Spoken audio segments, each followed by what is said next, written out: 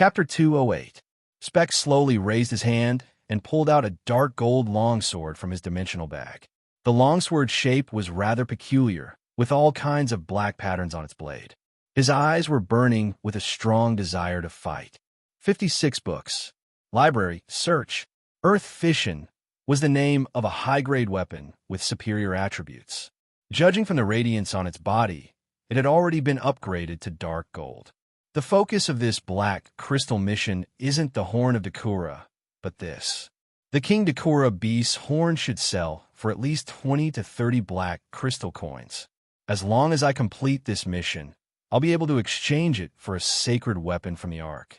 Greed flashed in Spec's eyes as he looked at the ferocious horn on the King Dakura beast's head. At this moment, his sword drew an arc as he pounced on the King Dakura beast. Spec actually took the initiative to attack this terrifying beast. Strength over 1,000. An earthy yellow light flashed from the tip of the sword and went straight for the King Dakura beast like a shadow. Roar!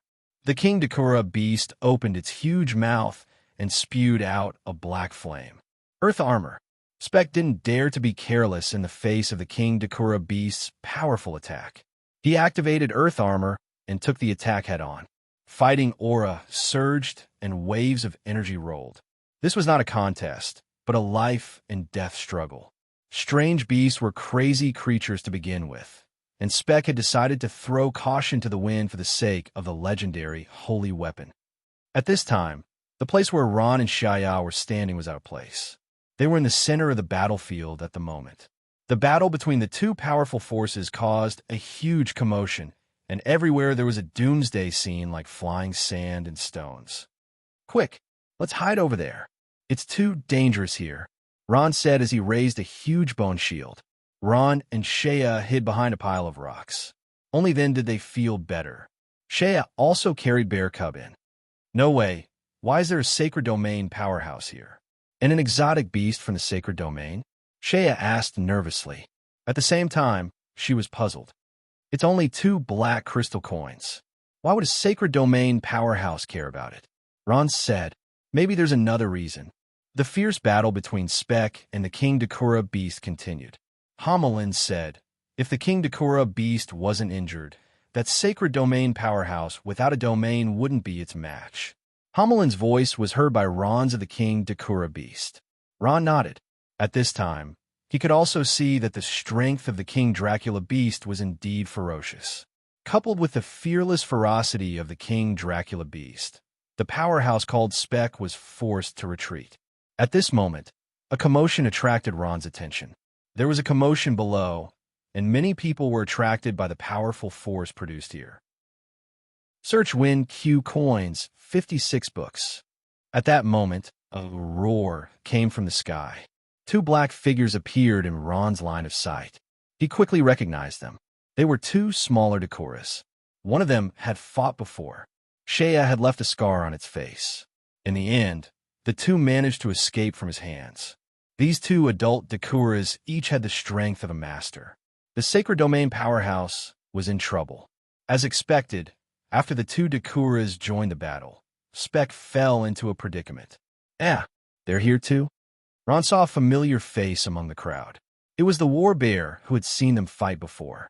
The bald leader's iconic head appeared in the crowd. Ron couldn't help but laugh when he saw him. But laughter aside, that guy is still very strong, Ron thought. The battle between the 2 Sacred Domain powerhouses caused a huge commotion. Mercenaries and adventurers within a 10-mile radius were attracted. Ron desperately tried to find traces of the Balarax Academy's team, but unfortunately, he couldn't find them. The war bear, on the other hand, was chasing after the Dakuras. Looking at the super beast on the mountain peak, the bald leader wiped the cold sweat off his face. A super Dakura king beast. This ferocious aura. Damn it, I'm afraid we've failed this mission, the bald leader cursed. He couldn't help but look disappointed. They had been chasing after the Dakuras for 2 days and 2 nights. In the end, a sacred domain beast appeared. All of his hopes were dashed. It was no wonder he was so angry. The bald leader must have been kicked in the head by a donkey to fight with the king beast. Such a terrifying king beast could kill any professional who wasn't from the sacred domain in an instant. Even sacred domain powerhouse might not be able to deal with it. At this time, a mercenary said hesitantly, "That seems to be Lord Speck." "So what if it's Lord Speck? Do you really think that Lord Speck will defeat these two Dakuras and give us their horns?" The bald captain said in annoyance. "Do you really think that Lord Speck will defeat these two Dakuras and give us their horns? He can't even deal with that king beast. Besides," the bald leader looked around.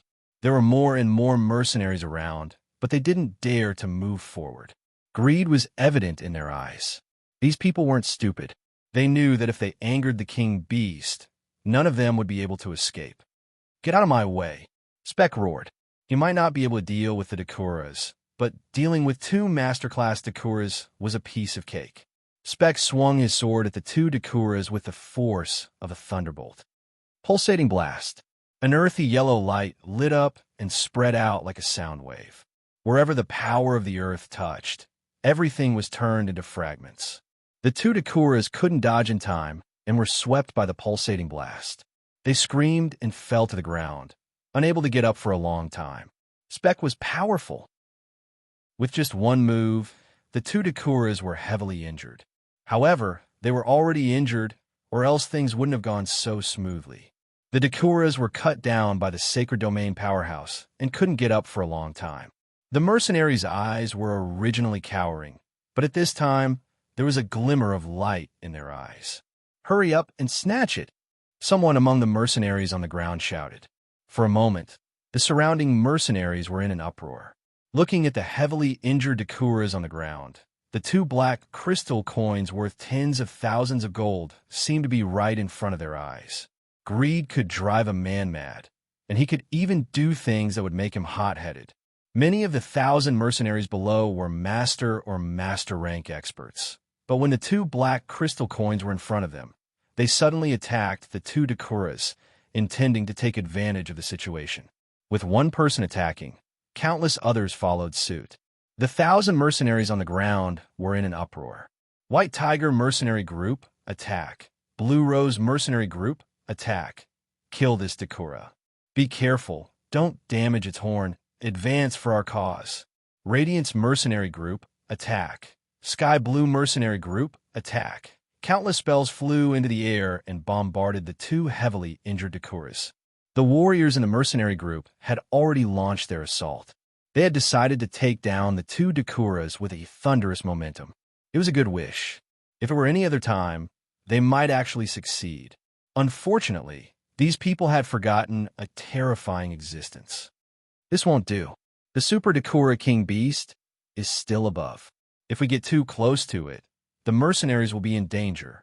Seeing this scene, Ron's heart trembled. He wasn't here for the Black Crystal mission in the first place. Under such circumstances, he was more clear-headed than the others. Boom! Boom! Countless spells, aura, and elemental energies attacked. The two Dakuras howled in agony. Their bodies that had just gotten up softly collapsed. "Dead, dead. The Dakuras are dead." A mercenary shouted excitedly. "Ha! Those two black crystal coins are ours." The mercenary groups were in an uproar. "Boss, what do we do?" "The mission of Dakura's horn is about to be completed by someone else." A mercenary nervously asked the bald man from Warbear. Seeing the Dakura's horn fall into the hands of another mercenary group, his eyes were filled with unwillingness. Other than the Dakura's horn that could be exchanged for black crystal missions, the essence cores and flesh of rank 10 exotic beasts could also be exchanged for pornographic novels. The bones could be sold for a good price. If that was the case, they would definitely be at a loss if they didn't charge in. No, wait a little longer.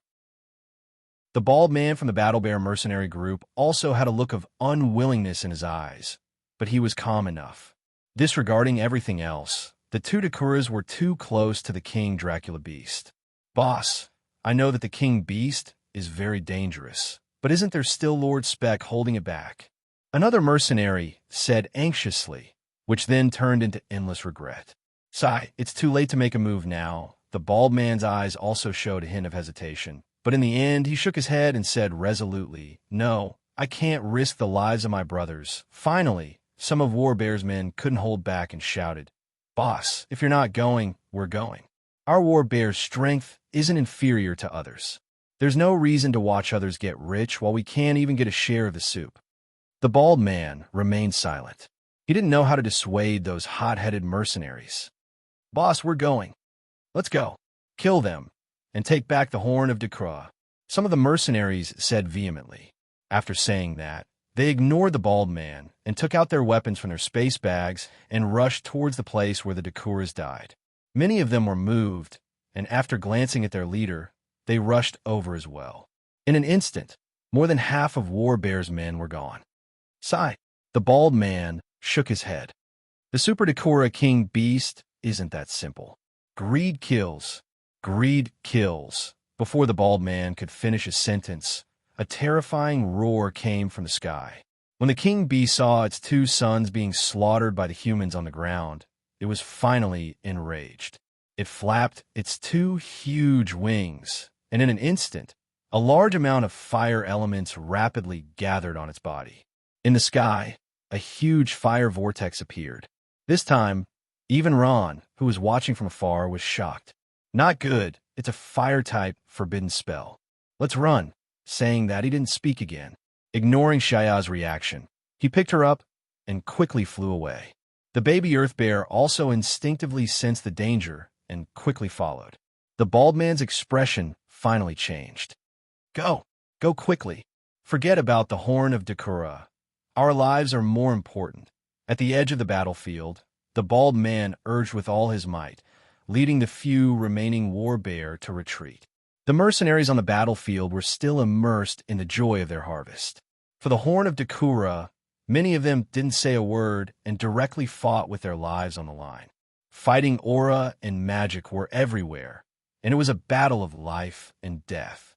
The deep-rooted bad habits of humans were completely exposed at this moment. "Haha, I've got the Horn of Dakura. Those two black crystal coins are mine." A mercenary took the opportunity to cut off a large horn from a Dakura and held it up high as he laughed maniacally. Chapter 209.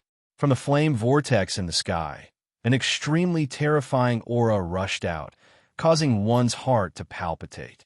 Search 56 books. Library.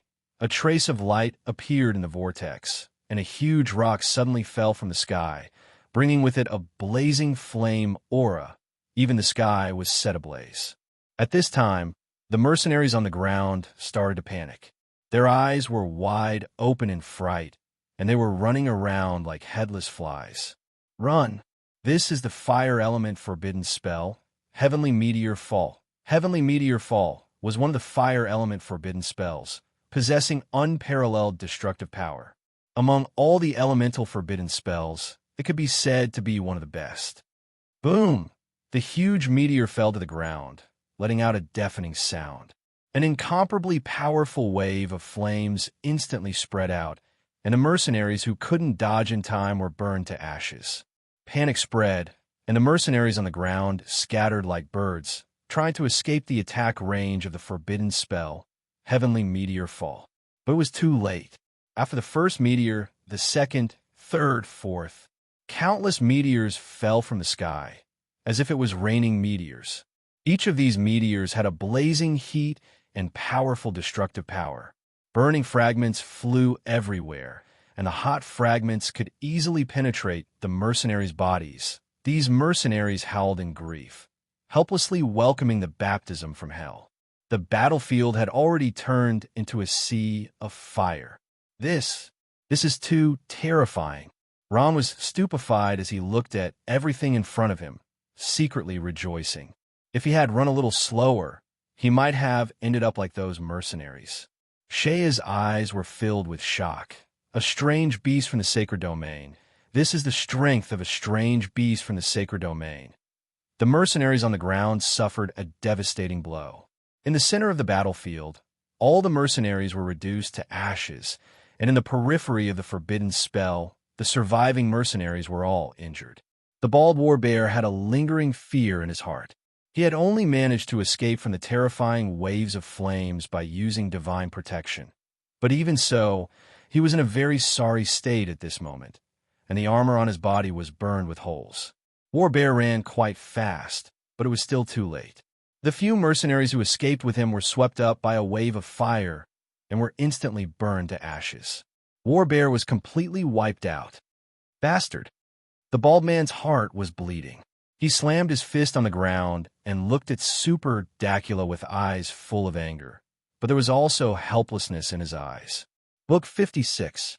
Library Genius only needs 3 seconds to memorize. Revenge was simply an unrealistic fantasy. The meteors falling from the sky finally stopped. At this time, the battlefield had become a sea of fire. Cough, cough. On the battlefield, an arrogant figure stood upright. He was the Earth Elemental Sword Saint Spec. Even with his strength as a Sacred Domain expert, he was still affected. At this moment, he was also seriously injured, and blood slowly flowed from the corner of his mouth. Sure enough, I'm still not a match for this monster. It seems that I was a little too impatient. Spec smiled bitterly. At this time, the powerful Super Dacula opened its huge wings in midair, staring at Spec on the ground with blood-red eyes. At the same time, its killing intent firmly locked onto him. Super Dacula was bathed in blood. Its body was covered in wounds one after another, and some were so deep that bones could be seen. At this time, after a series of battles, its strength was exhausted, but the ferocity of the exotic beasts of the Sacred Domain did not diminish. Roar! The Super Dacula let out an earth-shattering roar and pounced toward the Earth's Sacred Swordmaster Spec. Spec's expression finally changed. Looking at the figure in front of him that was getting bigger and bigger, he could not help but curse in his heart. This mother of Asterisk is crazy. Exotic beasts were indeed lunatics. That kind of innate ruthlessness that they were born with would frighten any creature that saw them. Even magical beasts of the same level would be wary of a crazed exotic beast. Super Dacula had indeed gone mad. It wanted to avenge its sons. Although its sons, the 10th grade Dacula, weren't killed by Spec, he still had something to do with it. If he hadn't severely injured Dacula, how could the other mercenary groups have gotten their hands on it so easily? Super Dacula had exhausted its magic power in the Meteor's Fall Forbidden Fire spell, but the dignity of a Beast King did not allow it to retreat. It was determined to engage in a melee with the enemy. Unlike Super Dacula, Spec still had a lot of strength left. Strong yellow, fighting aura appeared on his body, and he raised the Earth Fission, one-handed sword to meet Super Dacula. Boom! Boom! Boom! Amidst the sea of flames, the two powerful forces continued to collide, creating loud noises. Facing the Saint Realm expert radiating yellow dough chi, the Super Dacula did not fall into a disadvantageous position. Damn it! The more Spec fought, the more alarmed he became. This Sacred Domain exotic beast was completely crazy and did not care about its life. It did not care about the powerful battle techniques that hit it and just pounced on him. That terrifying strength was something that even a Sacred Domain powerhouse could not withstand. They are still fighting. Ron composed himself. This Sacred Domain exotic beast and Sacred Domain powerhouse are too powerful. Shea nodded. I wonder who will win. It should be that Earth Sacred Swordsman Spec. Ron hesitated for a moment before saying, that guy still has strength, so he should still be holding back. Shea nodded in agreement with Ron's opinion. Wrong. A voice rang out beside Ron. Homelin had appeared beside him at some point. Grandpa Homelin? Ron was delighted. Why did you come out? Homelin smiled. If I didn't come out, how would I be able to see such an exciting battle? He paused for a moment before continuing. But Ron, your guess is wrong. That Sacred Domain powerhouse is no match for Super Dacula. He will definitely lose, and the best result is that both sides will be injured. Ron was surprised. Why? Fighting spirit. Homelin smiled. Didn't you see? That Sacred Domain powerhouse no longer has any intention to fight. Now, he only wants to beat back Dacula and escape. Ron took a look. Wasn't that right? Although Fire Sacred Swordsman, Spec looked like he was going all out, he was actually retreating in order to advance. He wanted to escape, but Super Dacula did not give him the chance. It attacked with all its might, making it impossible for Spec to escape. Spec's heart gradually sank. He could not escape even if he wanted to, and the Earth Do Chi in his body was slowly depleting. Although the Do Chi played a role on Super Dacula, adding one terrifying wound after another, it did not stop it from attacking. At this time, Spec began to panic. His sword attacks were becoming less and less methodical, which showed that he was panicking to the extreme. Homeland smiled. See, this is the result. There's a saying that goes, when two enemies meet on a narrow path, the brave will emerge victorious. In an evenly matched battle, the more afraid one is of death, the more likely he will die, because he has lost the will to fight against the enemy. Ron, you must always remember that only those who persevere to the end will have the last laugh. Ron nodded inwardly. He remembered every word Homeland said. Spec's hair was disheveled, and his breathing became rapid. His consecutive attacks had failed, and he had lost his confidence. Now, he only wanted to escape. Spec roared in his heart. No, no, I can't die. I'm a powerhouse of the sacred domain, the most dazzling genius of the Noah continent. There are still many riches and beauties waiting for me to enjoy. How can I die here? Unfortunately, things did not go as planned. Super Dacula saw the opportunity and flapped its wings, creating a gust of wind that disrupted Spec's movements. The gust of wind caught him off guard, and he lost his balance. Super Dacula's tail swept him and sent him flying. With a boom, Spec's armor of earth finally could not hold on and burst into pieces. Ugh! Spec spat out a mouthful of blood and fell heavily to the ground. Damn it! Cough! Cough! Spec struggled to get up and looked at Super Dacula with eyes full of hatred. Damn it, if I recover, I'll definitely come back for revenge. He seemed to have forgotten that his strength was far from being a match for Super Dacula. It was only after Super Dacula fought with the Earthen Bear that he was able to take advantage of the situation. Even if Spec had such a wish, Super Dacula did not intend to give him the chance. It slowly approached, raised its huge claws, and slammed them down on Spec. Spec instinctively wanted to dodge, but he suddenly realized that he couldn't move his body. All of his combat energy had been used up without him realizing it. Without any combat energy, his heavily injured body couldn't even move a finger. No, no. Spec's eyes widened in horror as he watched the huge claws slamming down on the ground. The huge claws slammed into Spec's body, and with a boom, a large cloud of dust rose from the ground. In just one hit, Spec's bones were completely shattered. Anger, unwillingness, resentment, all kinds of emotions appeared on Spec's face.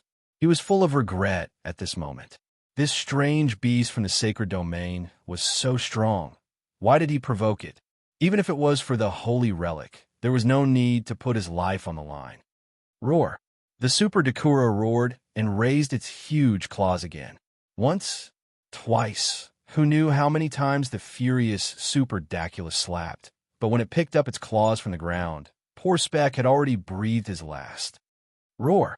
Super Dacula spread its wings and roared towards the sky, its voice spreading for 10 miles. Chapter 2:10. In the endless plains, the meteorites had stopped falling, but the fire on the ground was still crackling and burning, and everything was charred black. Search 1Q coins, 56 books. The place was deathly silent. Only the King Dracula beast was still glaring angrily. Even in death, the King Dracula beast's ferocious aura did not diminish. The Earth's sacred swordsman Spec's eyes were wide open in despair. His eyes were filled with shock, anger, and unwillingness. Before coming to this foreign plane, he had never imagined that he would actually fall here. After going through untold hardships and finally reaching the sacred domain, Spec's fate was lamentable. They're all dead, Shaeth said with a trembling voice. Yeah. A sacred domain expert and a sacred domain exotic beast died, just like that. They actually perished together. Ron's heart was filled with endless emotions. In this world, life was still too insignificant. Even if they were experts from the sacred domain, They were just passers-by in the universe. In the end, they still turned into dust. At this moment, Shea was suddenly overjoyed. She jumped up and said, "Haha, Ron, we're rich. Look, they're all dead. Everything there is ours." Shea was wild with joy. Ron was stunned. "You're saying we're going back?" "Of course we're going back," Shea said excitedly. "So many mercenaries died there. Just picking up the items in the spatial bags will make us rich. Not to mention, there's also the corpse of the sacred domain expert and the Dracula horn. Won't our mission be complete? 2 black crystal coins. 2 black crystal coins." Shea narrowed his eyes, calculating like a miser. "It's worth at least 30 million gold coins. 30 million gold coins. If I can get it, I won't have to worry about equipment for the rest of my life." "Okay." Looking at Shea's expression, Ron's heart couldn't help but thump. "Let's go back." The two of them and the bear quickly returned to the scene. The fire was still burning, but it wasn't a problem for the two of them. As for the bear cub, it was known for its defense, so it simply ignored it. Looking at the corpse of the Dracula King beast, Cub Bear's eyes flashed with anger. It pounced on the corpse and took a few fierce bites. After a few bites, it still wasn't satisfied and even scratched the corpse with its claws. The dead Super Dakura's skin was still tough, and the bear cub's damage was limited. "Wow, we're rich." Shea's eyes lit up as she looked at the ground. "This is a top-grade dark gold weapon. Wow, it's a grade 7 Liwa ring. A mid-grade gold-grade magic staff. I'm rich, I'm rich." Shea's eyes turned into the color of gold coins. She screamed and jumped, stuffing the valuable equipment she found into her portal bag. He muttered to himself excitedly, as if he had picked up gold. 56 Library. Search win call fee. The equipment on these mercenaries was uneven. There was a lot of trash, but there were also quite a few top-grade items. In order to save their lives, these mercenaries were still willing to spend money on equipment. After all, good equipment was also a form of protection for their own safety. If they lost their lives, what was the point of having money? This was how it was in another plane. There were all kinds of opportunities here. One moment, one could be living in fear like a stray dog, but the next moment, one could be counting money until one's hands cramped. Ron was also constantly picking things up. When he saw something valuable, he would pick it up and look at it before putting it into his space bag. At this moment, Ron's heart skipped a beat when he saw something. It was the corpse of a mercenary. It was already charred, but his hand was still firmly holding on to something. Dracula's horn. Ron's heart thumped when he saw it. This was the black crystal mission item that many mercenaries dreamed of, the Dracula's horn, that was worth 2 black crystal coins. Ron did not understand the meaning of black crystal coins, but he knew that 1 black crystal coin could be exchanged for more than 10 million gold coins. 2 black crystal coins were worth close to 30 million gold coins. Ron squatted down and pried open the mercenary's fingers one by one. He held the Dracula's horn that was about half a meter long in his hand. He was excited. He had finally obtained this item, the legendary Dracula's horn. "Shea, look at what this is." Ron raised the Dracula's horn up high. Shea's eyes lit up. "Dracula's horn? You found it?" Ron smiled and nodded. "I found it in the hands of a dead mercenary." "That's great." Shea jumped in joy. "I didn't think that we could actually complete the Black Crystal mission. This is unbelievable." Shea ran happily to Ron's side. She could not help but hug Ron and kiss him fiercely. "You rascal, you still think that you're my lucky star? Why is it that every time I'm with you, I always have unexpected gains?" Because Shea was tall, carrying him was like carrying a child. Ron blushed and looked embarrassed. His body was lifted up by Shea, and her towering breasts were pressed against his chest. It was indescribably comfortable. Shea's face also turned slightly red, but fortunately, she immediately stopped reading pornographic novels. She had already done it with him anyway, so this kind of intimate contact was nothing. She immediately put Ron down. At this moment, Bear Cub came over and growled unhappily, looking at Ron with hostility. Shea could not help but smile. "Look, this perverted bear is actually jealous." Ron also smiled embarrassedly. "Right." Shea's eyes revealed a thoughtful look. "I seem to remember that 2 Dakuras appeared just now. which means that there should be 2 horns of Dakuras. Where's the other Dakura? Just as Shea finished speaking, a low voice came from his side. The 2 of you put down the horns of Dakura in your hands immediately. At some point in time, a bald man had appeared behind Ron and Shea. He was holding another Dakura horn in his hand and was stuffing it into his space bag. Ron's gaze froze. He recognized the person in front of him. It was the leader of the war bear. This time, all the members he had brought with him had been wiped out, and he was the only one left. His armor was tattered, and there were holes in some places. However, it did not reduce his master-level aura at all. "It's you?" Shea also recognized him. She was shocked and said in a low voice, "You're the leader of the war bear?" A trace of surprise appeared in the bald man's eyes. "You recognize me?" Shea snorted. "I've heard of you, but I'm not too familiar with you," the bald man grinned. "Don't talk about these useless things. Put down the horns of Dakura immediately, or I won't be polite." Ron became nervous. "What do you mean? Are you trying to rob us?" "What do you mean, rob? Don't make it sound so bad." The bald man sneered. 2 kids who look like they're only about rank 6. Are they worth my time? I'm giving you a chance. Hand over the horns of Dakura obediently." He muttered to himself, "As for the equipment of the dead mercenaries, I don't have any objections to you taking them, but the horns of Dakura belong to me." The bald man knew that the 2 of them were not qualified to negotiate with him. He felt that he was being generous enough by letting them take the equipment.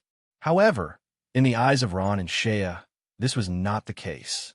Honorary Knight, the title of a Master Paladin, was this man's profession. Ron's heart trembled. This guy didn't look like someone who was easy to get along with.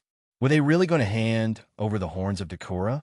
Ron and Shea were unwilling to hand over the horns of Dakura that they had painstakingly picked up. They knew that the horns of Dakura were worth far more than the sum of all the items here.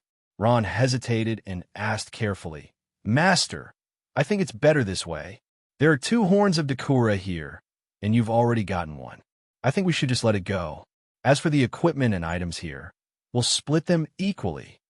Bullsh **T. The bald man glared at Ron. "Do you think you have a right to negotiate with me? Let me tell you, I'm already being very generous by letting you pick up the rest of the equipment. Don't go overboard."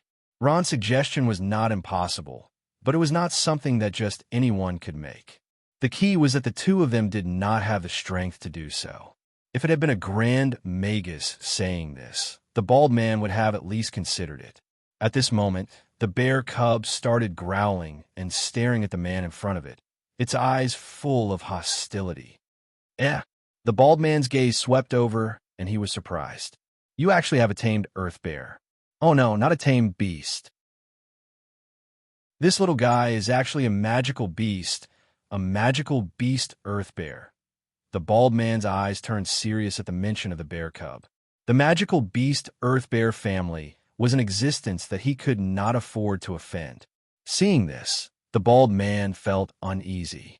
Touching the space bag on his body, the bald man's face darkened and a trace of viciousness appeared in his eyes. So what if it was the earth bear family? In this barren world, their family wouldn't know even if he died, right?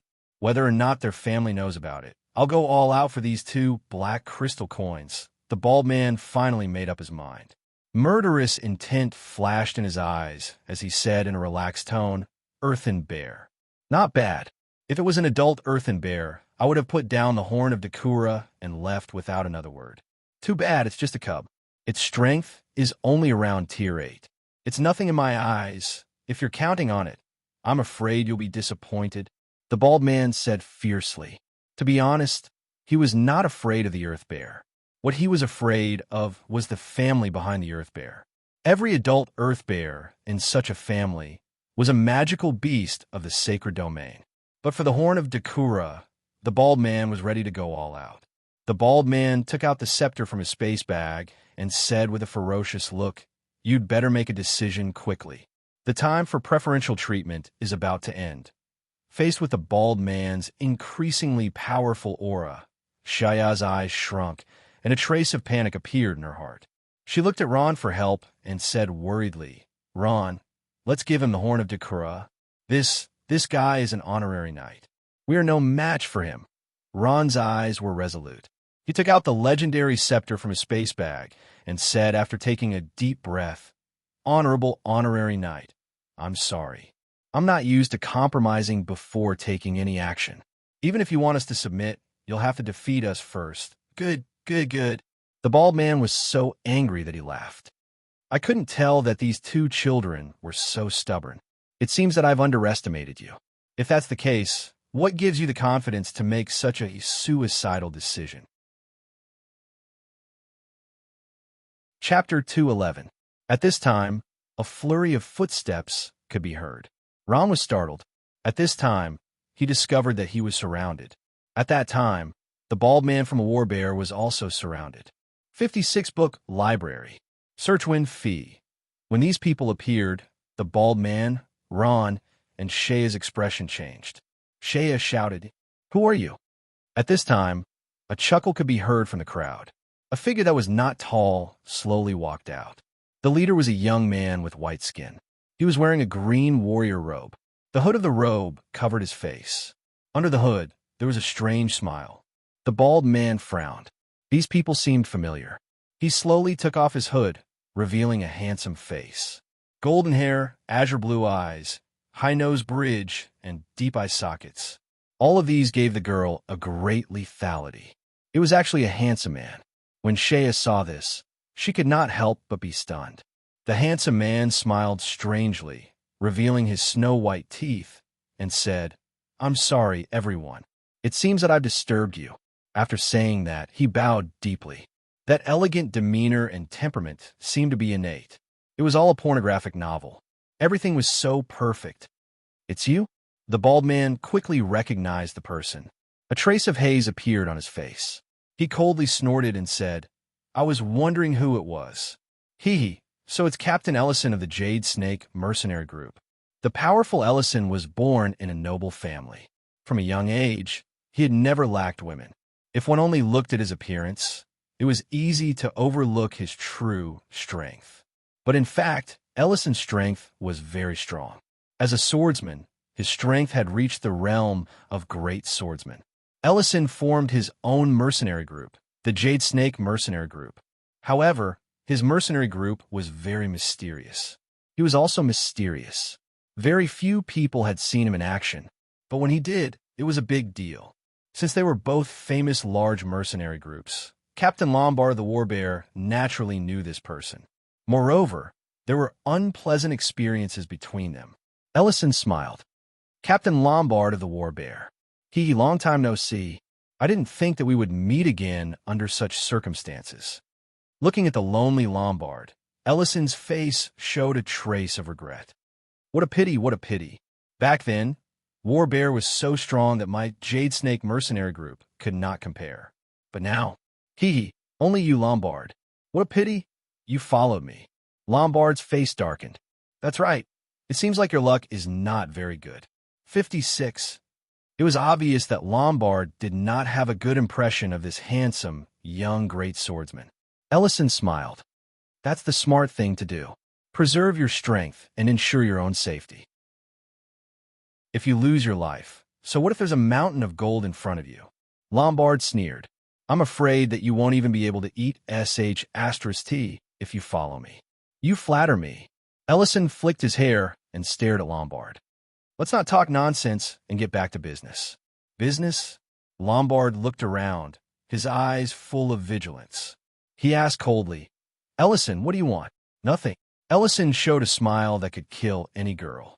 "I just want to repeat what you want to do now. Put down all your things, including your dimensional pouches." Ellison raised his voice. Another one who wants to snatch the horn of Dracula." Ron felt indignant. At this time, Ellison looked at Shea. "Honorable lady, your beauty is enough to make the moon pale in comparison. But please put down your hand and don't try to do anything." Ellison said with a smile. Shea was a little discouraged. She reluctantly put down her hand from the dimensional pouch.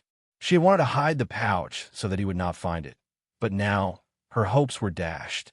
Ellison, the leader of the Jade Snake Mercenary Group, had a pair of eyes that were more venomous than a poisonous snake. In the face of Ellison's threat, Lombard's expression didn't change. He He swept his gaze across the surrounding mercenaries and smiled proudly. Ellison, you're only capable of scaring two ignorant children. You're not qualified to threaten me. Lombard looked at Ellison with contempt. Besides, you're no match for me. Is that so? Ellison still had a smile on his face, as if he had a card up his sleeve. At this time, an old man holding a magic staff stepped forward and said in a deep voice, Maybe Ellison is no match for you, but how about adding me in? You? Lombard opened his eyes wide and looked at the person in front of him in disbelief. Master Fepro, why are you here? This old man called Fepro was a fire grand magus. He had a head full of white hair and a face full of wrinkles. He looked at Lombard without any expression, as if he was a dead man. Master Fepro is an expert that I invited to help me, Ellison said with a smile. Lombard, you don't think that Master Fepro is no match for you, do you? Grand Magus Fepro was famous in the mercenary world. He was alone and did not join any mercenary group, but he did come in contact with mercenary groups. To be able to invite such a master rank expert, the price was naturally not cheap. The remuneration was 30% higher than the average master rank expert, but his strength was worth the price. Ron felt a burst of nervousness. He felt a wave of pressure in front of this Grand Magus. Not only Ron, but even the honorary knight Lombard felt troubled. He was very clear in his heart that Fepro's strength was even more terrifying than the legend said. Just Ellison alone was enough to give him a headache. And now there was another Fepro. Lombard's tone softened. Ellison, do you have to be like this? Ellison seemed aggressive and raised his eyebrows. What do you think? As he spoke, he smiled. Everyone wants the horn of Dakura, but it's a pity that this person is not you. Hearing this, Lombard gritted his teeth and said in a deep voice, All right then, the horn of Dakura is with me. Come and get it if you have the guts. At this time, both sides had already shed all pretense of cordiality, and the atmosphere became subtle. Very good. Ellison's gaze was awe-inspiring. I knew that you, Lombard, would not shed tears until you saw the coffin. Looks like I have no choice but to show it to you. With that, he waved his hand lightly, and the surrounding members of the Jade Snake mercenary group drew their weapons and approached step by step.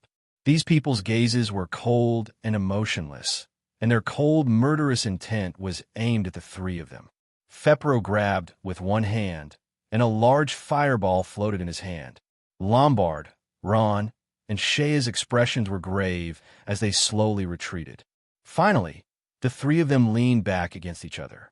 Shea's face was full of fear. The strength of the Jade Snake mercenary group was not something she could match. There were many master rank experts among them, not to mention Ellison and Fepro, two master rank experts. At this moment, they were already surrounded, and the situation was not optimistic. Ron, why don't we give it to them? Shea said in a trembling voice. They are too strong. We have no chance. It's useless. Without waiting for Ron's reply, Lombard took the initiative to say, They have been watching us for a long time. Do you think that everything will be fine if we hand over Jieshi? It's useless. These people are experienced mercenaries. They're ruthless and won't leave anyone alive. Then what do we do now? Shea's heart was in complete despair. The danger of this black crystal mission was far beyond her imagination. That's right, if Shia ran to a place like last time and then earned a little money, generally speaking, no one would make things difficult for them. But now, her hand was reaching for the mission item of this black crystal mission. So the situation was completely different. If you wanted to obtain something, you would have to pay a price. Most importantly, she did not have the ability to protect the fruits of her labor. At this moment, Lombard said in a low voice, It seems that we can only escape from this siege if the three of us work together. Shea said in a trembling voice, You mean we break out? That's right. Lombard nodded and glanced at the two of them. But I want to know your professions and strength. Shea hesitated for a moment. I am a silver-winged Pegasus Knight with the strength of a high-level soldier. But it's a pity that my silver-winged Pegasus was eaten by exotic beasts. At this point, her eyes dimmed. Ron's eyes were fixed on the surroundings as he said in a low voice, I am a necromancer. A high-level soldier. What? Necromancer? Lombard was stunned when he heard this. He looked at Ron and didn't know whether to laugh or cry. You are a necromancer? Are you joking with me? A necromancer actually has the guts to come here? Ron pointed at his nose and said, Do I look like I'm joking? No. Lombard shook his head. But I don't believe that you have the strength of a high-level soldier. Ron fell silent. This was how people viewed necromancers these days, and he didn't have the ability to change anything. He could only remain silent. At this moment, Lombard said in a low voice, I am an honorary knight with the strength of a master. With your little magical beast, the Earth Bear, it should be enough to break out of this encirclement. Let's work together and break out of this encirclement. Lombard's body emitted a strong fighting spirit as he held his scepter and heavy shield tightly in his hands. After we break out of this encirclement, how do we split the Horn of Dakura? Ron wasn't stupid. Don't forget that this man called Lombard was also one of the people who wanted to snatch the Horn of Dakura. Lombard was a little helpless. Then we'll do as you say. I don't want the Horn of Dakura on you. After we break out of this encirclement, we'll go our separate ways. All right. Ron agreed immediately. Shea didn't say anything. Lombard was a little puzzled. It seemed that between the two of them, this useless necromancer seemed to be the leader. Why was that? Lombard didn't have time to think about it. Let's go. Lombard shouted and took the lead to rush out. A faint light flowed around Lombard's body, covering him with a layer of white, transparent protection. He protected his body with a huge, heavy shield and waved his heavy scepter towards Ellison. You don't know what's good for you. Ellison sneered and pulled out his long, single-handed sword. Dark golden light flashed as he clashed with Lombard without showing any weakness. Boom! Chapter 212. Boom! A terrifying and suffocating aura instantly spread out. It was as if a strong wind was blowing and the surrounding grass was blown askew. 56-book library, search, divine impact, sword of bursting flames. The scepter and the sword clashed once again, creating sparks. At this time, Ellison's expression changed slightly. He felt a strong force surging towards him, and his body was sent flying. He retreated more than 10 steps before stabilizing himself. He looked at Lombard with a fierce expression. Just as Lombard had said, Ellison was no match for him. Ellison flew into a rage out of humiliation and roared, What are you waiting for? All of you attack. Kill them and snatch the Horn of Dakura. The Jade Serpent mercenary group obeyed and pounced forward. In an instant, a chaotic battle broke out. Shea's body burst into flames, and a dark gold knight's sword danced up and down. With her strength, 3 or 4 high-rank professionals could not even get close to her. However, her strength was much weaker than before because she did not have a mount. A knight without a mount was at least 30% weaker. Shield bash. She stretched out her huge shield and smashed an enemy in front of her, causing him to retreat. Just as she was about to chase after him again, a figure blocked her path. Swordsman. Shea's heart trembled, and a trace of panic flashed in her eyes. The swordsman's strength was a whole level above hers, and Shea was no match for him. Halfway through, her sword was blocked by the swordsman mercenary. The mercenary had a sinister smile on his face, and his sword turned into an arc as he launched a counterattack. Boom! Shea fiercely retreated a few steps. Her face was deathly pale. It was obvious that she had suffered a big loss in the contest of strength just now. The swordsman laughed. Your strength is not bad, but the difference in grades cannot be made up for by anything. As he spoke, the flames on the swordsman's body intensified. He raised his sword and leapt high into the air. 2 huge flaming wings opened up in the sky, and he wanted to kill her in one blow. Go to hell. Flame burr break. A huge pressure suddenly descended from the sky, bringing with it a powerful aura as it chopped towards the shocked Shaya. The Swordmaster's attack had a powerful force, causing Shaya to feel a trace of despair in his heart. At this time, the earth elements around Shaya quickly gathered. On the ground, a 10-meter-tall wall-like thing rose in front of Shea. Earth magic, earth wall. Seeing that Xiao was in danger, Baby Bear behind him took action without warning. He cast Earth Wall, a high-level earth magic, to protect Xiao. Search 56 books. Library. Boom. The flame bird burst crashed into the earth wall. It only managed to break through half of the wall before it stopped. A trace of astonishment flashed through the swordmaster's eyes. How could this be? At this time, a strong suction force appeared on the huge earth wall and trapped him. At the same time, a black shadow quickly appeared on top of the earth wall.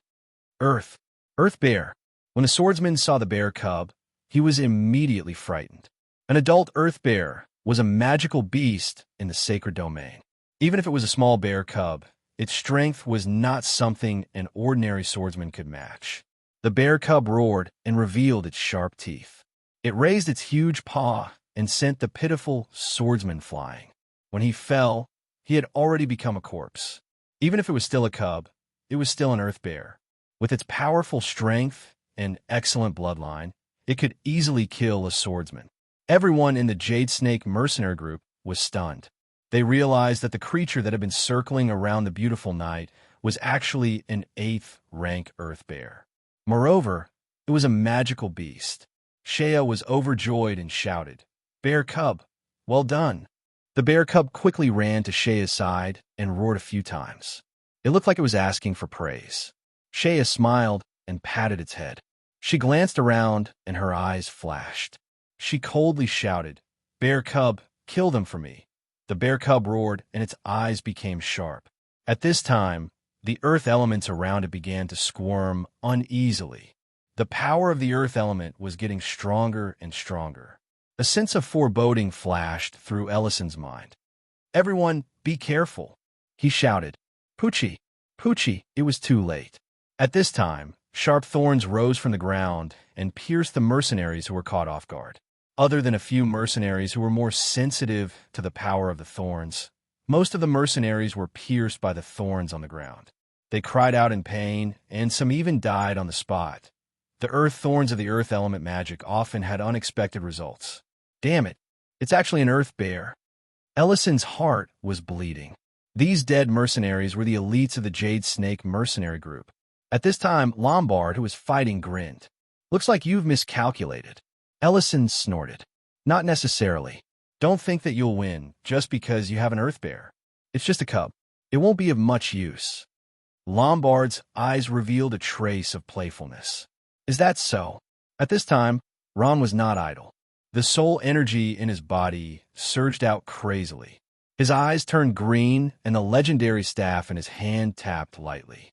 One by one, skeletons scrambled to crawl out from the ground. Necromancer. This guy is actually a necromancer. It can't be. Why would a good-for-nothing necromancer come to such a dangerous plane? Has his brain been kicked by a donkey? Ellison and Lombard exchanged blows, and both retreated. At this time, he glanced at Ron and laughed. "Ha, what a joke. That child is actually a necromancer. Look at what kind of people your temporary companions are. You want to break through with such people." "Stop dreaming." Lombard was silent. At this moment, his face was extremely gloomy. He could not refute Ellison's mockery and could only swallow his anger. In his heart, he was very dissatisfied with Ron. Why would a necromancer come to a different plane? Not only was he useless, he even dragged others down. Looking at his attire, Lombard had always thought that Ron was a mage. Both of them were wearing magic robes. There was not much difference, except that Ron's robe was black. "Let me kill him, so that I won't be annoyed looking at him." F***CK. A necromancer actually dares to come to a different plane. Is he here to die? A mercenary laughed and swung his sword at Ron. A ray of sword light appeared above Ron's head, and in the next moment, his head was separated from his body. If Ron was the necromancer they had seen before. Unfortunately, Ron wasn't one of them. The power and terror of true necromancy magic was on full display at this moment. Boom! A ray of light flashed, and there was a scream. The mercenary's body was suddenly sent flying. His eyes were wide open with fear, and even in death, he did not dare to believe the reality in front of him. A mid-level paladin actually died at the hands of a good-for-nothing necromancer. Was there any justice in this world? The paladin mercenary's consciousness gradually dissipated. Finally, his head tilted and he breathed his last. What? Lombard and Ellison were speechless. They looked at Ron with eyes that almost popped out. A necromancer actually killed a mid-level paladin? If they had not seen it with their own eyes, they definitely would not have believed it. But the truth was right in front of their eyes, and they had no choice but to believe it. At this moment, Lombard finally believed that Ron had the strength of a high-rank warrior. What's going on? Is this guy really a necromancer? Ellison cried out. Didn't they say that necromancers were good-for-nothings? How'd he do it? Could it be a fluke? However, Ron's following actions quickly proved that his killing of the mid-level paladin was not a fluke, but his true strength. A few hundred skeletal warriors were summoned, and like a tide, they surged towards the Jade Snake mercenary group. In an instant, the entire battlefield became a sea of skeletons. Oh my god, these skeletons are so strong. I can't break through their defenses. F***. I was actually injured by a skeleton. Who can help me? The appearance of the strong skeleton army caused the expressions of everyone in the Jade Snake mercenary group to change. Lombard laughed, and there was a trace of ridicule in his smile. Ellison, it seems like you have miscalculated. This necromancer's strength is far beyond your imagination. Damn it. Ellison cursed fiercely. Looking at Ron continuously summoning skeletons, his eyes seemed to be on fire. Boom! Boom! Boom! At this moment, a large fireball landed in the middle of the skeletons, exploding with large amounts of flames. The flames splashed in all directions, and in an instant, a large group of skeletal warriors were burned to ashes. It was the Fire Grand Magus Fepru who had made his move. He continuously released large fireballs with blazing high temperatures, and everywhere he went, there would be violent explosions. Those skeletal warriors were burned into black smoke and disappeared in the raging flames. Well done, Master Fepru. Ellison's eyes were brimming with excitement. This time, he could finally vent his anger. Seeing the skeletons being destroyed one by one, Ron could no longer remain calm. If this continued, he would definitely lose his life here. Death Coil. With a light wave of his hand, a green ball of light shot out. It was aimed directly at Fepru. What is this thing? Fepru was shocked. He dodged to the side, avoiding the attack of the green ball of light. Suddenly, the green ball of light seemed to have grown eyes. It suddenly turned and blasted towards Fepru. Fepru did not think that the ball of light could turn and was caught off guard.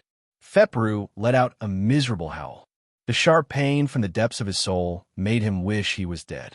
He felt as if his head was about to split open. After successfully restraining the Fire Grand Magus Fepru, Ron heaved a sigh of relief. However, he knew that a Fire Grand Magus was not someone he could match at his level. At this moment, he shouted, Shea, run! Quick, stop them! Don't let them escape! Ellison stomped his feet and jumped as he shouted. At this moment, he was already injured and unable to chase after them. A priest was currently treating him. Under Ellison's command, all the mercenaries rushed towards Ron and Shea. For a moment, the two seemed to be a little flustered. Follow me. We will work together to break out. It was unknown when Lombard had appeared beside Ron. He spoke in a low voice. Traces of blood stained his robe. It seemed that he had been injured in the fierce battle just now. Chapter 213. Bastards. Chase after them. Ellison was about to go crazy. He didn't expect the three of them to be able to break out of the encirclement of the Jade Snake mercenary group with such great teamwork. Search win Q coins. 3 people and a bear were fleeing in the dusky land with a large group of people chasing after them. A few knights on huge black horses were flanking them from both sides. They were about to catch up. At this moment, Shea's heart was in her throat. They had just escaped from the encirclement not long ago. If they were caught up again, it would definitely be a matter of life and death. These bastards, if I'm still alive, I'll bring people to kill these scums sooner or later, Lombard said fiercely. At the same time, his footsteps weren't slow as he ran quickly. "You guys go first. I'll bring up the rear." At this moment, Ron's voice sounded in Shea and Lombard's ears. They turned around in shock and looked at Ron. "Don't worry, I'll be fine." Ron shook his head with a sullen expression and left the group on the skeletal warrior. "Undead spirits from the depths of hell, in the name of the demon realm, I summon you. Become my strength and crush all enemies in my way. Devour their flesh and blood. Chop their bones into ashes, turn them into dust." As he chanted in a low voice, there was a slight commotion on the ground. Countless skeletons crawled out from the ground. They were holding huge shields, long-boned spears, and some were holding huge axes. They stood majestically in front of Ron, densely packed together. There were at least a few hundred of them. Behind these heavily armored skeletons, there were rows of skeletons holding long-boned staffs. They were wearing noble black magic robes that swayed gently in the breeze. "Be careful. He's summoning skeletons again." Ellison's heart trembled. Before the mercenaries could react, countless magic bullets rose into the air behind the densely packed skeletons. Blue, green, yellow, red. Countless magic bullets fell from the sky, covering a distance of a few hundred meters in an instant. This is... Ellison's eyes widened in horror as he looked at the countless magic bullets falling from the sky. Boom, boom, boom. Countless magic bombs fell from the sky, and in the dark yellow light, the sky-beautiful fireworks exploded within the Jade Snake mercenary group. Explosions rang out incessantly, and waves of blood-curdling screams came from the Jade Snake mercenary group. "Master Fipru. Where's Master Fipru?" Ellison was also hit by a few magic bullets, but with his strength as a great swordsman, he did not suffer much damage. However, the other members of the Jade Snake mercenary group were in a miserable state. He had no choice but to ask Master Fepro for help. "Fire elementals of heaven and earth, heed my call and burn the enemies in front of you," Master Fepro mumbled. A red light surrounded the magic staff in his hand and quickly condensed into a huge fireball. With a gentle wave of his hand, the fireball in his hand flew out. 56 Library. Search wind call fee. Exploding flames. Boom! Within Ron's dense skeleton formation, a flame soared to the sky. In an instant, all of the skeletons turned into nothingness. When Ellison arrived, Ron and the others were nowhere to be seen. Damn it! They actually escaped. Ellison was indignant. It was not easy to set up a perfect ambush, but in the end, it was all for naught. This made him very angry. He could not get the mission item of Dakura's horn. "Boss," a mercenary approached Ellison. "What should we do with that big guy?" "Big guy?" Ellison's gaze swept across the corpse of the Super Dakura, and his eyes lit up. "Right, how could I forget about that? That Super Dakura's corpse might be even more valuable." The group returned to the side of the giant beast and carefully examined it. The corpse of the Super Dakura was lying there quietly, and it still looked as ferocious as before. Ellison's eyes lit up. The corpse of an exotic beast from the sacred domain. How much would it be worth? At this time, an old figure appeared beside Ellison. After a long time, he said, "I want half of the profits from this exotic beast corpse." "What?" Ellison turned around in shock and stared fiercely at Fipro.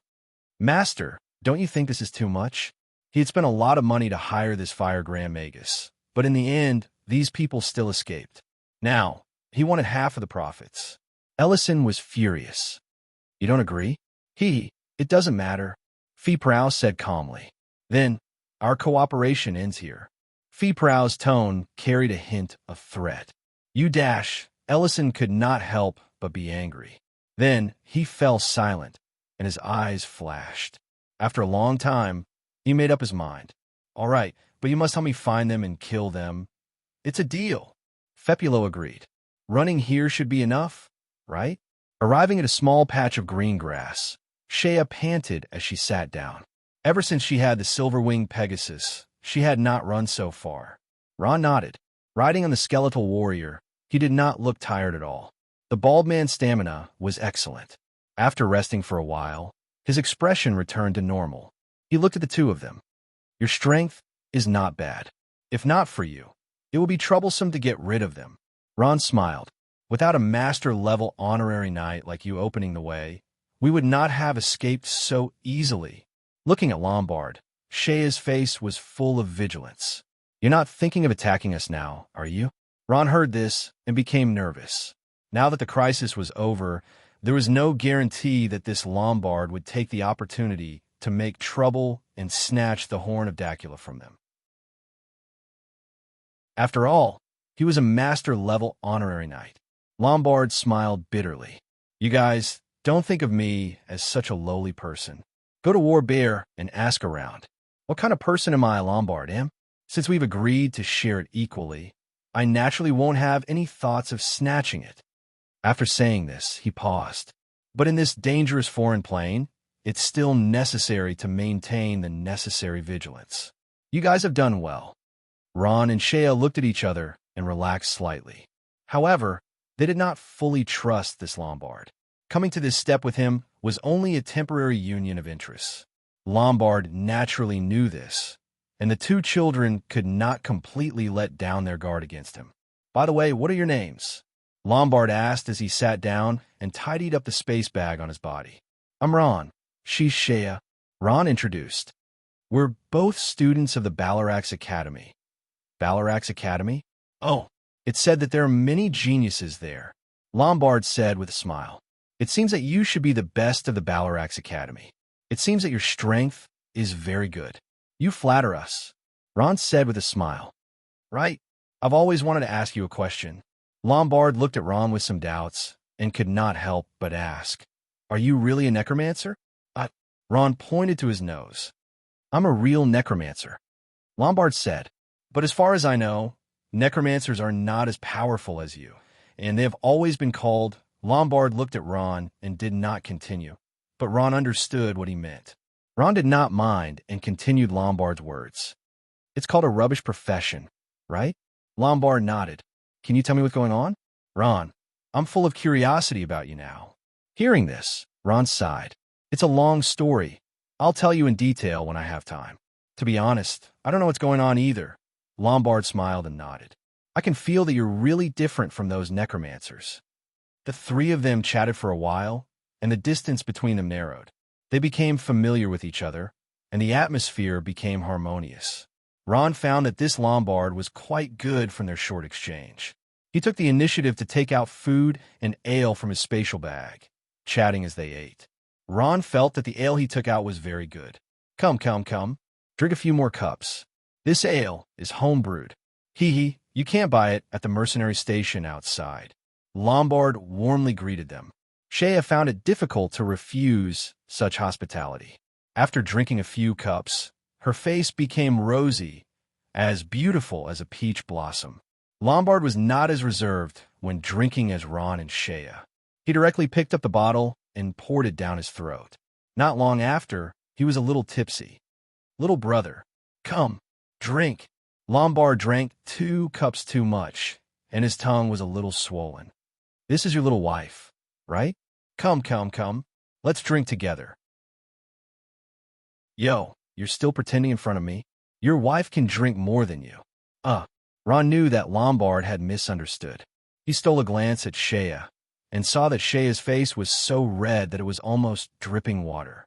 She looked at him coquettishly and then lowered her head with a red face. Brother Lombard, in this Black Crystal mission, your war bear must have suffered a lot of casualties. After drinking 2 cups of ale, Ron and Lombard addressed each other as brothers. He picked up a piece of smoked meat and placed it in his mouth as he asked at the same time. Lombard picked up the bottle of ale and slammed it heavily on the table. He sighed and said, That's right.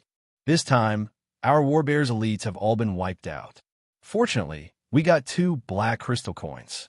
Otherwise, I wouldn't know how to explain this to their widows. Speaking up to this point, Lombard was a little sad.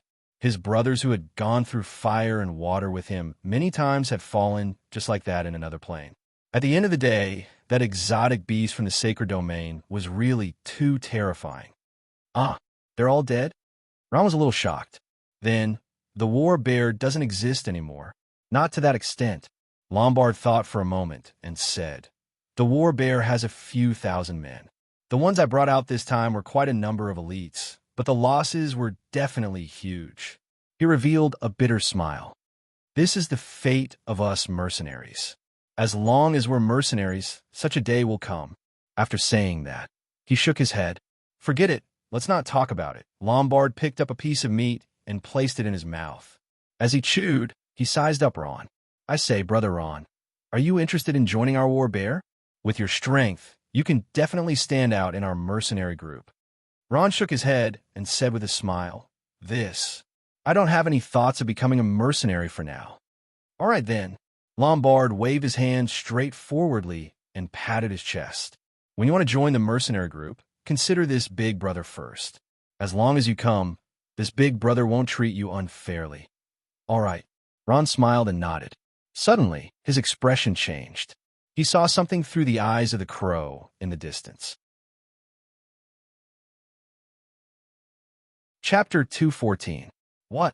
Lombard was shocked, while Shea's eyes widened. "No way so fast."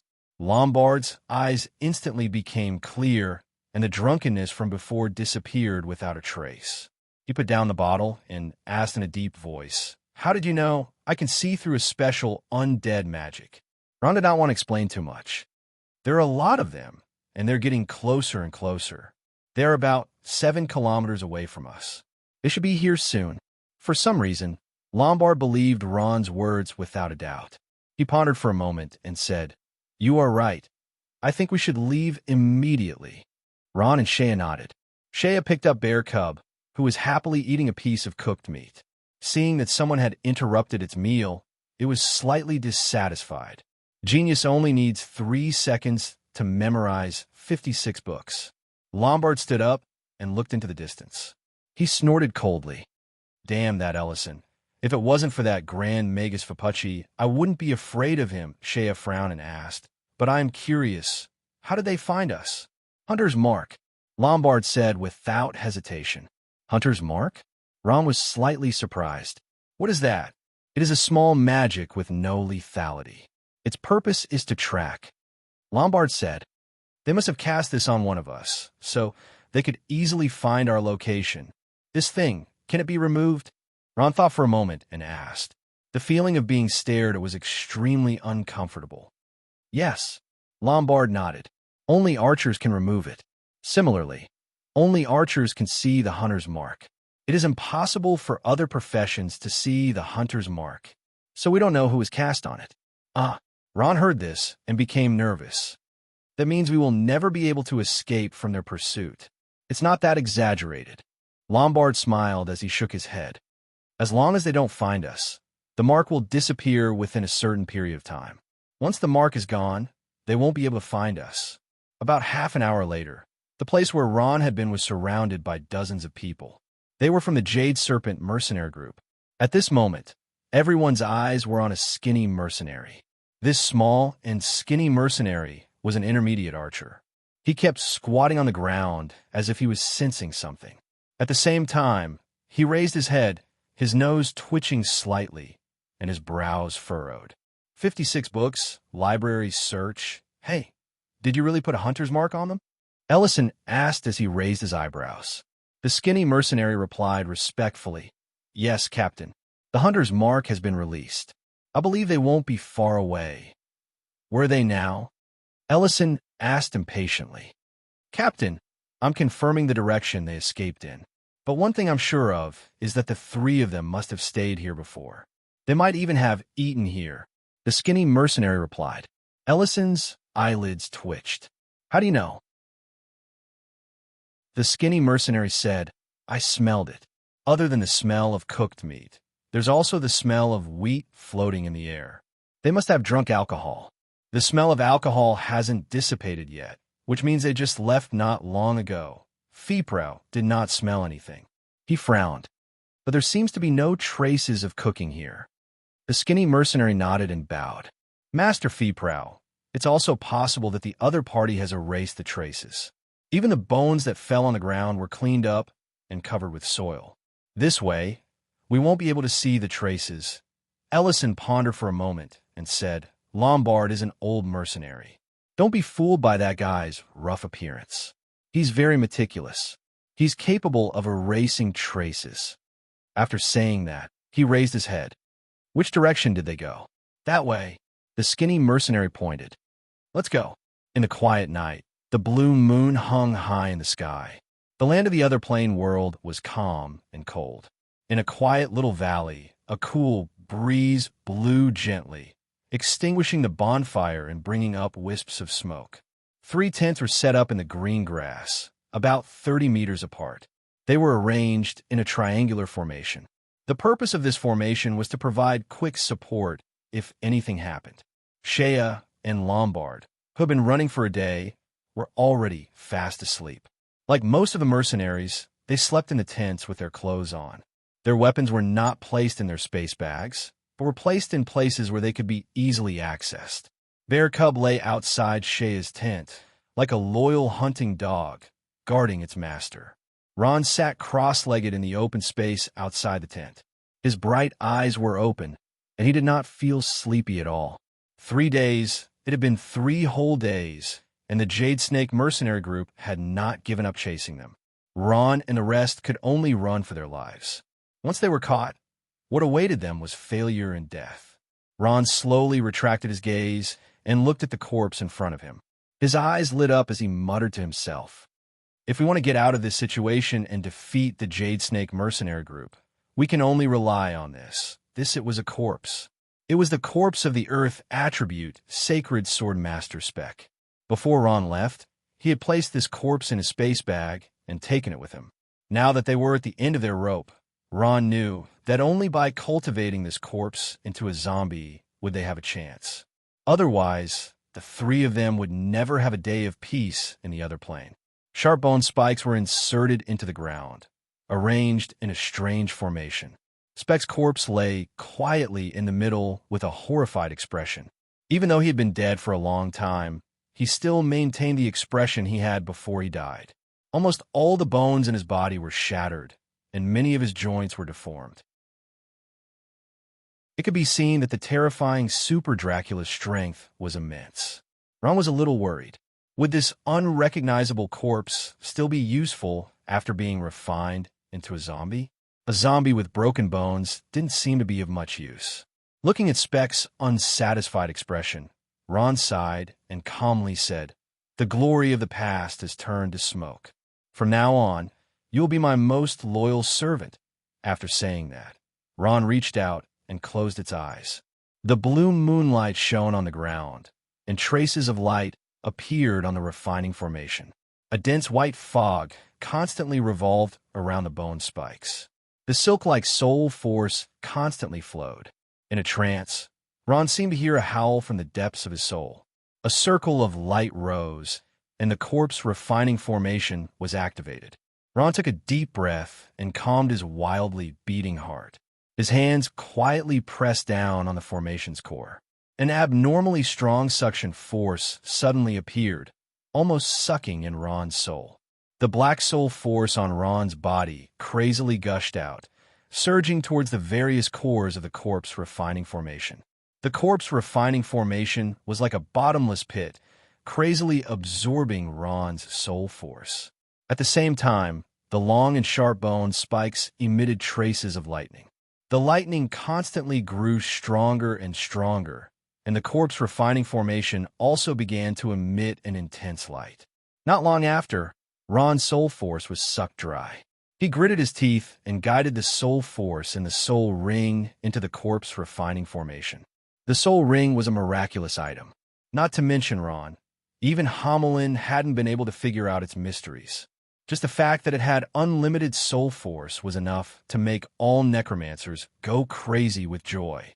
The soul force in the soul ring seemed to be endless as it crazily poured into the corpse refining formation.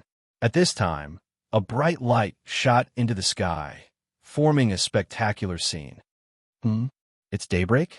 Lombard, whose eyes were half closed, suddenly opened his eyes and woke up with a start. He opened the tent flap and was stunned by the scene in front of him. Woo! Pornographic novel. Bear Cub barked twice, waking up the sleeping Shea. His eyes were filled with intense fear as he kept growling. What's wrong? What happened? Shea also got up and walked out of the tent. What? What is this? Looking at the huge pillar of light in the sky, Shea and Lombard were completely stunned. In the pitch-black sky, a huge whirlpool appeared, emitting an extremely terrifying energy. The energy seemed to come from a demon from another plane, bringing with it traces of evil and terror. At this time, they discovered Ron under the corpse refining formation. They were so shocked that their mouths were wide open. Needless to say, this huge commotion was caused by Ron. Ron, what are you doing? Ron didn't answer. At this time, his face was covered in cold sweat. If not for the soul ring supporting him, he would have been sucked dry. The veins on his forehead were exposed, looking like he was enduring extreme pain. Lombard frowned and said, looking at him, it seems like he's undergoing some kind of evil ritual.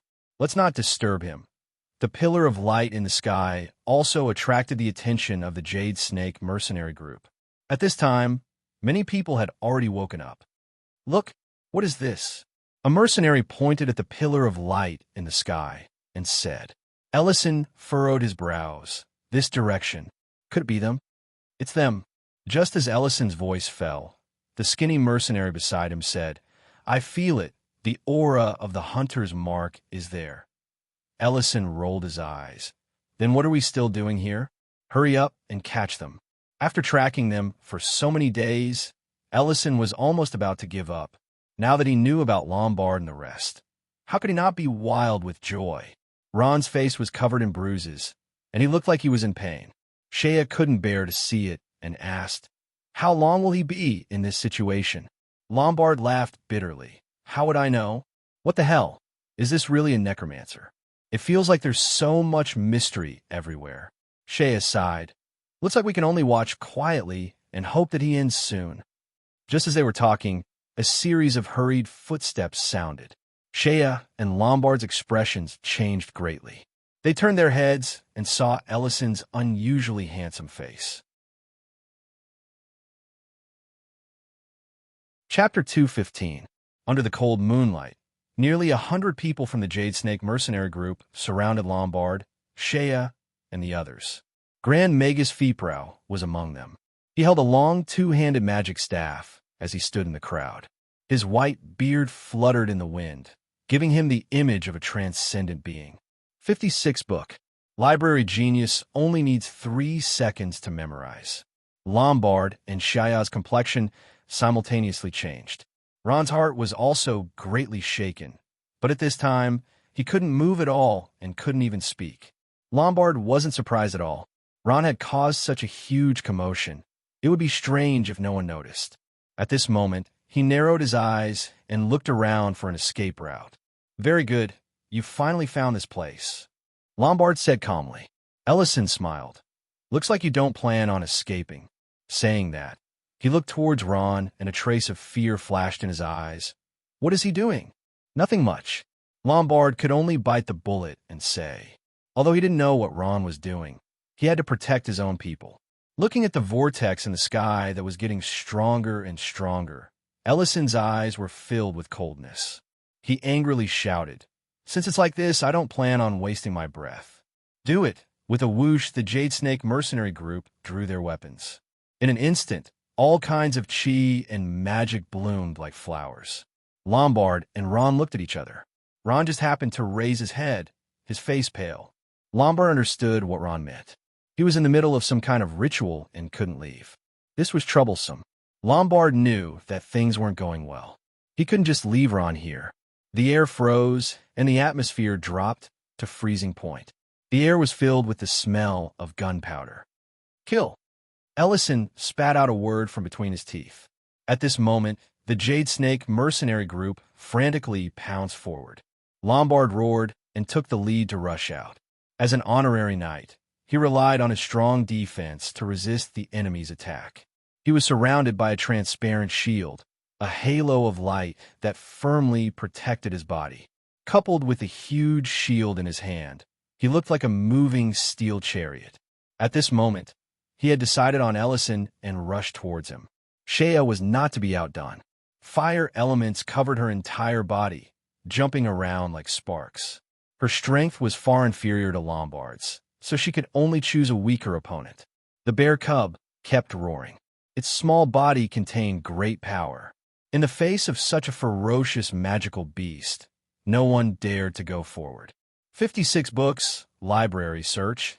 Knowing that he was no match for Lombard, Ellison clenched his teeth and shouted, "Master for proof." At this time, a large fireball attacked Lombard from the side. It was so fast that it caught him off guard. Boom! Lombard raised his shield to block. The fireball exploded, and a heat wave hit him in the face. He took a step back and was shocked. In this exchange, he knew that the other party was much stronger than him, even though they were both master-level powerhouses. A white-haired old man wearing a green magic robe and magic equipment appeared in front of Lombard. Lombard said in a low voice, "Master Frapru, do you really want to get involved in this mess?" Frapru looked calm and said slowly, "Hand over the horn of Dacula, and I will let you leave." "Impossible," Lombard rejected. The horn of Dacula was too important to him, and he would never hand it over. "Then go to hell." Frapru's gaze became cold. "Master Frapru, I admit that I'm not your opponent, but it will not be so easy for you to kill me," Lombard said loudly. Boom! Boom! Boom! A fierce battle broke out. Lombard, Shea, and Bear Cub knew that this was the most critical time, and they could not be careless. They pushed their strength to the peak and put their lives on the line. However, whether it was in terms of overall strength or numbers, Lombard and the others were at a disadvantage. They had just handed in a pornographic novel. They had many wounds on their bodies. Without a priest to heal them, they could only bite the bullet and continue fighting. Faster, just a little faster. At this moment, Ron's heart was burning with anxiety. The corpse refining array was still constantly absorbing the soul energy of the soul ring. The soul ring's soul energy was limitless, so this wasn't a problem. The key was that he couldn't move at all. If an enemy attacked him, he could only watch as the enemy chopped off his head with a sword. Ta, ta, ta. At this time, a figure appeared in front of Ron, not far away. He raised his head with difficulty and saw a handsome face. Ellison's eyes were shining as he looked at him up and down. After handing Lombard to Frapru, Ellison was free to deal with Ron. He frowned. "What powerful energy, you strange necromancer. Tell me, what are you doing?" Ron did not answer. He could not speak at this time. His soul energy was still pouring in, but the corpse was not refined successfully. Seeing that Ron did not answer, a trace of anger appeared on Ellison's face. His eyes gradually became cold. "Since you don't want to talk, you can die." Slowly raising his one-handed sword, Ellison's murderous intent gradually condensed. He did not know why, but at this time his heart skipped a beat and a trace of danger flashed in his mind. Whatever. What danger can a necromancer be in? Ellison shook his head and desperately shook that thought out of his mind. However, he also felt that this necromancer was strange. His figure flashed, and the one-handed sword in his hand flashed a trace of red light, stabbing towards Ron. Ron was anxious. He wanted to pull his hand out of the eye of the array, but found that his hand was sucked in by a suction cup. He could not move at all. His heart suddenly jumped to his throat, and a burst of fear rose from his heart. Was he going to die? At this time, Ron's refining of the corpse was also coming to an end. The absorption of soul energy began to slow down and finally stopped completely. Finally, the eye of the array loosened, and Ron's hands left the eye of the array. He sat on the ground, panting, but the corpse refining array did not stop. Instead, it became brighter, and a trace of lightning began to overflow, covering the white corpse. At this time, the corpse emitted a crackling sound. The broken bones began to reassemble, and the terrible wounds on the body were healing at a speed visible to the naked eye. The corpse emitted a dazzling light. At this time, Ellison's sword was already in front of Ron's eyes. At this time, Ron no longer had the strength to dodge.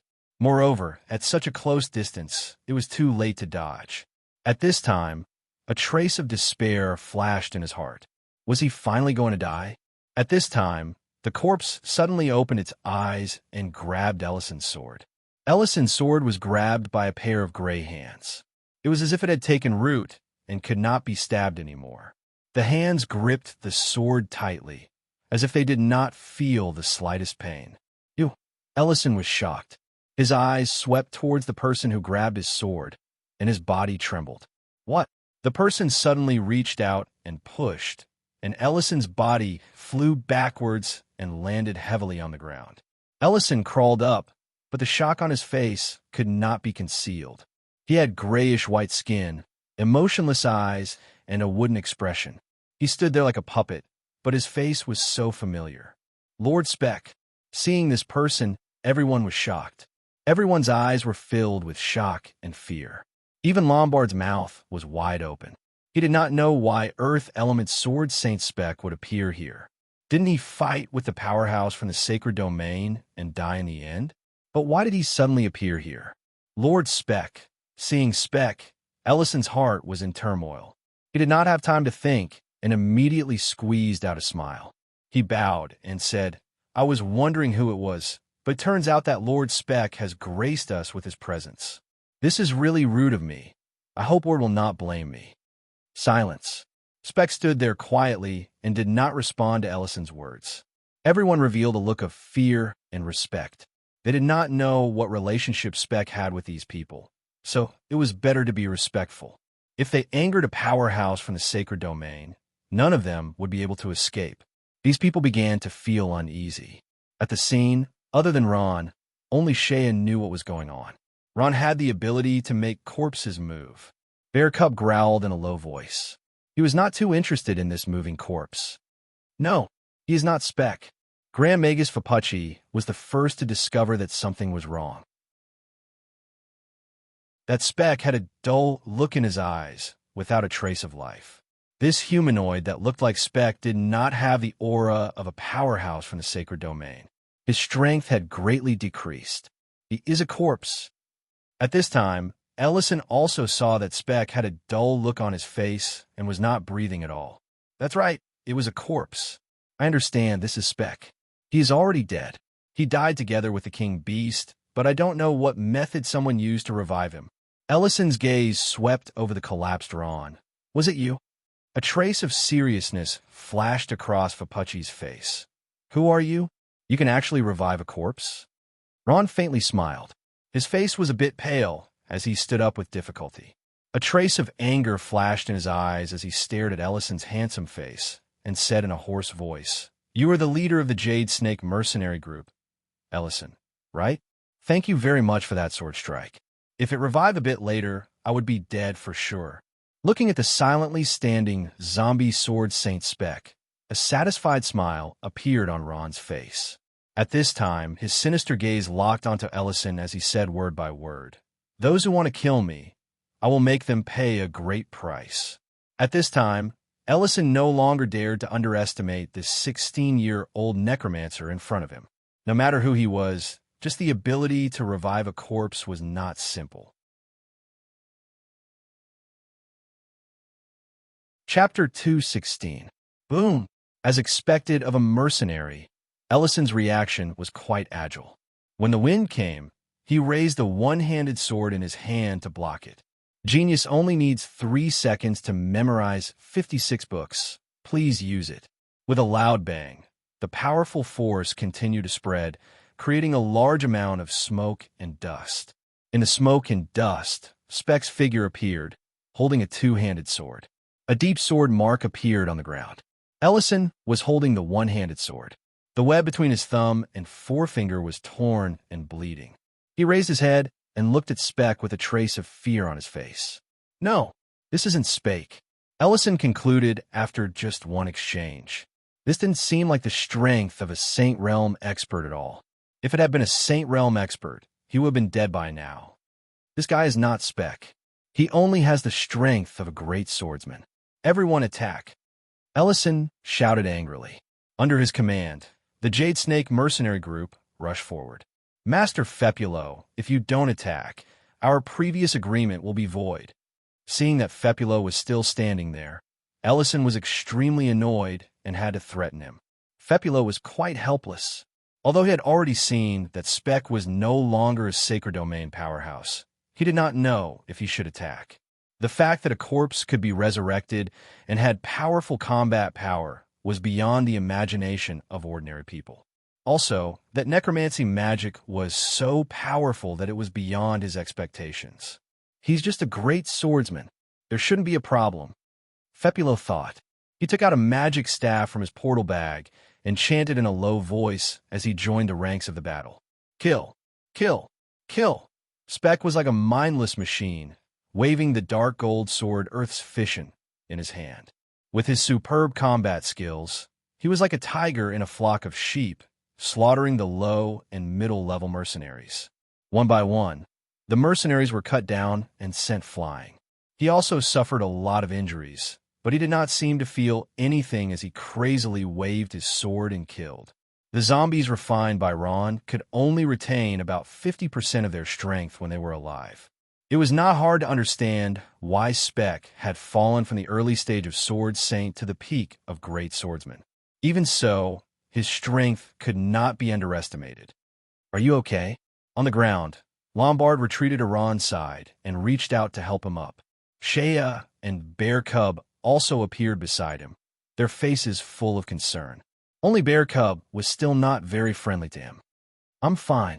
I'll be fine after some rest, Ron said with a smile. Lombard pondered for a moment. This is your necromancy magic? Can it bring the dead back to life?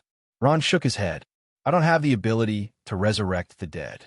Even a god can't do that, right? He paused for a moment. I just resurrected the corpse. He's now my combat tool.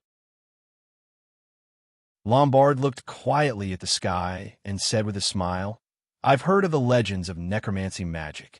After seeing the so-called necromancers, I've always treated them as a joke. He hesitated for a moment. But after seeing your strength, I've really changed my view of you. Is what you're using really necromancy magic? Ron nodded with a grave expression. It's really necromancy magic. Shea interrupted at this moment. What Ron is using now is real necromancy magic. The necromancy magic that's popular on the continent is completely wrong. That's why the necromancers we see are so weak. Ron looked strangely at Shea. Why did he feel that she knew more about necromancy magic than he did? 56-book library. Search win fee. Shea blushed and turned her head away. She snorted softly. Her anger towards Ron had not completely disappeared. Lombard nodded. I understand. You mean that this is the true face of necromancy magic? Ron nodded. That's right. The fierce battle continued. The Jade Snake mercenary group gradually adapted to Spec's fighting style.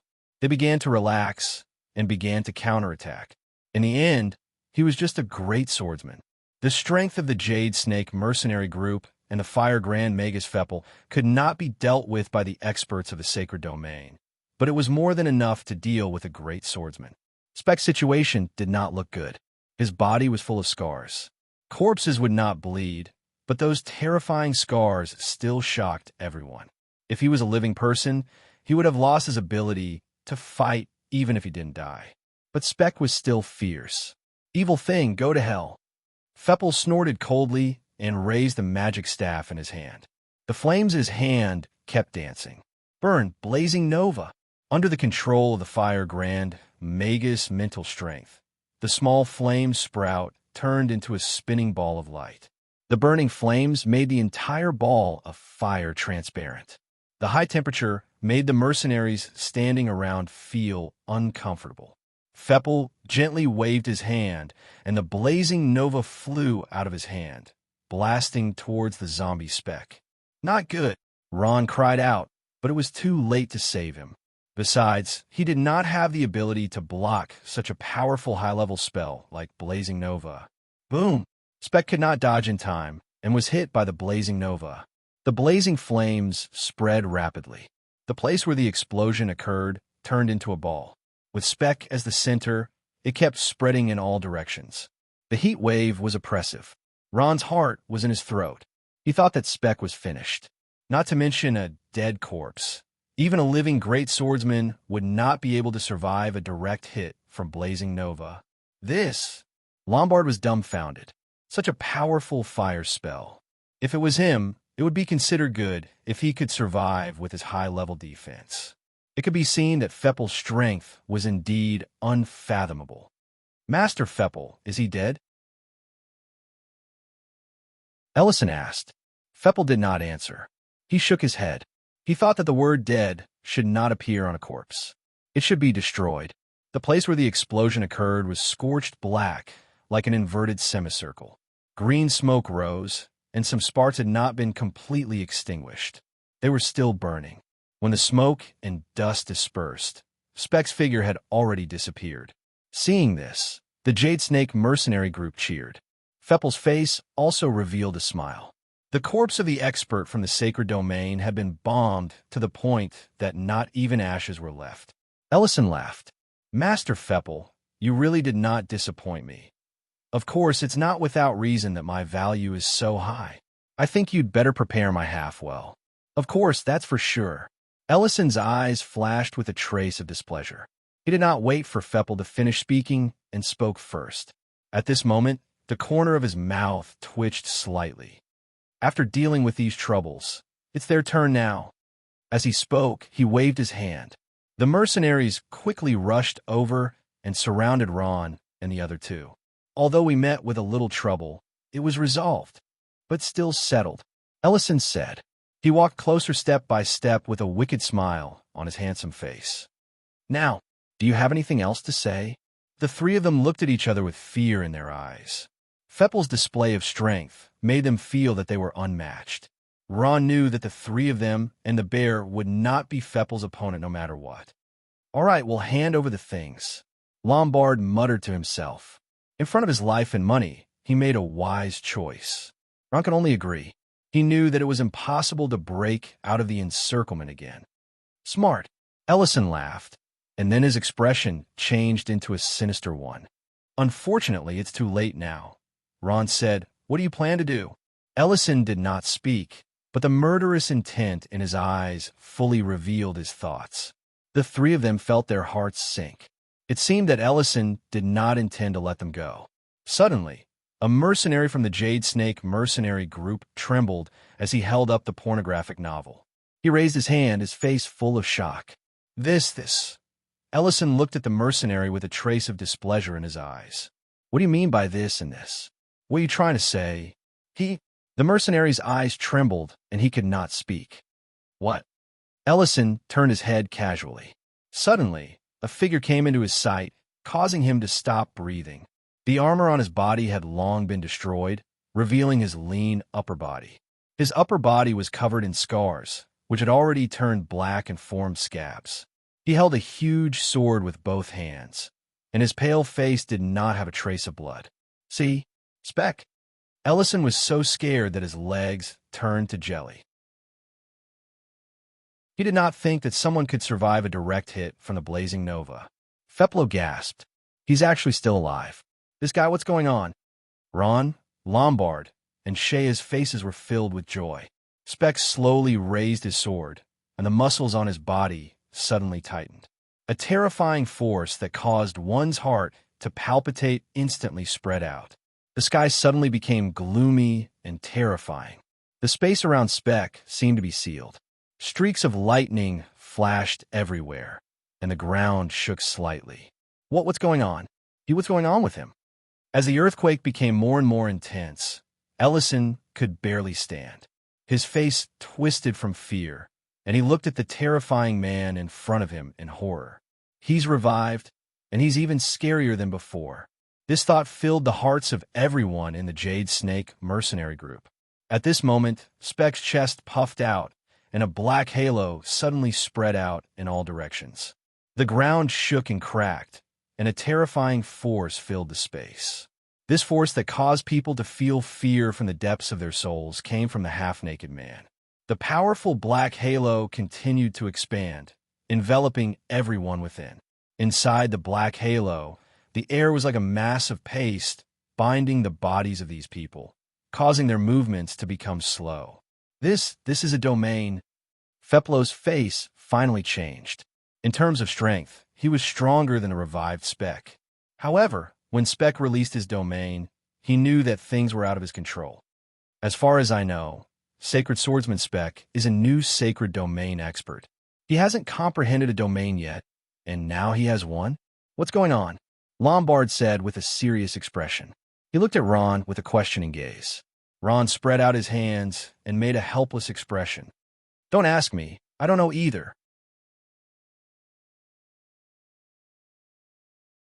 Chapter 217. Earth Domain, Gravity Imprisonment. As soon as the Sanctuary Realm Powerhouse's domain was released, a black circle of light enveloped the surrounding space. Time seemed to have come to a standstill in the area enveloped by the black circle of light.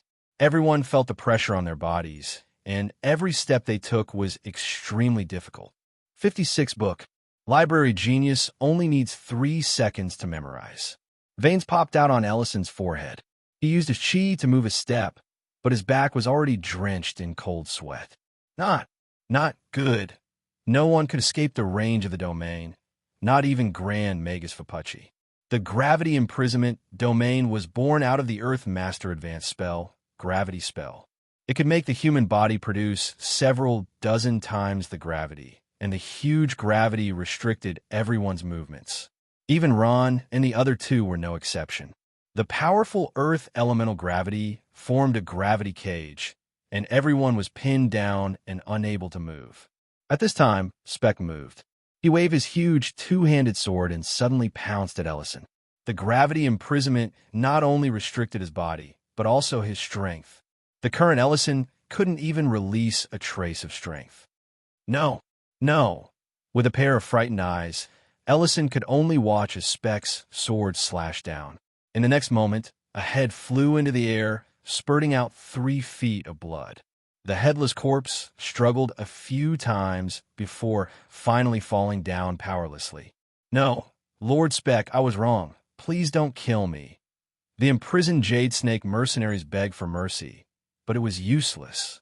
A dead corpse didn't have any consciousness, nor did it have any compassion. With a slash of his sword, everyone in the Jade Snake mercenaries fell into a pool of blood.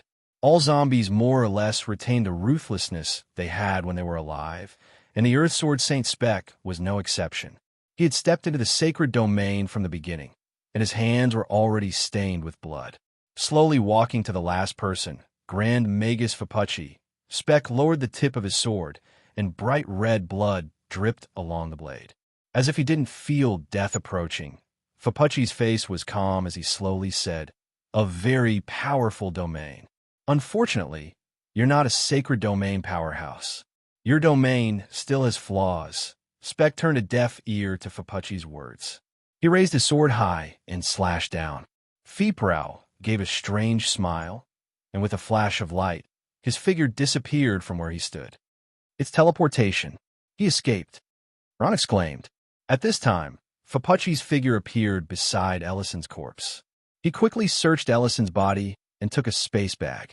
He then turned around and fled for his life. Search win fee. 56 books library. Chase him. The 3 looked at each other and spoke at the same time. Speck withdrew his domain, and his body slowly rose as he chased in the direction that Feeprow had escaped. Fapucci and Speck chased each other in the sky, while Ron and the other 2 ran on the ground.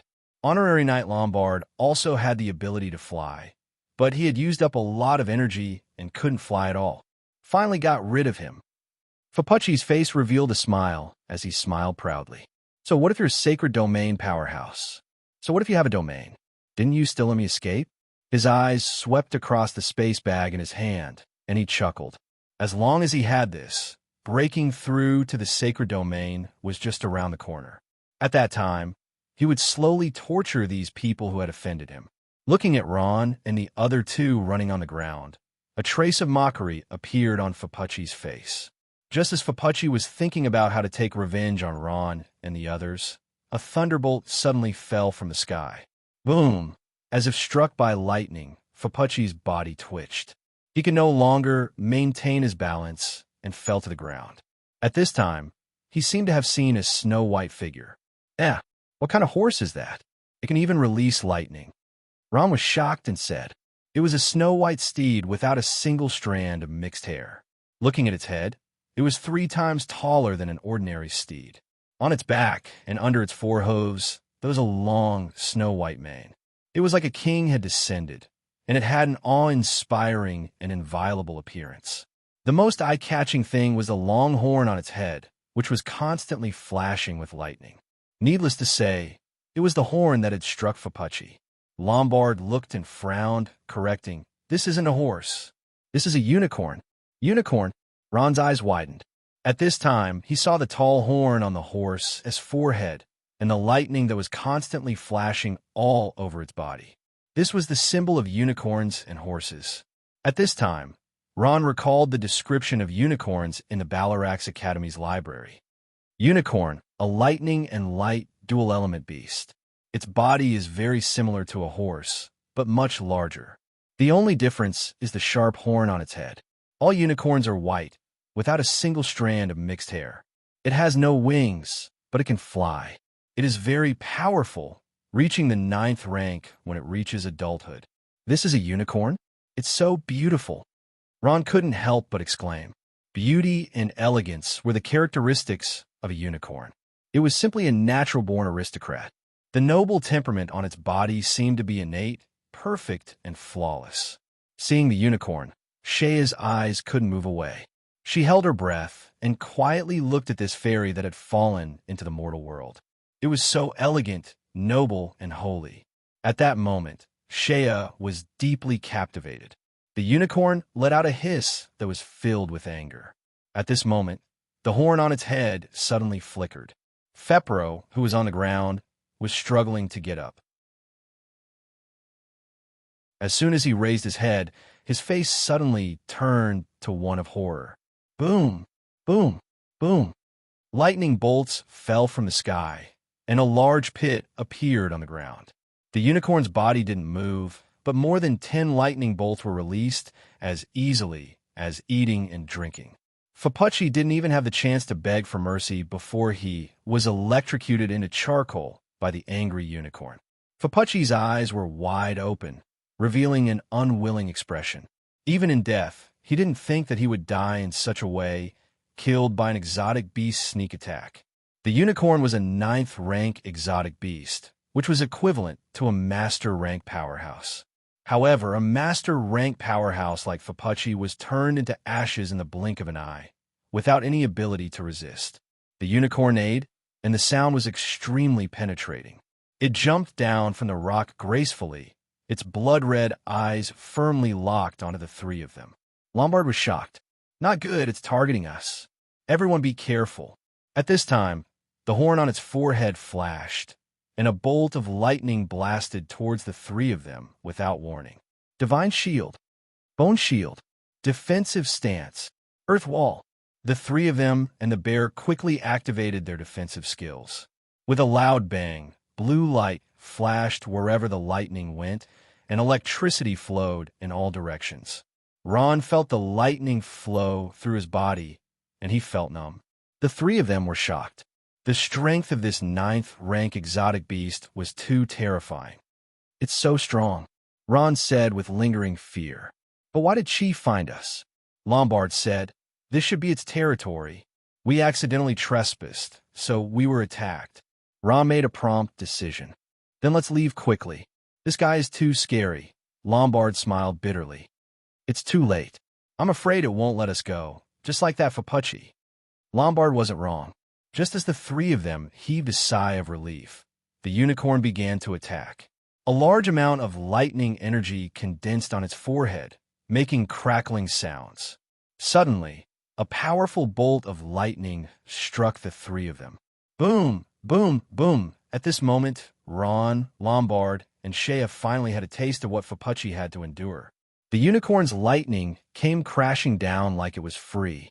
Every bolt of lightning carried a large amount of lightning energy, suppressing the 3 of them until they couldn't lift their heads. Ron's bone shield, Shea's shield, and Bear Cub's earth wall finally couldn't hold on and exploded. The 3 of them had no choice but to hide behind Lombard's divine shield. Even with the divine shield, Lombard was still screaming from the electricity. He said loudly, Ron, what should we do? Oh my god, this guy's strength is really terrifying. Even if I was at my peak, I wouldn't be its opponent. Ron quickly thought for a moment and said firmly, you guys go first.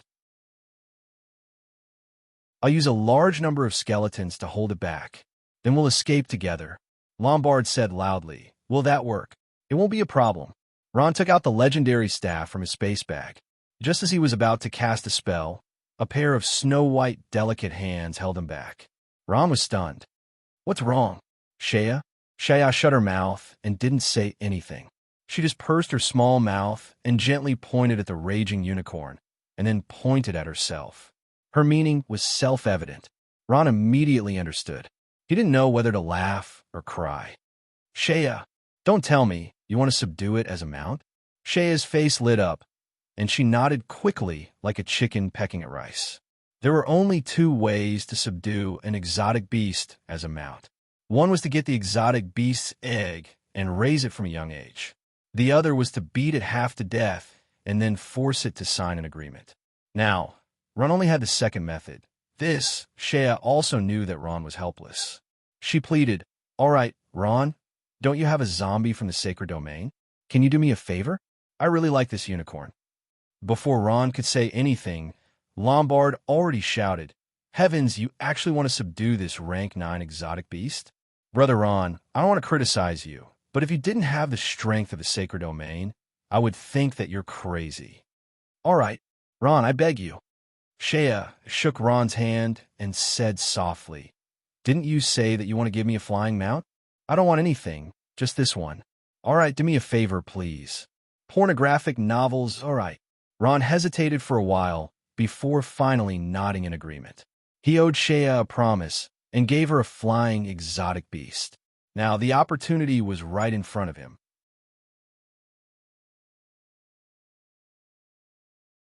Chapter 218. The ranks of exotic beasts corresponded to the ranks of human professionals. Rank 4, 5, and 6 exotic beasts were equivalent to the beginner, intermediate, and advanced ranks of warrior professionals. Similarly, ranks 7, 8, and 9 exotic beasts were equivalent to the beginner, intermediate, and advanced ranks of adept experts. This rank 10 exotic beast was equivalent to the beginner, intermediate, and advanced ranks of adept experts. One could imagine how terrifying it was. Search win Q coins, 56 book library. The unicorn seemed to have sensed Ron's hostility. Its appearance became even more furious. Lightning appeared on the horn on its forehead again, and in a breath's time, a blue beam of light instantly attacked him. Chain lightning. Shea couldn't help but cry out when she saw this. This high-rank lightning spell, chain lightning, was very powerful, able to turn a person into charcoal in an instant. She was starting to regret letting Ron deal with this terrifying rank 10 exotic beast. The lightning struck, but Ron didn't panic. He didn't even blink his eyes. At this moment, the zombie sacred swordsman Spec suddenly appeared beside him. He waved the long sword in his hands, drawing an arc and slowly pushing it forward. Earth Guard. The earth elements gathered madly, tightly wrapping Ron and Spec. Soon, a semicircle was formed, protecting them like an eggshell. Boom! The chain lightning arrived in the blink of an eye and struck Spec's Earth Guard, causing the entire eggshell to shake. Lightning scattered in all directions, and a large number of cracks appeared on the surface of the Earth Guard. However, it still managed to hold on. Even though he was hiding inside the Earth Guard, Ron could still feel the powerful lightning energy coming from outside. His body felt a slight numbness. His expression changed slightly. If he was hit by this powerful lightning spell, he would definitely turn into ashes, not even leaving behind a trace of him. Ron was moved. Why not let Spec deal with this terrifying unicorn? He was a peak master expert. Dealing with a rank 10 exotic beast was more than enough. Go! He waved his hand lightly, giving the order to zombie Spec to attack. Spec's eyes emitted a demonic light. His figure flashed and disappeared before everyone's eyes. At this moment, about 10 feet away from the unicorn, a figure drilled out of the ground. He raised a long sword in both hands and fiercely slashed down at the unicorn. The unicorn's reaction wasn't slow. It lowered its head and let out a soft hiss. Lightning reappeared and covered its entire body in an instant. This was the high-level lightning spell, Lightning Shield. The two forces collided, causing a huge explosion. In an instant, the blue light flourished, and Speck was bounced back, heavily crashing into a mountain rock. Speck quickly got up. Since he had been turned into a zombie, he did not feel any pain. He slowly raised the long sword in his hand and activated his imperfect domain, Gravity Imprisonment. A black circle of light immediately spread out. Search 1 Q coins, 56 libraries. As soon as the domain was released, the unicorn immediately felt a strong pressure. Its movements also became sluggish. At this moment, Speck rushed forward. Within the domain, a rank 10 exotic beast and a master expert fought crazily, causing huge explosions, thunder, and the sound of clashing swords rang out one after another. Shea and Lombard watched in horror. Ron's corpse will win, right? After all, he's a peak master expert, equivalent to a rank 12 exotic beast. Lombard's face was gloomy. After a long time, he said, it's hard to say. The division of strength has always been a reference. In a high-level battle, pure quantity is no longer that important. What's important is the application of strength. At this moment, a loud boom was heard. Speck's body was suddenly sent flying, crashing heavily into the mountain rock again. The domain that shrouded the surroundings had already disappeared, leaving behind a messy battlefield. On the ground, lightning flashed chaotically, and everywhere it touched was charred black. This time, Speck could no longer get up. His body was charred black from the electricity, and both his legs were broken. He looked miserable. The unicorn didn't fall, either. It was also covered in blood, but it was much better off than Speck. At the very least, it could still stand.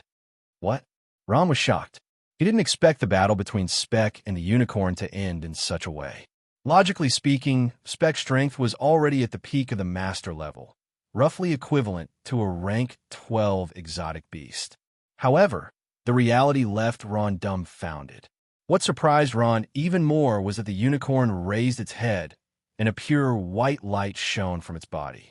Soon, its wounds were healed. What? Ron was reading a dirty novel. He was completely dumbfounded. Everyone said that the unicorn was difficult to deal with. He finally understood now. The lightning and light elements were considered extremely abnormal existences among exotic beasts. One had strong attack power, while the other had outstanding defense. Their combination could be said to be invincible. After its wounds were healed, the unicorn let out a cheerful neigh, as if it was mocking these foolish humans. Shea's gaze gradually turned disappointed. She could tell that Ron wasn't a match for the unicorn. She took a deep breath and said, "Forget it, Lombard. Let's go." Lombard smiled bitterly. "It's not that easy to leave. You'll have to ask this exotic beast first." Seeing Shea's disappointed expression, Ron felt a pang of guilt. He took a deep breath, and his gaze gradually turned resolute. With a wave of his hand, an orange-boned staff appeared in his hand.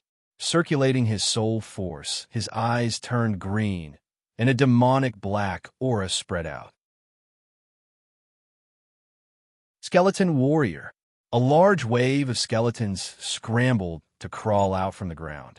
On the other side, Ron summoned skeleton mages at the same time. These skeletons, wearing magic robes, began to condense magic. The zombie Aryan, who specialized in healing, was also released. It cast healing magic and healed Speck. Ron's eyes were bloodshot. At this moment, he was determined to go all out and go all out. The unicorn wasn't willing to be outdone. Lightning appeared on its forehead, and a powerful chain lightning violently blasted out. Boom! Lightning exploded, sweeping across a large area. For these densely packed skeleton warriors, it was undoubtedly a nightmare. At this time, the skeleton mages also began to attack. Magic covered the sky and covered the earth, and when it collided with the lightning, a large number of skeletons collapsed, turning into smoke and disappearing. More skeletons were summoned. At the same time, the zombie sacred swordsman Spec also joined in the attack. A black halo spread out like a domain, restricting the unicorn's movements. Again, Ron's expression became crazed. Even if he couldn't kill you, he would exhaust you to death. He lightly tapped the Blackwater staff in his hand. Another wave. At this time, fear finally appeared in the unicorn's eyes. The endless sea of skeletons frightened it. Coupled with Spec's coordinated attacks, it was completely at a disadvantage. The goddess of victory finally showed a glimmer of hope. The unicorn wanted to escape. It charged left and right, trying to escape from the encirclement of the sea of skeletons. Unfortunately, in the face of Ron's determined pursuit, it was unable to succeed. However, the unicorn's strength was still terrifying. The bright lightning swept across a large area. Except for Spec, none of the skeletons could withstand a heavy blow from it. Shea's eyes were filled with excitement. "Ron, be careful. Don't let it escape." At this time, Ron had already secured victory. He smiled and said, "Don't worry, it won't escape." Although the unicorn was an exotic beast, its strength was still limited. Faced with Ron's endless sea of skeletons, its strength had finally reached its limit. At this time, Ron could feel that the lightning released by the unicorn was starting to weaken. At this time, even standing had become extremely difficult for it. Earth Fist. Finally, under Spec's final attack, the unicorn's resistance came to an end. It let out a mournful cry, and its heavy body unwillingly fell to the ground. Victory! Shea couldn't help but cry out. She was so emotional that tears flowed from her eyes uncontrollably. It's finally over. Although his spiritual force was close to limitless, Ron was physically and mentally exhausted. His physical strength was also greatly exhausted. He couldn't hold on any longer and sat down on the ground, panting heavily. Lombard cracked a smile. "Congratulations, you finally have a powerful mount. With it, your strength will directly increase by a level." "Thank you," Shea said. She couldn't be bothered to say anything more to Lombard and ran towards Ron. Seeing Shea, Ron heaved a sigh of relief and raised his tired face. "Fortunately, I didn't disappoint you." Seeing the person she loved the most so tired, Shea said with heartache, "You fool. Why did you have to work so hard? If you died, what use would I have for this mount?" Originally, Shea thought that Ron's zombies would be enough to deal with the unicorn. She didn't expect this fellow to be so difficult to deal with, almost losing Ron as well. Ron laughed heartlessly. "This is my gift to you. How can I not work hard?" Looking at Shea's delicate little face, Ron's heart was moved. He unconsciously blurted out, "Shea, I like you." Hearing this, Shea's eyes turned red. The grievances she had suffered these past few days were swept away by this sentence. Suddenly, Shea did something unexpected. She threw herself into Ron's embrace and gave him a long kiss on the ground. Two figures hugged and kissed. Two beating hearts leaned against each other without any hindrance. But at this time, someone couldn't stand it anymore and started to protest. Hey, cough, cough. The two of you, are you treating me as if I don't exist?" The two loosened their embrace and looked at Lombard with a mischievous smile. They lowered their heads in embarrassment. Ron gently pushed and said to Shea, "Come, take a look at your gift." Shea was unable to restrain her embarrassment and lightly nodded her head. Separating the surrounding skeleton warriors, they came to the front of the heavily injured unicorn. They saw that it was on the verge of death.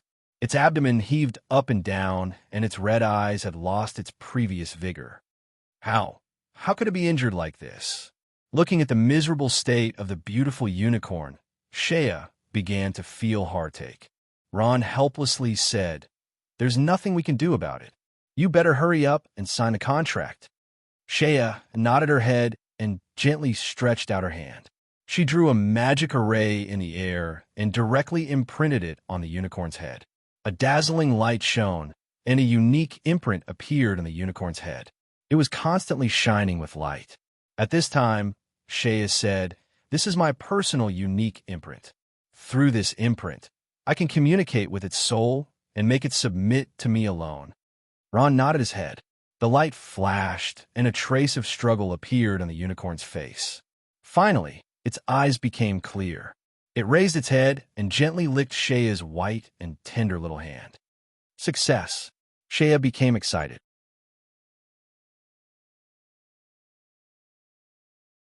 Chapter 219.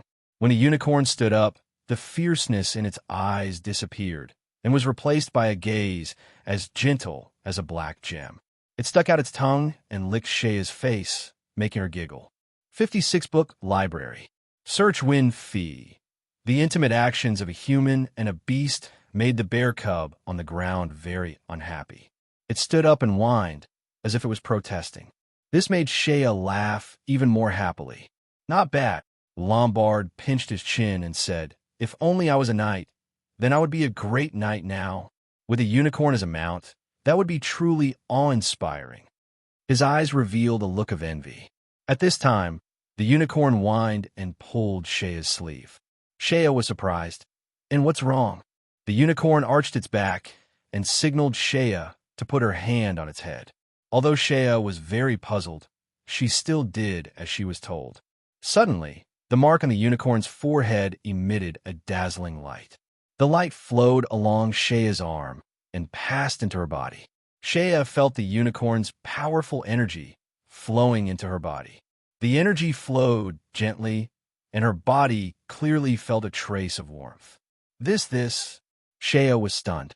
She did not understand what was happening in her body and could only look at Ron for help. "Shaya!" Ron became anxious and wanted to stop this from happening, but he was pulled back by Lombard. Lombard calmly said, "Don't panic. Let's see, it doesn't seem to be a bad thing."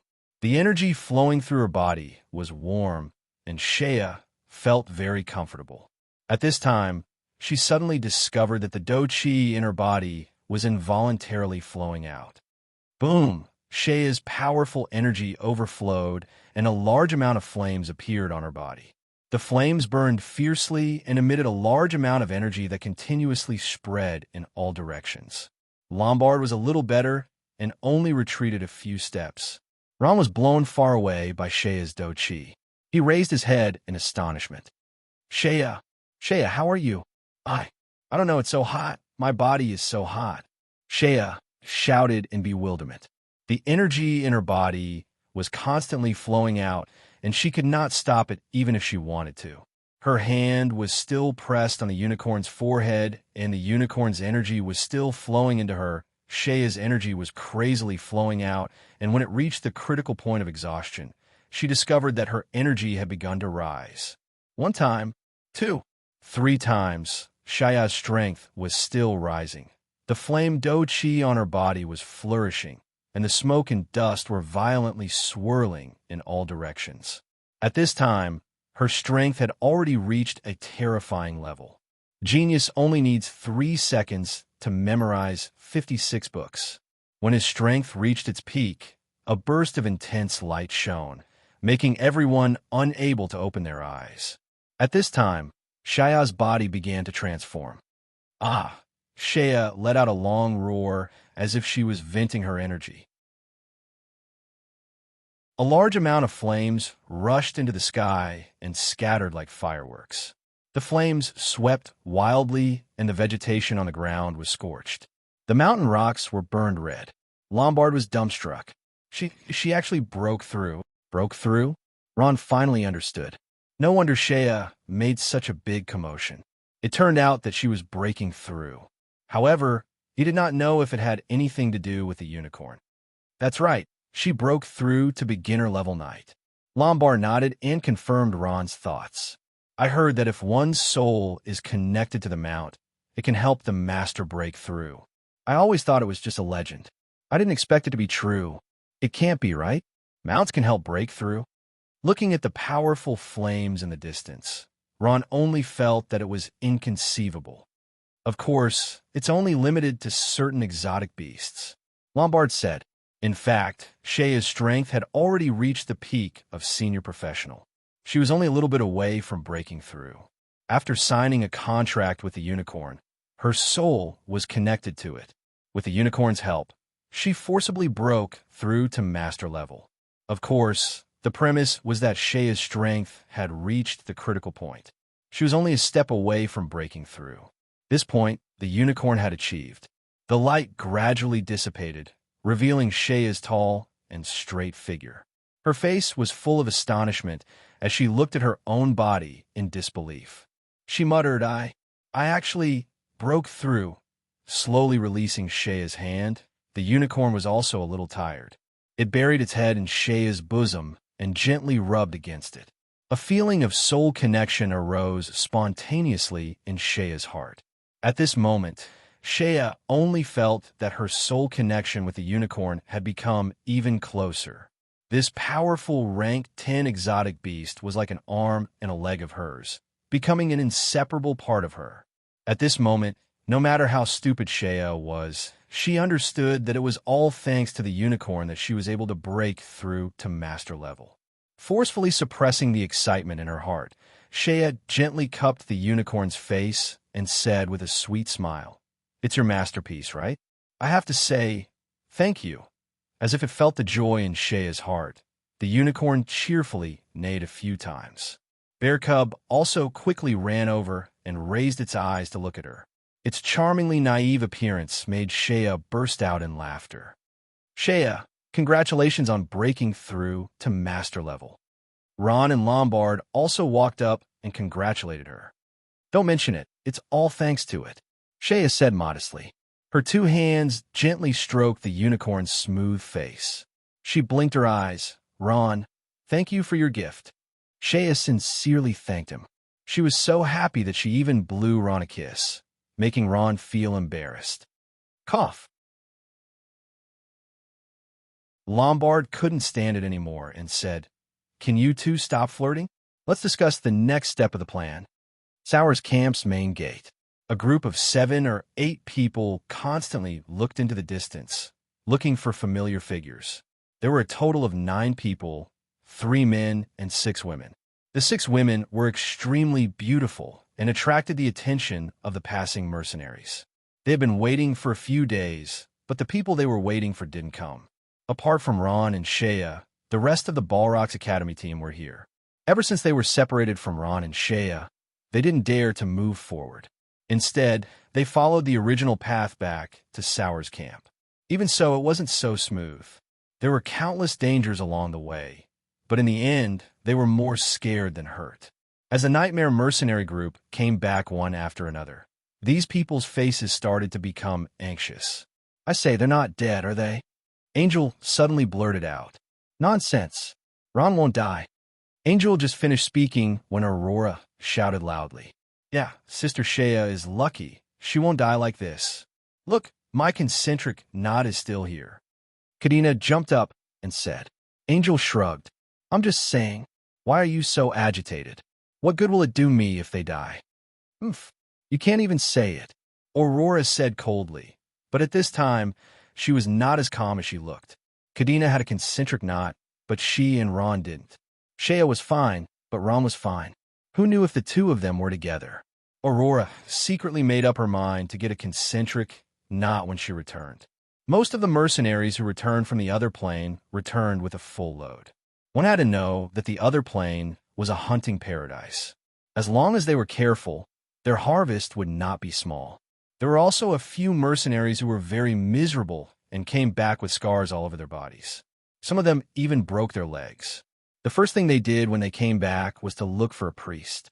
Those who did not make it back would probably never return. These mercenaries who returned gathered in groups of 3 or 5, excitedly discussing their experiences in the other plane. It was as if they had forgotten about the dangers of the past few days. Ever since they stepped into Salworth camp, they could finally heave a sigh of relief. As long as they sold the things in their spatial pouches, whether legal or illegal, they could live a life of debauchery for a period of time. At the thought of this, the mercenaries who returned were full of smiles. The heavy iron gates of Salworth camp opened, revealing a few familiar figures. Aurora's eyes were sharp, and she cried out as soon as she saw them, Look, it's the tutors, the ones who returned were the Balrog's Academy's tutors. They were the elites of the Academy and also one of the strongest teams in this Horn of Dakura mission. from their faces and clothes. One could tell that this trip to the other plane had been very smooth, and they did not meet with any trouble. In fact, their mission had been very smooth. Not only did they return with a bountiful harvest, they even met a Dakura and obtained the Horn of Dakura after killing it. This time, they had returned to report on the mission. The tutors also noticed Aurora and the rest, and walked over with smiles. One of the older tutors said, "Brave children, welcome back. Haha, from the looks of it, you must have gained a lot." The Ballarat Academy's team had indeed gained a lot, but they were not in the mood to talk about it. Aurora hurriedly said, "Tutors, did you see Ron and Shea?" "Ron? Shea?" The tutors looked, and indeed, Ron and Shea were not in their team. A middle-aged beauty asked anxiously, "What happened to Shea?" Needless to say, from her concerned expression, it was obvious that she was Shea's tutor. As her proudest student, Shea was naturally the most concerned. It was no wonder she was so anxious. Kadena sighed, bit her lip, and said, "We were separated. Sister Shea and Ron's whereabouts are unknown. We've been waiting here for a few days, but we haven't seen them come back." Ah, the middle-aged beauty almost fainted when she heard that.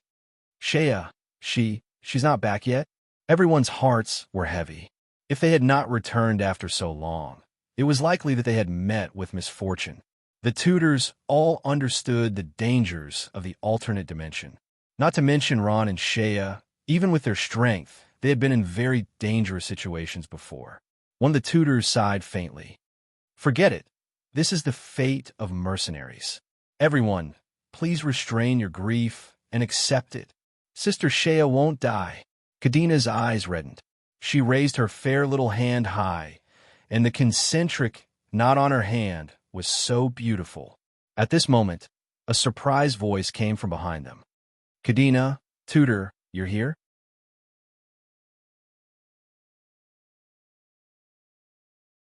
Chapter 220. Shea, Jia, Ron. Two figures excitedly flew into the arms of two people. One was Kadena, the other was Aurora. Search win fee, 56 books. Kadena's eyes were red, while Aurora tightly hugged Ron and refused to let go.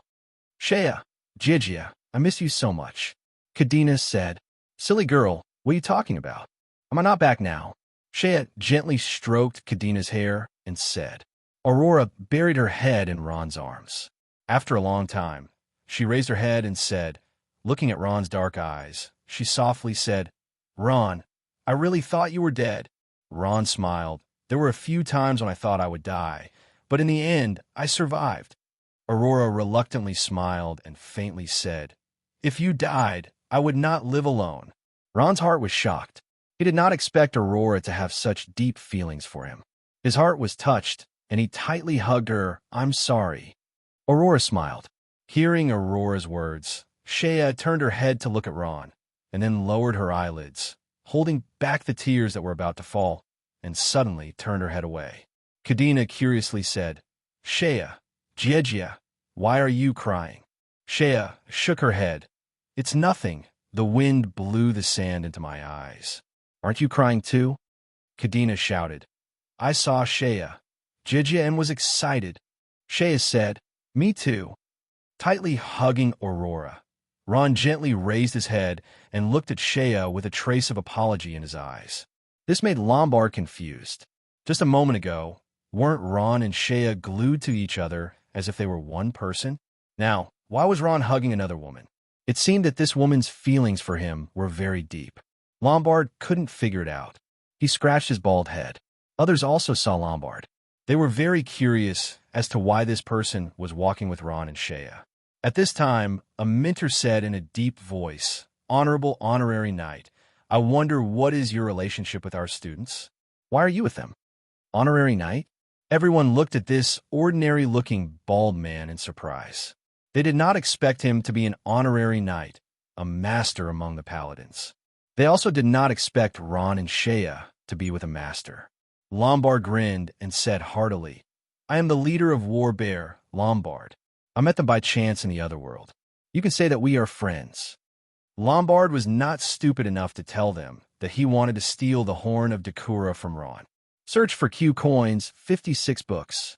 Lombard? Warbear? An old mentor frowned and nodded. I remember now. The 7th-ranked mercenary group on the Noah continent is called Warbears. You're their leader, right? You are strong.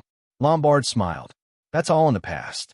It's already not bad for the Warbear mercenary group to be ranked in the top 70. Thinking of his dead brothers, Lombard couldn't help but feel sad.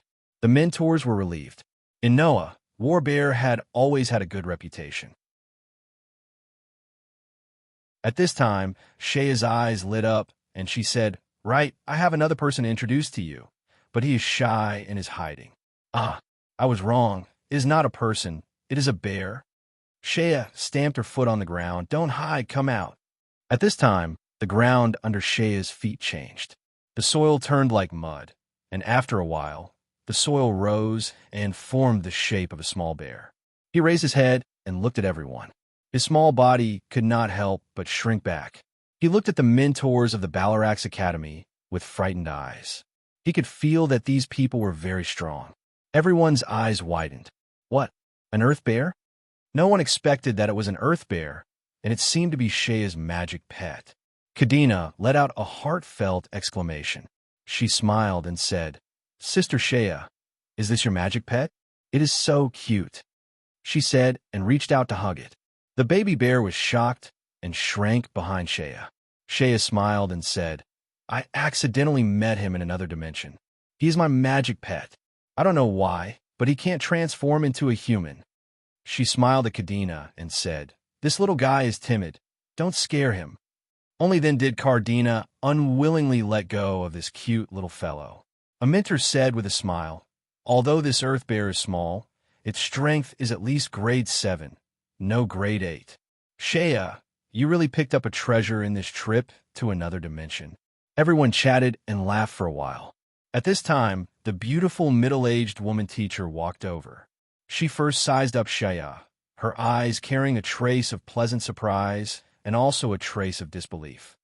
"Mentor." Shaya respectfully saluted. This beautiful middle-aged woman is her professional mentor, so she can't be rude. "Shaya, you broke through to become a knight?" The middle-aged woman said with surprise. "What?" Apart from Ron and Lombard, everyone was stunned. Shaya actually broke through to become a knight. Did that mean that she was now a knight? A mentor looked carefully for a while and said, "Sure enough, I thought I was seeing things. You really broke through to become a knight.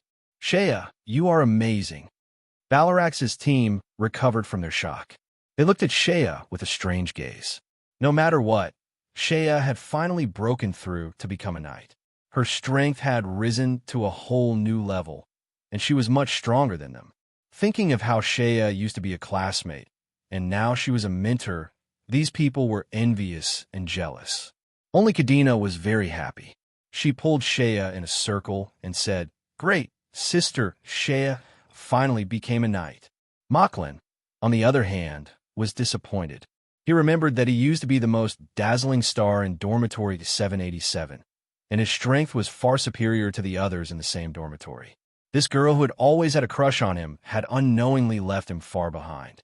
The middle-aged woman looked at Shaya with a trace of relief in her eyes. She smiled and said, "By the way, Shaya, how did you break through to become a knight?"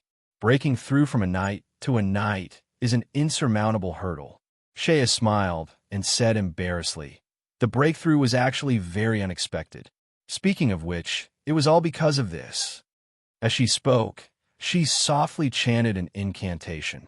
At this time, her body emitted a ray of white light, and a hexagram magic array appeared on the ground. Not long after, a tall figure slowly appeared in everyone's sight. The light dispersed, and a noble and elegant unicorn appeared in front of everyone's faces. Unicorn? Unicorn? Everyone sucked in a breath of cold air when they saw it. Unicorns were the best mounts in the hearts of all knights. They were flying exotic beasts with dual attributes of lightning and light. They were born at grade 7 and would reach grade 10 when they reached adulthood. Unicorns were the best in terms of speed, strength, defense, and rescue. They could be said to be omnipotent. Coupled with their elegant appearance, It was obvious that they had the excellent bloodline of high-grade exotic beasts. It was no wonder that all the knights went crazy for them. It could be said that regardless of whether a male or female knight rode a unicorn out, there would be waves of screams wherever they went. The appearance of a unicorn in Southworth camp naturally attracted the attention of many mercenaries. This beautiful mount attracted everyone's attention, and many of them revealed looks of greed in their eyes. If it weren't for the fact that there were several master-level powerhouses in the group, some of them would have pounced on the unicorn. As long as they killed the original owner and erased the mark on the unicorn's forehead, this exotic beast would belong to them. The middle-aged beauty held her breath and looked at the unicorn with sparkling eyes. It's simply too beautiful. I really want to have such a mount. Shea, I'm so envious of your luck. The middle-aged beauty came back to her senses and said to Shea with a smile, Shea, where did this come from? From what I see, you don't have the ability to tame this unicorn. My silver-winged Pegasus was eaten by an exotic beast. Then I met it, Shea said embarrassedly. She secretly glanced at Ron, and then at Aurora beside him. She lowered her head, bit her lips, and continued. It was Big Brother Lombard who helped me defeat this exotic beast, and then I took the opportunity to sign a contract. Lombard was surprised at first, but his expression quickly returned to normal. The smart him naturally knew that now wasn't a good time to reveal the truth. Ron glanced at Shea and heaved a sigh of relief. If Shea said that this unicorn was his gift to Shea, he would have to explain himself to Aurora. For some reason, Ron was a little afraid of her. Perhaps it was a common problem for every man, feeling guilty after doing something. The middle-aged beauty shook her head and sighed. Shea, your luck is really good. I've been hunting exotic beasts for many years, but why haven't I met a unicorn before? Unicorns were extremely rare. Even in another plane, it wasn't easy to find one. Even if one was lucky enough to meet one, they didn't have the ability to tame it. Kadena tilted her head and sized up Shea, smiling. Big sister Shea, why do I feel like you've changed into a different person ever since you came back? You've become a pornographic novel. I almost can't recognize you anymore. Shea smiled. Is that so? At the mere age of 24, she had already become a jockey. She had an 8th rank Earth Bear as her magical pet and a 10th rank unicorn as her mount. In addition to her angelic face and devilish figure, no matter how one looked at her, she was an extremely perfect woman. To be able to marry such a woman, it was unknown how many lifetimes of good fortune he had accumulated. As long as she was willing to join any faction would welcome her with open doors, giving her treatment that far exceeded that of an ordinary expert. At this moment, Machlin's intestines were green with regret. His heart was dripping with blood. Why? Why did he reject her when she pursued him so bitterly? Why couldn't he accept her? Wasn't it because she wasn't as beautiful as Kadena and had an illustrious family background? Machlin recalled how Shea had asked him more than once, Why do you always stare at Kadena? Why don't you take a good look at me? Do I really make you hate me that much? Machlin's eyes looked toward Shea, only to see her smiling like a flower. It could be seen that she was really happy today. Shea laughed happily. She carried the bear cub on the ground with one hand and gently stroked the unicorn's face with the other. She was like a fairy that had descended into the mortal world. Beside her, the beautiful Kadena seemed to be overshadowed.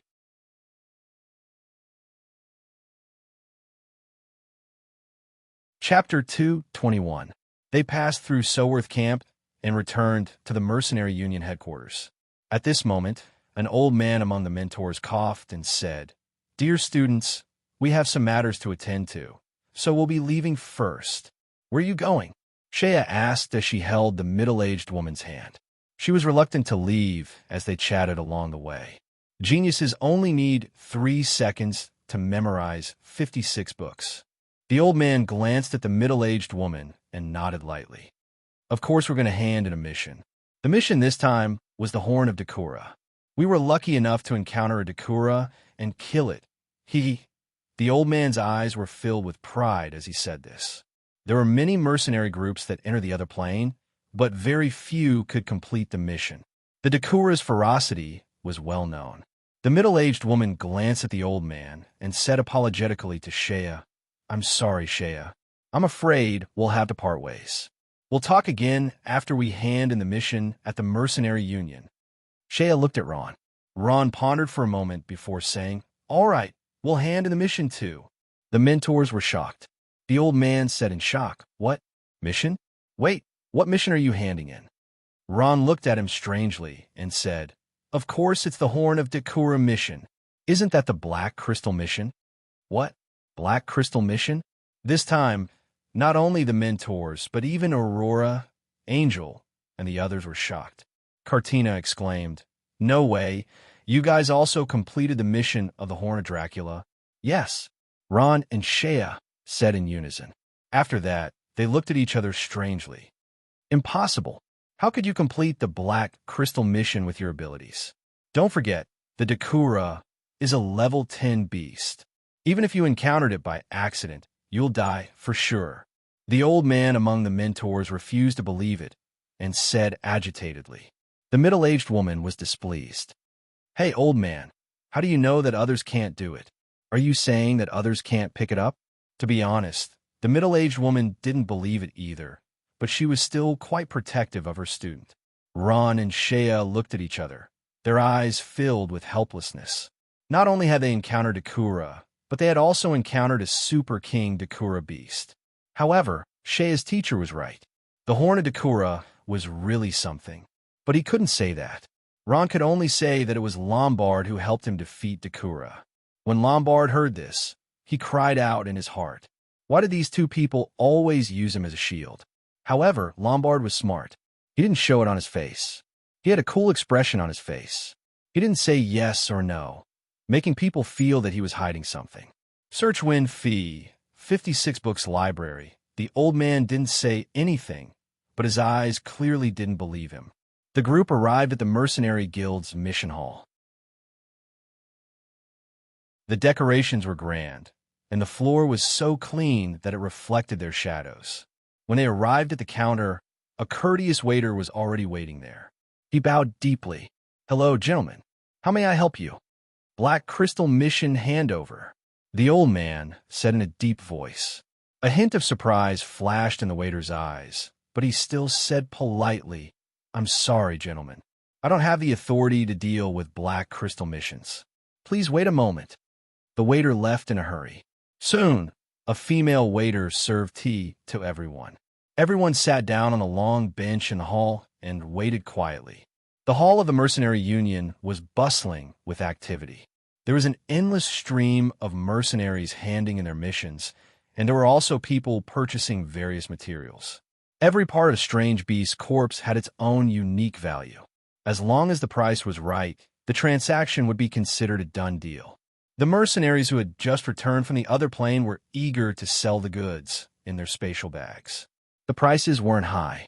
The corpses and essences of the exotic beasts that were still intact would be turned into various materials to be made into leather armor, accessories, rings, and so on. In the hall, all the counters were bustling with activity. The corpses of exotic beasts were spread out on the ground. The buyers and sellers were fiercely arguing about something. It looked like they were going to fight, but after the transaction was completed, they were as good as brothers. After waiting for a while, a beautiful female waiter finally walked over. She was wearing the Mercenary Guild's uniform and had a professional smile on her face. She walked in front of everyone, bowed, and said, "Excuse me, are you here to hand in Black Crystal missions?" "Yes. Please follow me." The group left the hall and came to a slightly smaller room. There were a few square tables in the room, and it was decorated like a tea room. An old man was sitting in the room. When he saw them, he stood up. At this time, the female waiter said, "Gentlemen, please take out the mission items." The Balarax mentor, Ron, and Lombard all took off their spatial bags and took out the corpses of Dakura. Of the 3 corpses, only the one taken out by the Balarax mentor had been beaten to a pulp. The one taken out by Ron and Lombard was very complete. It looked like it had been killed with a single sword strike.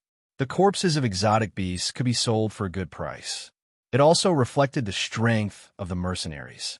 Needless to say, The corpses had been beaten to a pulp. The one taken out by Ron and Lombard had been killed by the Earth Sword Saint Spec. Seeing the two complete corpses, the Ballarak's mentors blushed and turned their faces away, pretending that they hadn't seen anything. The old man quickly walked forward and carefully examined it. He nodded lightly and said, "Not bad. It really is Ducra." He then walked over to the Ballarak's Academy's mentor's battered corpse and heaved a sigh of relief. This corpse seems to have gone through a brutal battle. Fortunately, its horns aren't damaged. Otherwise, you won't get the mission reward. The old man instructed the female attendant. The female attendant nodded and left. Not long after, she called a few strong men to come in with knives. They wanted to take the horns. Ron watched as the burly men carefully cut open Dakura's corpse and removed its horns. Only then did he realize that the so-called horns of Dakura were not the two huge horns on its forehead, but the small, white horns that were revealed when the hair on the back of its head was pushed aside. Such horns were the mission item. After removing the horns, the old man's expression became much gentler.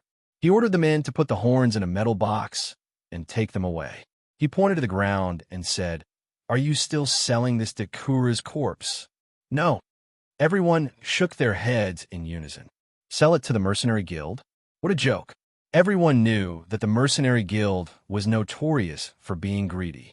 If they were to sell it to the Mercenary Guild, it would be better to sell it to the small merchants in the lobby. At least these merchants had a fair price. The reaction of these people was also within the old man's expectations. Originally, he didn't have much hope. After a while, a beautifully decorated brocade box was brought up. These people looked very careful, as if they were holding the most precious thing in the world. The old man waved his hand and said politely, "This is your reward for the mission, 3 horns of Dakura. That's a total of 6 black crystal coins. Please take your pick." He then opened the box. "So this is black crystal coins?" Ron curiously looked at the contents of the brocade box. There was nothing else in the brocade box. 6 translucent black, prismatic crystals lay quietly on the thick velvet cloth, looking bright and unadorned. The old man looked at Ron strangely and nodded. "That's right. These are black crystal coins. Your mission reward is 2 black crystal coins for 1 Dakura horn." Ron pinched one of the black crystal coins in his hand and felt the energy flowing slowly within it. He knew that this was no ordinary gem.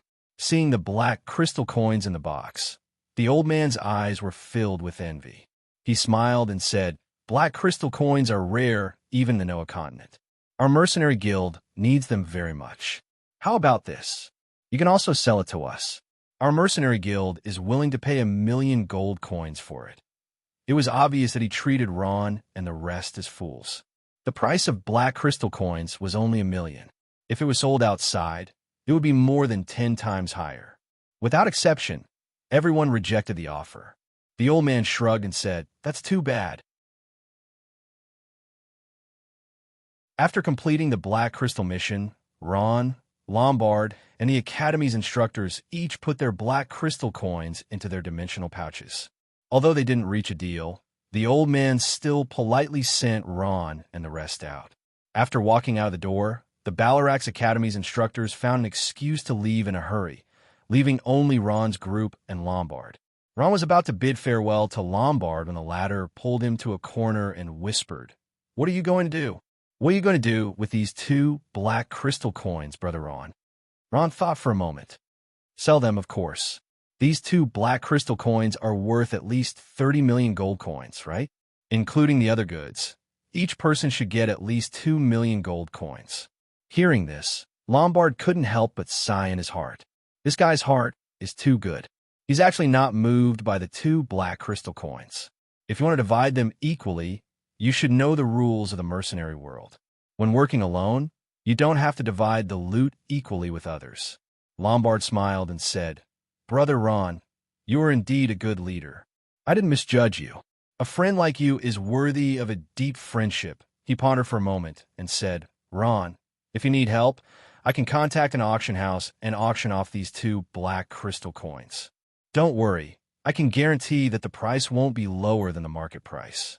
This auction house has been cooperating with Warbear for a long time.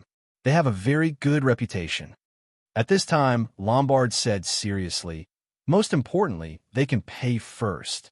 That is, they will first appraise the items and send you the money at the lowest price.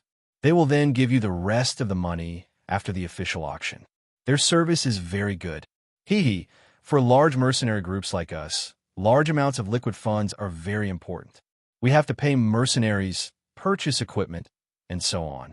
If we wait for 10 days to half a month before auctioning off the items, it will be too late.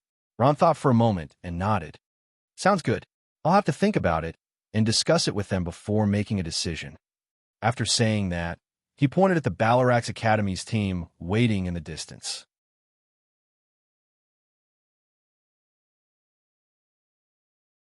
Chapter 222.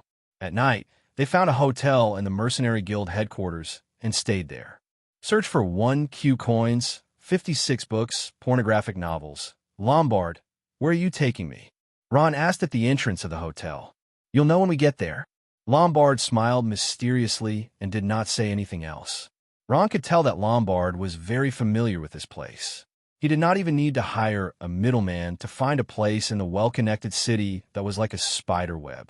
After passing through several streets and alleys, Lombard brought Ron to a huge building.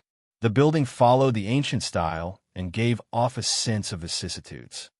We're here, Lombard said with a smile. What is this place? Ron asked in surprise as he sized up the building. If not for Lombard, Ron would not have been able to find such a place in the Mercenary Guild headquarters. A place where you spend black crystal coins. We call it the Mysterious Store. Lombard finally told Ron the answer. He walked forward, pushed open the door, and walked in. Ron followed Lombard through a long corridor. When they reached the end, they were stopped by a man wearing a strange uniform. Sirs, please wait. He sized up the two of them with vigilant eyes and asked, May I ask what's the matter? Lombard said, We are here to buy something. The man relaxed a lot. You can buy something, but you need black crystal coins. Do you have any black crystal coins? Yes, Lombard said. He dug into his space pouch and motioned for Ron to take out the black crystal coins at the same time. After showing the black crystal coins to the man waved his hand and let them in. Walking along the long corridor, Ron could not help but say, Why does it seem so mysterious to come here to buy things? I feel like I'm a thief. Lombard smiled. It's them who are guarding against us like we're thieves. He paused for a moment and said, But it's no wonder. This is the only place in the entire Noah continent where you can buy things with black crystal coins. The things there are very expensive. You've never even seen them before. I only found out about this place because someone brought me here once. That time, my eyes were dazzled. From now on, I will get my hands on black crystal coins no matter what. As they chatted, they came to the end of the corridor. There was only a room at the end. They pushed the door open and saw an old woman sitting there. She was not particularly surprised to see them. She nodded indifferently and stood up and said, Take a look around. She looked as if it was up to them. Lombard said politely, Sorry to disturb you. But the old woman ignored him. Seeing this, Ron couldn't help but glance at Lombard. He thought to himself, I'm here to buy something. There's no need to treat him like a god, right? If you were polite to her, she might not sell it to you cheaply. Search Win Q coins, 56 books. Ron carefully looked at the goods on the shelves. His eyes were gradually replaced by surprise. There were not many things here, but every one of them was extremely expensive. Just as Lombard said, he had never seen many of them before. Ron saw a sword of the same level as the weapon he was using. It was a legendary sword. It was a short sword. The body of the sword was suffused with an orange glow. If one did not look carefully, they would not be able to see it. When the old woman saw Ron looking at the sword, she took it down and placed it in front of Ron. She introduced the legendary Crimson Sword. This is a legendary item. It is of a higher grade than all the dark gold weapons on the Noah continent. The price is 3 black crystal coins. Ron took it and looked at it. It was indeed a legendary weapon. However, the price was so high that he was speechless. 3 black crystal coins, if converted to gold coins, will be 45 million gold coins. Moreover, He only had 2 black crystal coins on him. He could not afford it at all. He could only silently put it back. The old woman saw this and laughed. All right. Another one who doesn't know what's good for him. Do you think my legendary Truard sword is too expensive? It's not that I don't know. I don't use swords. Ron smiled. I also have a legendary weapon. You also have one? At this time, Lombard was also surprised. The old woman smiled. You must be joking. Can people on the Noah continent afford legendary equipment? You said you have one. Take it out and let me see. Ron took out the legendary dark water staff from his space bag. The old woman took it and looked at it carefully. She then looked at Ron a few times before saying, It's indeed a legendary piece of equipment. It seems that I was wrong. There aren't many people in the Noah continent who use legendary equipment, and these equipment all came from me. Your staff looks a little old. She gently stroked the legendary staff and suddenly said with a smile, Little guy, is this for sale? We can pay 5 black crystal coins for it. Not for sale, Ron said firmly. There was only one legendary weapon, and he still needed to use it. The old woman could only return the legendary staff to Ron and said, Look around and see if there's anything you want. Lombard whispered, Brother, I couldn't tell that you actually have a legendary item. Ron blinked. I picked it up by luck. At this time, the old woman's attitude was clearly a lot more enthusiastic. It seemed that she knew that they could afford the items here and began to introduce them one by one. This is a town return scroll. As long as you set the coordinates, you can return to any place in the Noah continent in an instant. Moreover, before you return, it can protect your safety. This is the best weapon for escaping from battle. There is no other. Ron had seen Diallo of the Guangming Vatican take out this item and successfully escape from the sacred domain Exproprats. However, he didn't know what happened after that. Diallo was already dead. There were 9 town return scrolls in a set, and they weren't sold individually. The price was 1 black crystal coin. This is an enchantment card. Anyone who uses this can become an enchantment master. Ron took a look. It was indeed an enchantment card, similar to the one he used. The difference was that the level of exotic beast blood essence on these enchantment cards was much higher, so the success rate was naturally higher. There were also 9 town return scrolls in a set, and they were sold for 1 black crystal coin.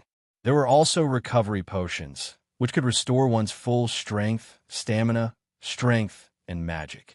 There were 9 bottles in a set, and they were sold for 1 black crystal coin. Ron looked at the items one by one.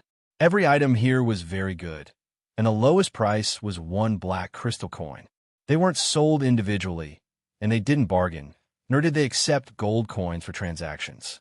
This made him very depressed. It was as if he was looking at a mountain of treasure, but he couldn't do anything about it. Lombard felt the same way. He didn't have enough black crystal coins on hand. Every item here was so good, and he wanted every one of them, but he couldn't afford them. Looking at these items, Lombard lamented why there weren't more black crystal quests. That way, he could earn more black crystal coins. However, he also understood that these black crystal coins weren't easy to earn. He had risked his life to get the 2 black crystal coins he had. At this time, a shadow appeared beside Ron. It was one Merlin who had appeared beside him at some unknown time. Grandpa Homelin, Ron called out. Homelin nodded and said with a smile, I've rested for too long, so I came out to exercise a bit. You, on the other hand, came to a place like this. Big Brother Lombard brought me here. Ron said. Homelin nodded. He didn't have much interest in an honorary knight. At this moment, he was at a loss. These things remind me of a lot of memories. In the past, when the Lich King rewarded us with these things, it was also these things. Apart from the Scourge Church, no one else has these. But it's a pity that the Lich King, always great and correct, is no longer here. Homelin's eyes revealed a hint of sadness. Ron said softly, Grandpa Homelin, the items here are too expensive. I can't afford any of them. Homelin nodded. Good things are naturally expensive. In my opinion, they aren't expensive at all. It's just that we're too poor. Look, 1 return scroll is equivalent to 1 life.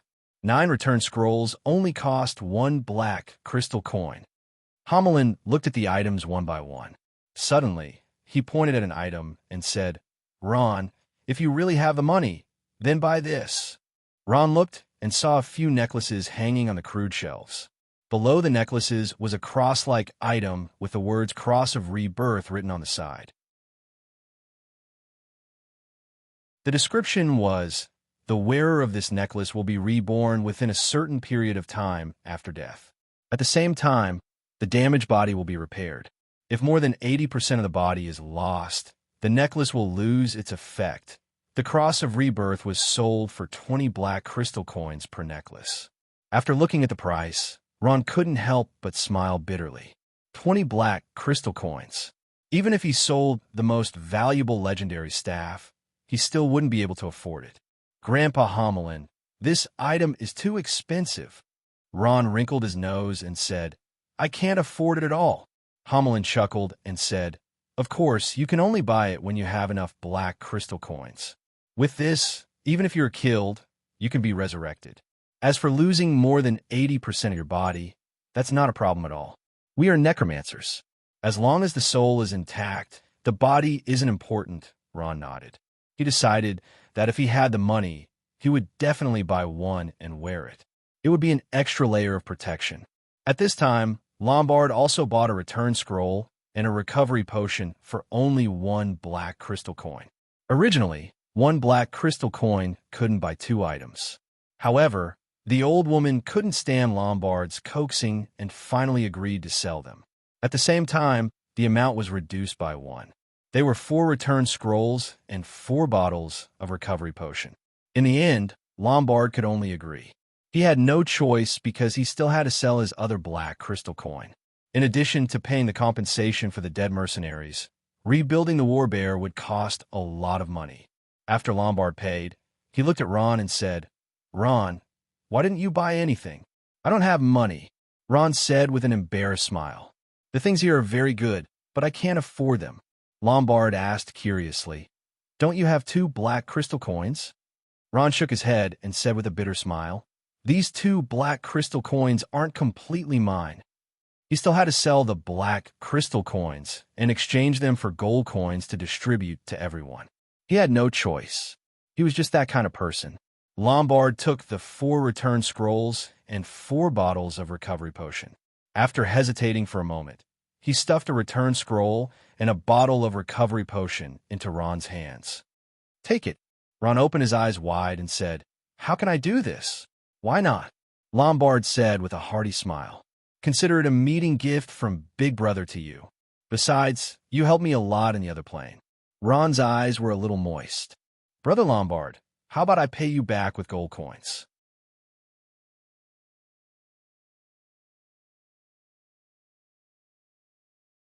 Chapter 223.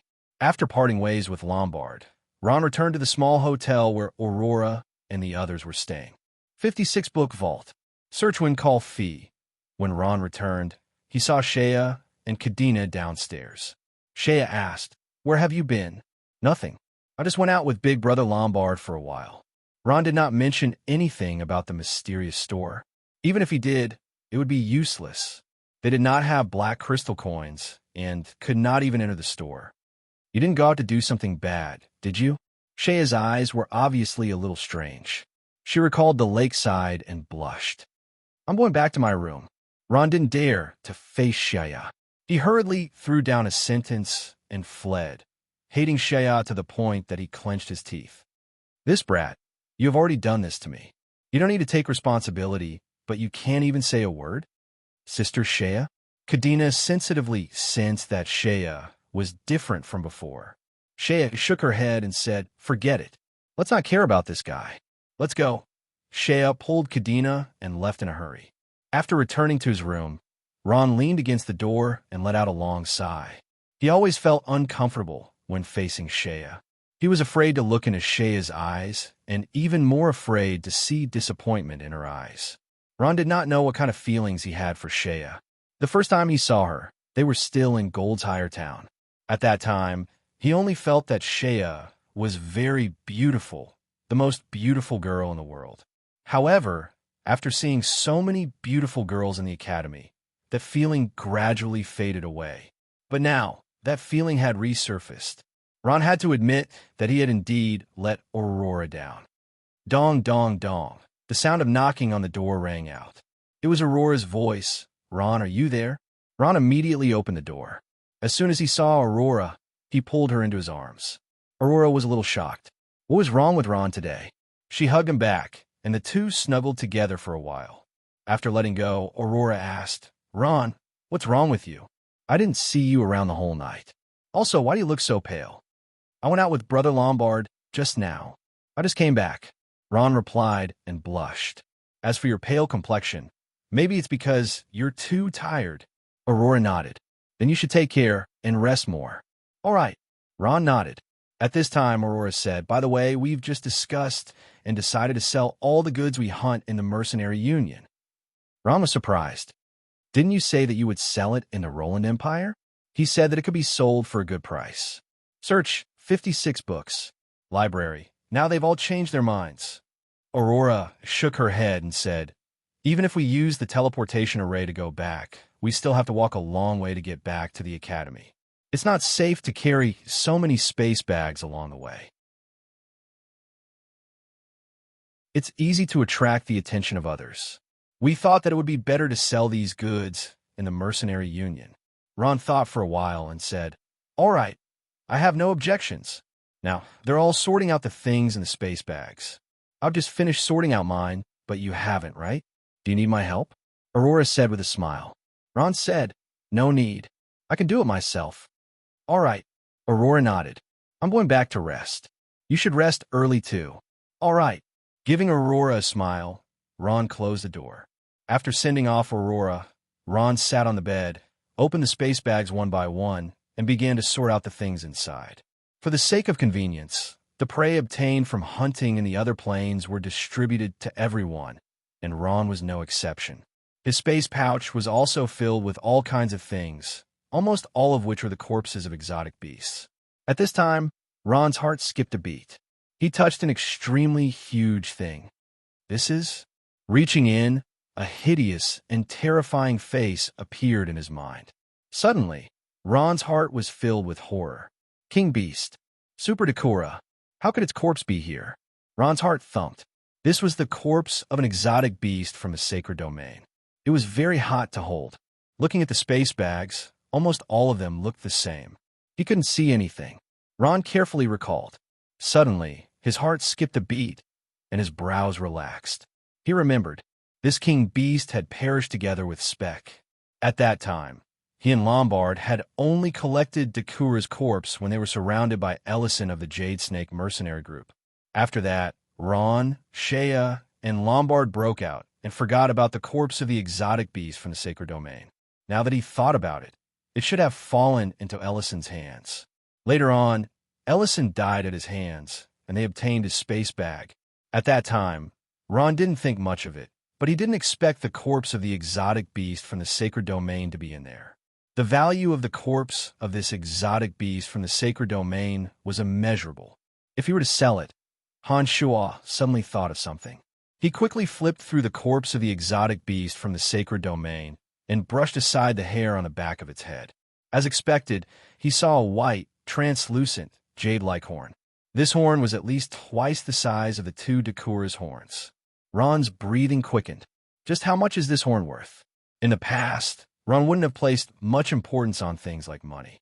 But ever since he learned about the existence of black crystal coins and the mysterious store, Ron knew that he needed money very much, especially black crystal coins. According to the rules of the mercenary world, anything obtained by oneself belonged to oneself. In fact, even if it was the two black crystal coins, Ron could have split them equally with Shea. He didn't know the true value of black crystal coins back then. All he knew was that one black crystal coin was worth 14 million gold coins. But now, Ron knew that these black crystal coins could be used to purchase special goods in the mysterious store. Touching the huge, translucent horn, Ron was tempted. The Mercenary Union was still brightly lit in the middle of the night. Even at night, there were still many people here to submit their missions. Ron walked up to the counter with an uneasy heart. The attendant at the counter was as polite as ever. "Sir, how may I help you?" "I'm here to submit my black crystal mission." Ron took a deep breath and calmed himself down.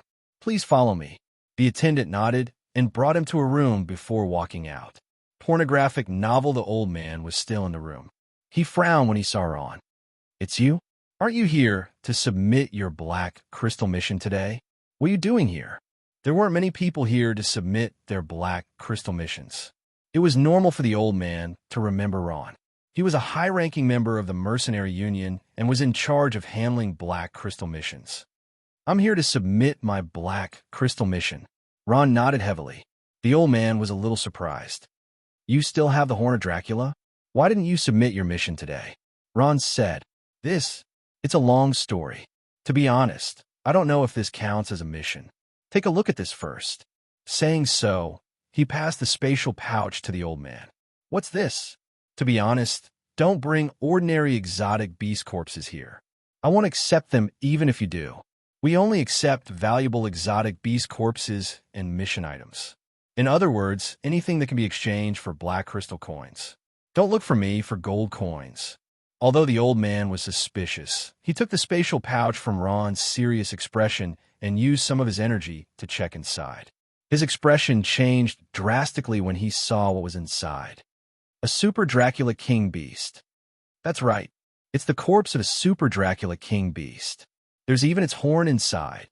Ron said in a deep voice. "Take a look. How much is this worth?" "How much?" The old man smiled bitterly. "When an exotic beast reaches the sacred domain, its corpse's value can't be measured by gold coins." Ron nodded slightly. "That's true. I want black crystal coins anyway." The old man smiled. "I don't get to decide how much the Dracula King Beast's horn is worth. That's up to the mission issuer. I don't have that much money to pay for the mission. Let me think. Someone seems to have issued a mission to collect the horn of a Dracula King Beast. Let me see how much he's offering." He hurried into the inner room after speaking, leaving Ron to sit there and wait. Not long after, the old man came out and said to Ron, "Someone has issued a mission with a price of 25 black crystal coins. The condition is to take its corpse as well. If you agree, we'll consider the deal done."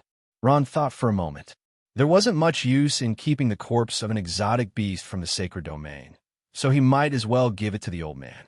Hence, he nodded in agreement. A smile appeared on the old man's face. "I think you'll most likely agree." While they were talking, the old man had already presented the black crystal coins in a brocade box. Ron counted them and found that there were 25 black crystal coins, not one less. After counting, he directly gave the space bag to the old man. The old man took the spatial pouch and called for an attendant to take it away. Ron asked cautiously, "Where will this be sent to?" The old man smiled and replied, "I can only tell you that it will be sent to a faraway plane. As for where it is, you don't need to know. Your strength is too low. Knowing too much isn't a good thing for you." The old man paused for a moment before continuing. "Although you obtained the King Dracula Beast's corpse, I think you got it by luck. It's not because of your strength." The old man's eyes were sharp. He could see through Ron's true strength, and he himself was a master expert. Ron had no choice but to nod and admit it. With his strength, he couldn't even harm the King Dracula Beast's fur. Become a sacred domain expert. The old man smiled. "We have many black crystal missions here, but most of them require experts above the sacred domain to complete. Those below the sacred domain will only be courting death. If you want to earn black crystal coins, it's best if you become a sacred domain expert." Before leaving, the old man gave Ron a piece of advice.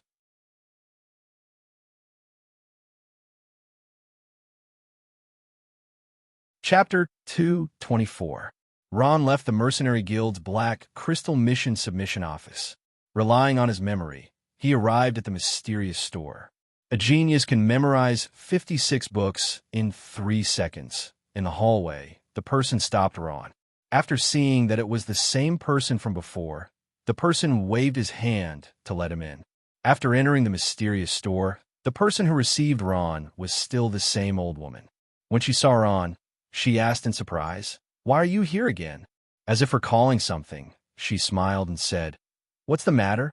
Have you thought it through? Have you decided to sell the legendary staff? My price remains the same. It's still 5 black crystal coins." Ron shook his head. "I'm not here to sell the legendary staff." "Then what is it?" The old woman's face fell when she heard that. "Don't tell me you're here to make fun of this old woman." "I'm not making fun of you," Ron said. "I have black crystal coins. I'm here to buy something." As he spoke, he flashed 25 black crystal coins in front of the old woman. "What?" The old hag was shocked. The rows of black crystal coins had blinded her. This child couldn't even take out a single coin to buy anything in the first half of the night. The town portal scroll and recovery potion that he obtained were gifts from his friends. Now he was able to produce 25 black crystal coins as if he was performing magic. The old woman picked up each black crystal coin and examined them to make sure that they were real. She glanced at Ron. Even with her eyesight, she couldn't see through Ron's profession. However, she was certain that this child's strength couldn't be too high. If he didn't have decent strength, he wouldn't have been able to steal it, right? Could it be that he's a disciple of some expert from the sacred domain and came here with the money? If he's an expert from the sacred domain, 20 or so black crystal coins might be a possibility. The old woman pondered for a while and asked, "Where did you get the money?" Ron smiled gently. "You shouldn't be asking." Indeed, whether Ron's money was robbed or stolen, as a businessman, it was inappropriate to ask such a question. Besides, a transaction was a transaction. Even if the owner of the lost money found him, he was not afraid. The old woman nodded. "Forgive me for my rudeness. However, I have no intention of inquiring about the origin of these black crystal coins. I'm just curious as to how you obtained so many black crystal coins with your meager strength. This is not a small number." After a short pause, the old woman smiled and said, "No matter where these black crystal coins came from, you're my shop's biggest buyer this year." After that, she extended her hand. "Let's get to know each other. My name is Marilyn. You can also call me Mary." Ron nodded and shook her hand. "Hello, my name is Ron." Mary smiled and said, "Hello, Ron. What would you like to buy?" Ron originally wanted to buy a Cross of Rebirth necklace, but after hearing Mary's words, he hesitated. He had no choice. There were just too many good things here. He was getting dizzy from choosing. As if seeing Ron's hesitation, Mary smiled and said, "How about this? How about I give you a suggestion?" Ron nodded. "I think you should need a sacred weapon." Mary changed into a serious tone and said, "A sacred domain grade weapon can directly increase your strength. It is even more useful than the legendary weapons. I can even tell you that not every sacred domain expert has a sacred weapon." Sacred weapon? Ron's desire to buy the Cross of Rebirth was shaken again. He quickly thought for a moment and asked, "How much does a sacred weapon cost?" Mary thought for a moment and said, "About 20 black crystal coins. It depends on the quality and the weapon. The magic staff will be a little more expensive. Overall, 25 black crystal coins should be enough." "I see. Can I take a look at the goods first?" Ron thought for a moment and felt that it was not good to be too hasty with such a large transaction. It was better to take a look at the sacred weapon first. 56 book library search, sure. Mary nodded. "I have all kinds of professions here." "All right, you're a magician, right? Do you want to see the magic staff?" "No." Ron shook his head. "I am a necromancer." "Necromancer?" Mary was shocked. Her eyes were filled with disbelief. "No way. You are a necromancer? Is there a problem?" Ron asked calmly, but his heart was already in turmoil. Mary sighed. "Necromancer? How many years has it been since I heard of this profession? I didn't expect this profession to still exist in this world. I would like to take the liberty to ask, are you a necromancer now, or an ancient necromancer?" Mary emphasized the word ancient. She believed that Ron could hear it. Ron's heart skipped a beat. He felt that this woman seemed to know a lot of things. She even knew about ancient necromancers. He asked, "What do you think?" As he spoke, Ron activated the soul energy in his body. His eyes turned green. "Ancient necromancer?" Mary was shocked. "You are an ancient necromancer? There are still ancient necromancers in the Noah continent. You know about ancient necromancers?" Ron retracted his soul energy and asked, "No, I don't know." Mary immediately changed her words and changed the topic. "Are you planning to ask for the sacred weapon?" Ron intuitively felt that this woman was not telling the truth, but he did not dare to ask. This place was full of mysteries. No matter how much he wanted to know the answer, he could not act rashly before he figured out the other party's background.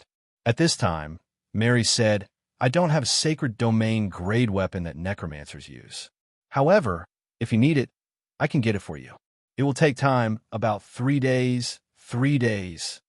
Ron nodded calmly and probed. "Then where are you going to get it?" "Sorry, that is a secret." Mary immediately rejected Ron's question. She then softened her tone. "You should think about whether you want the sacred weapon or not. If I get it, I can't return it." Ron pondered for a moment. "Let me see the Cross of Rebirth." Mary smiled as she took down the Cross of Rebirth. "So you've always wanted this. To be honest, this thing isn't easy to sell.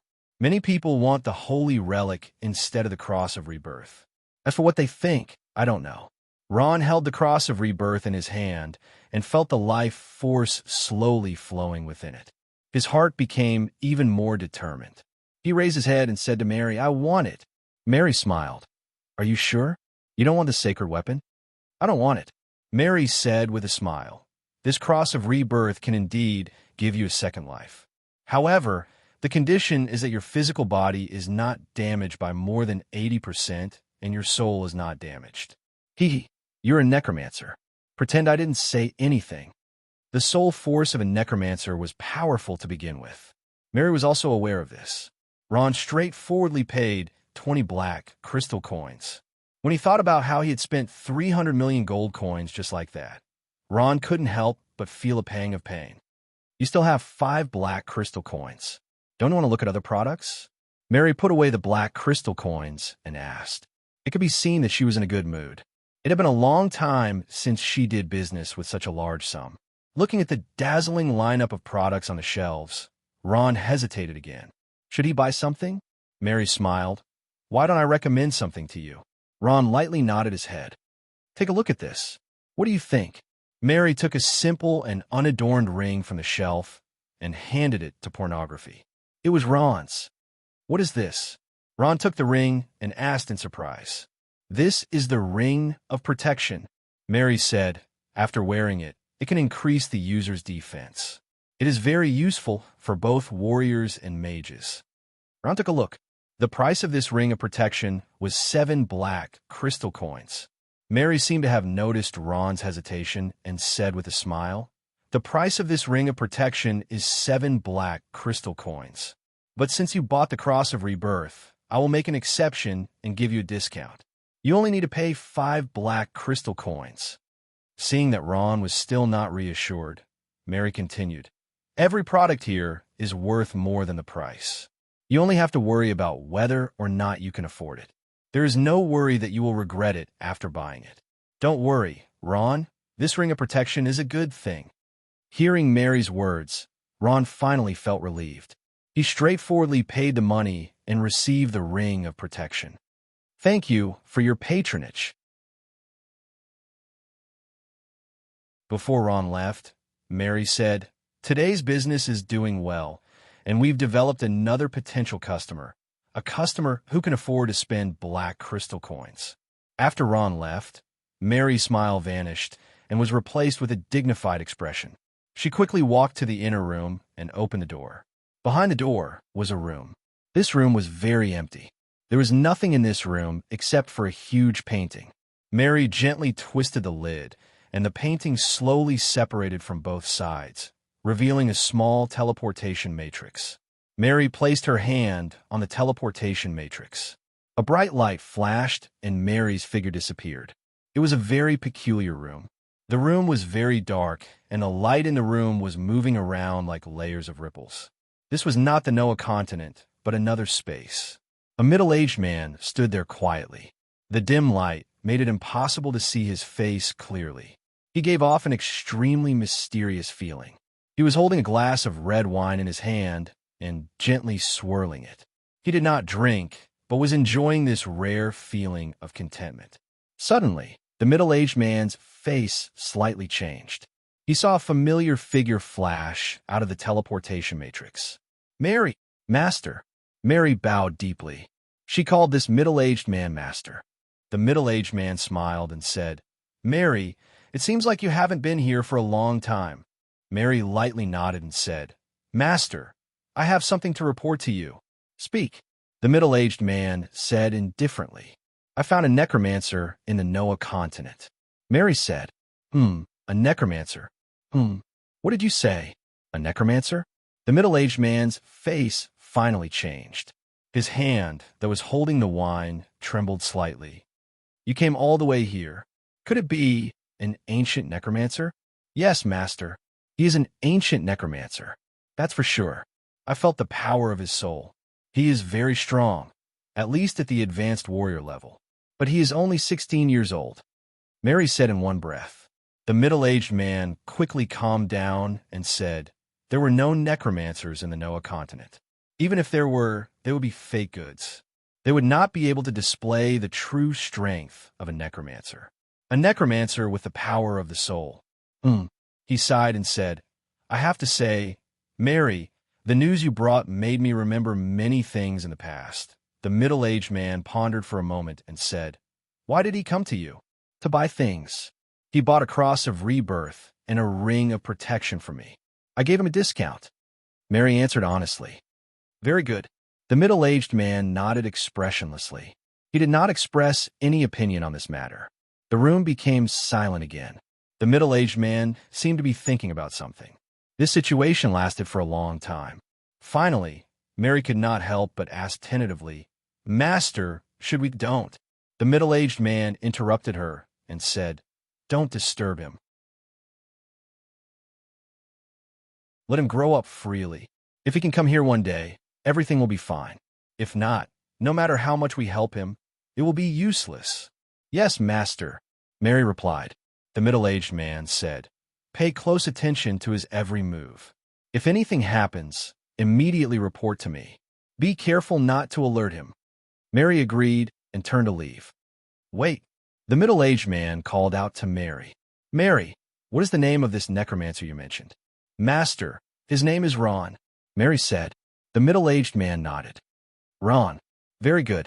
I will remember it. You can leave now. Mary bowed deeply. There was a flash of light, and she disappeared.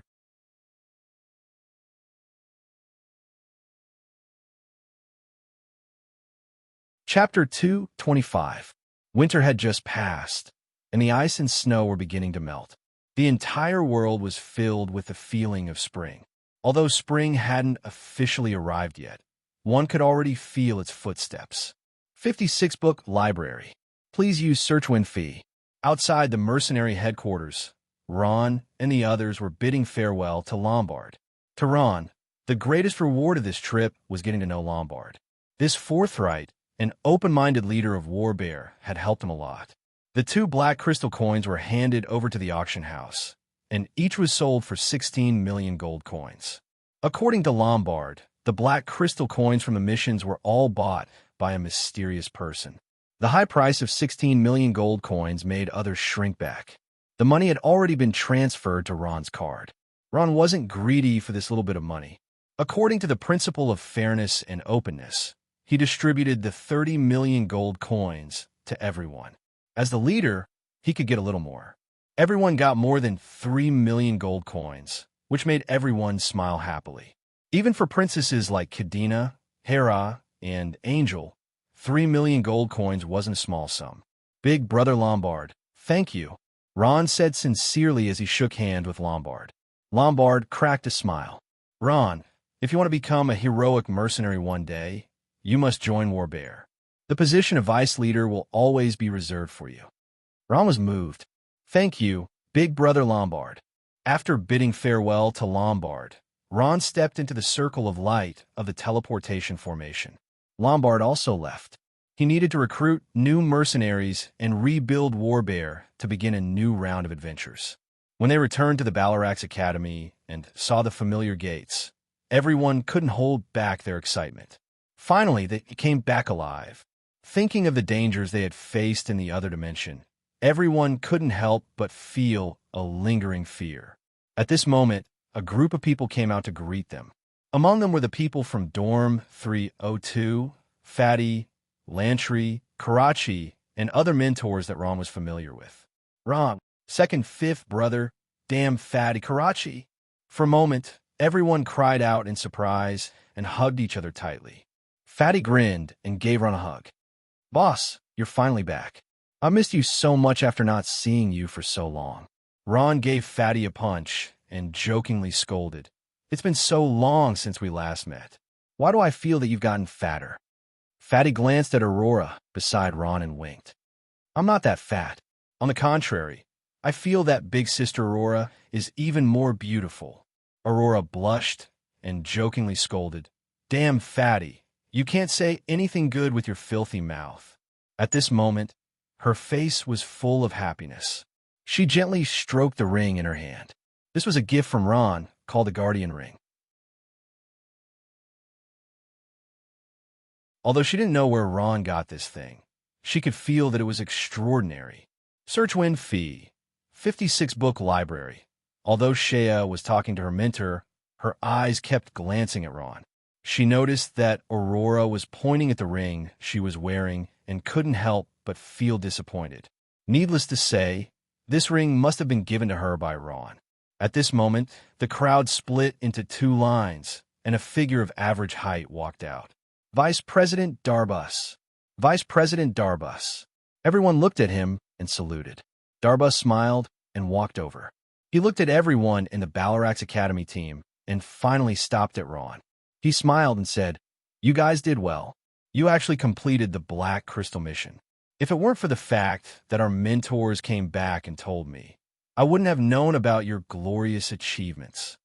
Only then did Ron understand why there were so many people at the entrance of the academy to welcome them. It turned out that the mentors had returned first and reported this matter to Darbus. He did not know how Fatty and the others had also received the news. Darbus paused and continued. Speaking of which, I still can't believe it. In Balarax, only 3 teams have completed the Black Crystal mission. The first is our mentors team, the second is the Soaring Dragon Academy's mentors team, and the third is you guys, my little warriors. Darbus said loudly. Let us cheer for them. Everyone was in an uproar and cheers were endless. All kinds of envious and admiring gazes were cast over. Ron and the others' faces were flushed red. They were at a loss as to what to do while receiving the cheers. Darbus waved his hand, indicating for everyone to quiet down. He changed the topic and said loudly, The one who gained the most this time is undoubtedly Shea. Everyone might not know this, but after this dangerous trip to another plane, not only did Shea break through the master rank and become a rider, she also subdued a rank 10 exotic beast, the unicorn, and gloriously became a unicorn rider. What? Everyone's face was filled with disbelief. This was the first time many of them had heard this news, and they were even more shocked by it. No way is this true? Fatty quietly nudged Ron beside him. It's true. Ron nodded. The others didn't dare to believe it, especially the people in Dorm 787. Darbus approached Shea and said with a smile, Shea, summon your unicorn and follow me into the academy. Shea glanced at the welcoming crowd and then glanced at Ron. She whispered, Vice Principal Darbus, is this appropriate? Although it was Vice Principal Darbus's request, Shea still felt embarrassed. Most importantly, this unicorn was subdued by Ron. She was just picking up a ready-made one. Darbus smiled and said, There's nothing inappropriate about it. Just treat it as giving them an incentive. Shea was afraid that Ron would be unhappy, but seeing that his expression was normal, she was relieved and nodded. A hexagram scattered on the ground, connecting the two worlds. Under the astonished gazes of everyone, a snow-white unicorn slowly rose from the summoning magic array. Shea rode on the unicorn and held Bear Cub in her other hand. Under the envious gazes of the people of Balarax Academy, she slowly walked into the academy. For a moment, the limelight was unparalleled. Ron found that there were many more students coming out to greet him than expected. They were divided into 2 rows, blocking the road so that not even a drop of water could trickle through. Looking at Shaya, who was riding a unicorn in the lead, their eyes revealed a look of envy. What a beautiful unicorn! It would be great if I could have such a mount, a female knight said, her eyes full of envy. Yeah, lightning and light dual attribute exotic beast. This is the perfect mount in my heart. Another knight said, the unicorn is a rank 10 exotic beast. Even if Shaya broke through the adept rank, she's only at rank 7. How did she subdue this unicorn? She doesn't have to subdue it herself. As long as someone can beat the unicorn half to death, then she can sign a contract. Hey, what's that? Damn, it's actually an earth bear. Although it's still a cub, it's already at rank 8. It can't be. Shaya is going to defy the heavens. For a moment, everyone was talking about it. Some were envious, but there were also many who were doubtful. Ron and the others walked behind. Although he was the team leader, he was overshadowed by Shaya's brilliance. Aurora looked at Shaya in front of her and said with envy, Ron, when are you going to catch a unicorn for me to ride? Ron asked curiously, you're not a knight? Why do you need a mount? Aurora rolled her eyes at him. Do you really not know, or are you pretending not to know? Who says that a non-knight can't have a mount? It's just that it can't display as much combat power as a knight. Ron scratched his head. He really didn't know. Aurora held Ron's arm with one hand and kissed him heavily on the face. Forget it. How can I bear to let you take the risk? I'm already very happy with the ring you gave me. Mocklin looked at Shaya in front of him with an expression of adoration. He secretly swore that he would definitely pursue Shaya. There was still a trace of hope in his heart. Shaya still loved him in her heart. After returning to the familiar apartment of room 302, Ron sat down on the sofa in the hall and stretched. Sigh, I'm so tired. Aurora, Angel, Lonsim, and Manny also returned to their rooms. Fatty came over with a smile. Boss, you must have heard a lot from this expedition to the other planes, right? Ron didn't intend to hide it and nodded lightly. That's great. Ron, you have to treat us to a meal. Lantry said with a smile as he walked over. Yes. Ron, want to eat a good meal. Karachi also joined in the fun and giggled. How about the Moulin Rouge? Sure. Ron nodded and smiled. I'll book the largest hall and invite everyone I know. How about that? Fatty cried out and fiercely pounced on him. You really made a fortune. Lantry and Karachi's eyes were filled with disbelief. Karachi couldn't help but ask, Ron, how much did you earn from this trip to the other planes? Ron smiled. Not much, just a few million gold coins. A few million? Fatty, Lantry, and Karachi's expressions all changed. A few million gold coins in just a dozen days. What did that mean? No wonder so many people were willing to go to the other planes to make a fortune. Ron was the captain. According to the mercenary rules, he should get more than others. In fact, Ron got more than that. The cross of rebirth necklace on his body was worth more than 300 million gold coins. Lantry sighed. If only we were senior professionals. Then we could go on adventures with you. After saying that, his face was full of regret, and so was Karachi. Only Fatty didn't care. Ron smiled bitterly in his heart. Senior professionals? How could it be so simple? In that dangerous other plane, even a master might not be able to keep his life. However, he didn't say this out loud. Instead, he encouraged them, practice well, and one day you will become senior professionals. I hope so. Karachi didn't have much confidence. Although she and her brother had become junior professionals, it was difficult for them to make progress these days. Right? Ron said with a smile. This time I brought you a lot of gifts. They are all with Aurora. She will take them out for you in a while. Their gifts? The eyes of the three lit up, and they were happy. Ron blinked.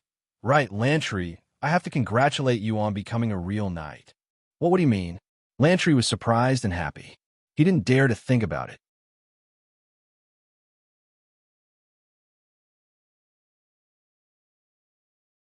Chapter 226. Later on, Lantry found out that the exotic beast hatched from an egg was actually a ground dragon. A ceremony was being held in the small auditorium of the Balarax Academy. It wasn't a big ceremony, and only a few people attended. Dabs, who was wearing a white magic robe, was holding a bright red book. He walked down the stage with a smile and handed it to Shea with both hands. Shea, from now on, you're a teacher of the academy. Congratulations. Thank you. Shea took the bright red book from Dabs. It was a letter of appointment representing that the Balarax Academy had officially hired Shea as a teacher of the academy. At this moment, Shea's eyes were brimming with tears of excitement. Warm applause rang out. This time, there weren't many people who came to Shea's appointment ceremony. They were all Shea's close classmates and friends. Dorm 787 and Dorm 302 were all here. Of course, Ron was also here. He looked at Shea and felt a myriad of emotions. Yesterday, they were still classmates who worked hard together. Unknowingly, she had become a teacher. However, the reason why Shea could become a teacher had a lot to do with him. Kadina's expression was still excited. She looked even happier than Shea. The ceremony was very simple. Dab stuffed the letter of appointment engraved with a special magic imprint into Shea's hand, and then fully displayed his eloquence as the deputy dean. He gave an unceasing speech. The content was nothing more than doing a good job, nurturing many talents for the academy, and so on. Although the ceremony was simple, Dab spoke for more than half an hour, making Ron tired of listening below. When the ceremony finally ended, Dabs hurriedly left with an excuse that he had something to do. Ron, Aurora, and Kahlo. Only then did Dina and the others come up to congratulate her. Shea's face was red, and she looked a little embarrassed. Sister Shea. Kadina was the first to rush up. Woo-woo. Sister Shea, you don't want me anymore? What? Shea playfully pinched her nose. Mocklin walked up and said, "In." Shea only responded to him indifferently. At this moment, Fatty, who wished for the world to be in chaos, shouted, "Shea, you're so mean. Everyone is here to attend your appointment ceremony. Don't you have anything to say? I think you should at least treat us to a good fight." Wow, this can be. Shea, treat me to a meal. Yes, we have to have a good meal. When the crowd heard this, they all started cheering, and the atmosphere in the small auditorium became lively. Okay, Shea said with a smile. Moulin Rouge. I'll book the whole hall. It's my treat, what? Everyone was shocked. How did Shea, who had always been frugal, suddenly become so generous? It would cost at least 100,000 gold coins to book the entire hall of the Moulin Rouge, which was just for a meal. Wow, Shea, you're so nice. Book the whole hall. Everyone cheered. I learned this from someone. Shea rolled her eyes and pointed the spearhead at Ron. Ron helplessly shrugged his shoulders. At this moment, Shea sighed in her heart. It seemed that ever since she met this guy, she had been very lucky. Previously, when she wanted to buy a gold-grade weapon, she had to think about it from left to right. But now, she could spend a lot of money without hesitation. In a way, Ron was indeed her lucky star. Looking at the happy Aurora beside Ron, Shea sighed in her heart. She didn't know why, but she suddenly felt that if she could snuggle up to Ron like Aurora, she would be willing to exchange everything she had now. A group of people left the small auditorium and walked in the direction of the school gate. The Moulin Rouge wasn't far from here, and it was only a 10-minute walk. When they were about to reach the school gate, they unexpectedly met someone. Miss Kadina, I finally meet you. A young man's voice sounded in Kadina's ears, his voice full of surprise. Ron looked and found that he actually knew this person. It was the hedonistic young master Audens he met in the other plane. There were many hedonistic young masters, but he had an extraordinary identity. He was the son of a powerhouse in the sacred domain. Standing beside him was his butler, Fail. Kadina naturally recognized this person. She turned her head and pouted. Who are you? I don't know you. Looking at Kadina's flawless angelic face, Auden's eyes almost popped out, and his saliva dripped all over the floor. But at this time, he tried to maintain his image and smiled. Miss Kadina, I only heard about your name after coming to the Balarax Academy. Hee, I came especially for you. What are you doing here? Ron's face darkened. At this time, he felt that he had to stand up and speak. Don't forget, this is not the other plane. This is the Balarax Academy. If you think you can do whatever you want here, you're wrong. Other than those who went to participate in the Black Crystal mission, everyone else was confused. Fatty asked, "Boss Ron, who is this guy?" "A scumbag Tion Bendao." Ron answered directly, "Bastard, who do you think you are?" Audens heard this, and his face darkened. He did not have much self-restraint. If it were not for Kadena, he would not have come here. Seeing that the atmosphere was a little stiff, Fail, who was behind him, pulled him and said with a smile, "Everyone, I think there was a misunderstanding before. How about this? I sincerely apologize to you on behalf of the young master." As he spoke, he gave Audens a look. With Audens' temper, of course, he would not apologize and could only turn his head away. Ron and the others were not surprised. Fail was a little helpless. He forced a smile and said, "Hee, young master, Auden's personality is a little strange. Please don't take it to heart. From now on, we are all schoolmates. If there is anything, please forgive us." "What?" Everyone heard and was stunned. This guy had become a student of the Balarax Academy? Everyone could see that this guy was staring at Cardina lecherously. Needless to say, he was definitely here for Cardina. Ever since Cardina came to the Academy, there are many people like this, and he definitely wasn't the first. Ridiculous. Shea had always looked down on people like this. It was because of her that Kadina's troubles were reduced by a lot. At this time, Odin smiled stiffly. "Thank you for your advice. Reincarnated abandoned son is also glorious," who knew that no one would respond to him, causing him to be greatly embarrassed. However, Odin's was thick-skinned. He smiled and said, "Miss Katina, it's already noon. You haven't eaten yet, right? Why don't we eat together?" "That's right." As he spoke, he glanced at everyone and squeezed out a smile. "Why don't we all come together?" Kadena turned her face away and ignored him. "Let's go," Shea said.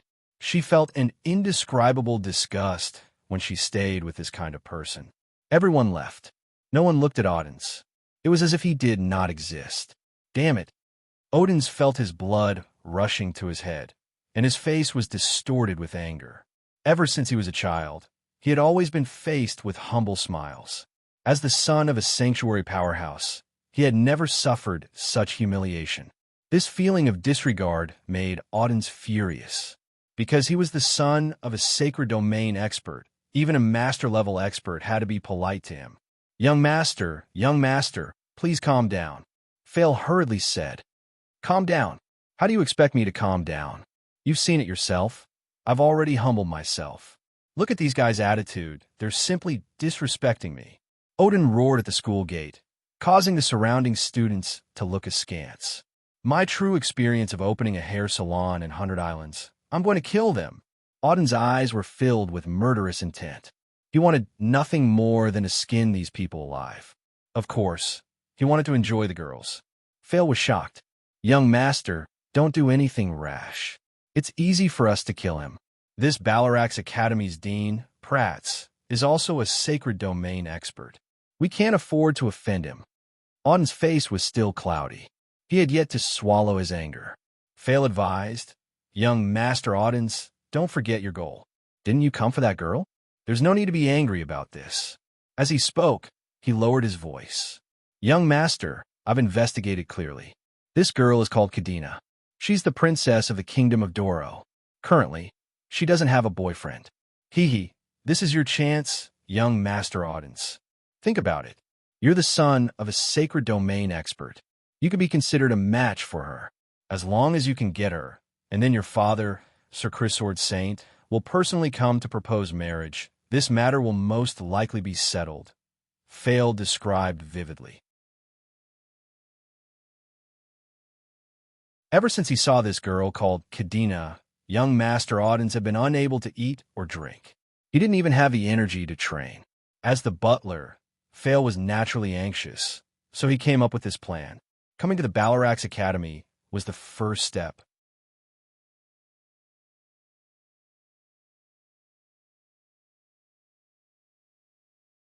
Chapter 227. It did not take long for Feller to complete the transfer procedures. It was not the time for Balarax to enroll students, so the procedures were a little difficult to complete. However, with Odin's generosity and Feller's help, the procedures were completed in no time. 56-book library. Search when phone fee. Fel sent Audins to his own dorm and was about to leave. The academy didn't allow anyone above the master rank to stay, except for the teachers. However, Feller also had his own way. He found the servants and young guards in his family and had them enter the academy with young Master Audons as students. First, they could serve young Master Audon's daily life, and second, they could protect young Master Audons from being bullied. It was killing two birds with one stone. Young Master Audons, do you have any other orders? Fel asked carefully. No. You can leave now. Young Master Odin said without turning his head as he leaned on the windowsill. He looked down from the windowsill and saw many youthful girls walking past him. His eyeballs almost popped out of their sockets. Feller felt a little helpless. Young Master Odin had inherited the talent of Sword St. Chris, and his cultivation speed was not bad. It was just that this guy was too focused on women and did not want to improve himself. Young Master Audins, I have to leave. From now on, you'll have to rely on yourself in the Balarax Academy, Fel said. At the same time, he looked at the guards around him and said in a deep voice, take good care of the young master. If anything happens to him, humph. Fel put on a serious expression and released the aura of a master. Yes, my lord. All the guards replied in unison.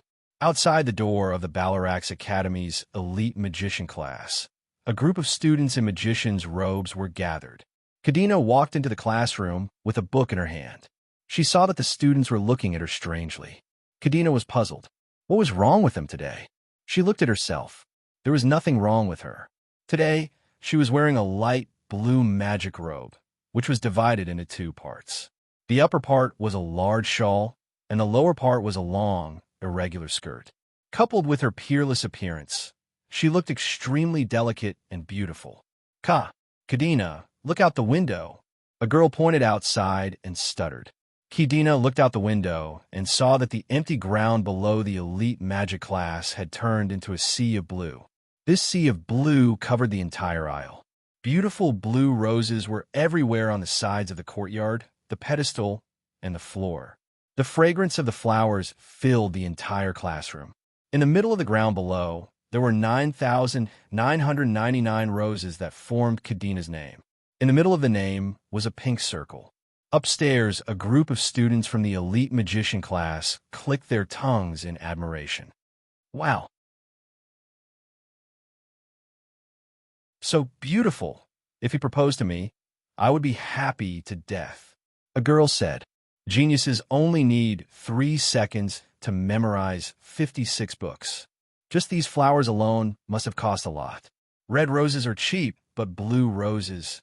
Haha, I heard they cost a gold coin each. But why did he buy blue roses? A boy asked. Of course they're here for a certain someone.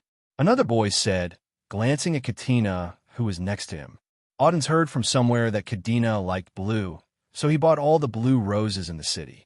Balarax didn't have enough, so he had people buy them from other cities. It took a lot of effort. So beautiful.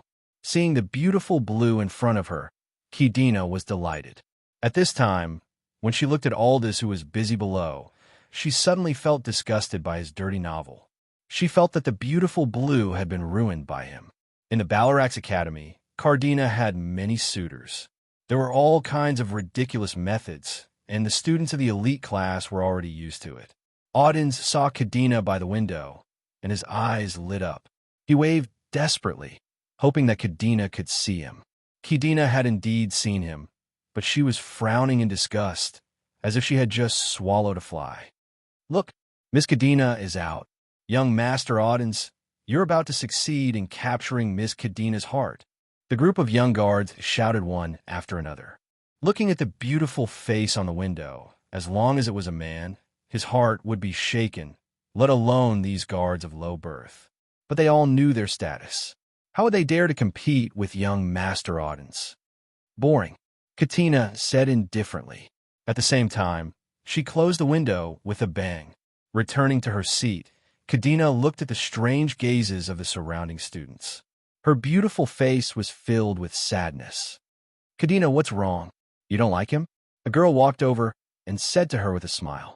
Kadena looked at her and didn't say anything. She had a good relationship with this girl. At this time, the girl lowered her voice and said mysteriously, I heard that this guy is called Audens. He's the son of the sacred domain's Earth Sword, Saint Chris. The Earth Element Sword Saint Chris had stepped into the sanctuary realm in his early 40s. He was also a dazzling existence among the sanctuary realm experts. As a son, Odin's status was also different. Kadena said calmly, If you like him, then take him. I don't mind. The girl smiled and said, I want to, but I'm afraid that he won't like me. As the two of them were talking, Audens walked in with a bouquet of roses. When he saw Kadena, his eyes lit up. He smiled and walked over, saying affectionately, Miss Kadena, your beauty is even inferior to the moon in the sky. As he praised her, he handed over the flowers in his hand and said with a smile, Beautiful Miss Kadena, this is for you. What beautiful flowers! The girl next to him praised. At the same time, she looked at Audens teasingly. However, Audens didn't seem to see it. His eyes were only fixed on Kadena. Kadena didn't take the flowers. Instead, she said indifferently, Audens, I'm going to class. Please leave. This. Audens wanted to take the opportunity to confess to her, but when he heard this, his smile froze. His hand, holding the flowers, hung in the air. The atmosphere was very awkward. Kadena sat there as if nothing had happened. At this time, Audens saw the tutor in a magic robe walk up to the podium. He didn't give up and asked, Miss Kadena, can I know? Before Audens could finish, Kadena cut him off. She didn't give him any chance. Leave. Don't disturb my class. Audens wanted to ask her out for a meal, but he was rejected. When he saw the tutor looking at him strangely, he could only smile awkwardly and leave the Magic Academy's classroom. Seeing Audens's figure disappear outside the room, Kadena secretly sighed in relief. However, her heart immediately became heavy. Young Master Audens is here. Young Master Audens. When a group of lackeys saw Audens walking down the stairs with a gloomy face, they hurriedly went up to greet him. One of them said, Young Master Audens, did your confession succeed? Did Miss Kadena agree to be your girlfriend? Another one said, Of course, young Master Audens' confession is successful. Look at these flowers. They cost more than 100,000 gold coins. It would have been better if they didn't say this. Audens was instantly enraged. He slapped him hard. F*CK. Will you die if you don't say it? The guard was stunned by his slap and could only stand there, unable to say anything. Audens didn't care about the small amount of money. How could the family of a powerful warrior in the sacred domain lack money? What he hated was Katena's attitude. She clearly didn't want to give him any chance at all. This group of people just happened to bump right into his muzzle.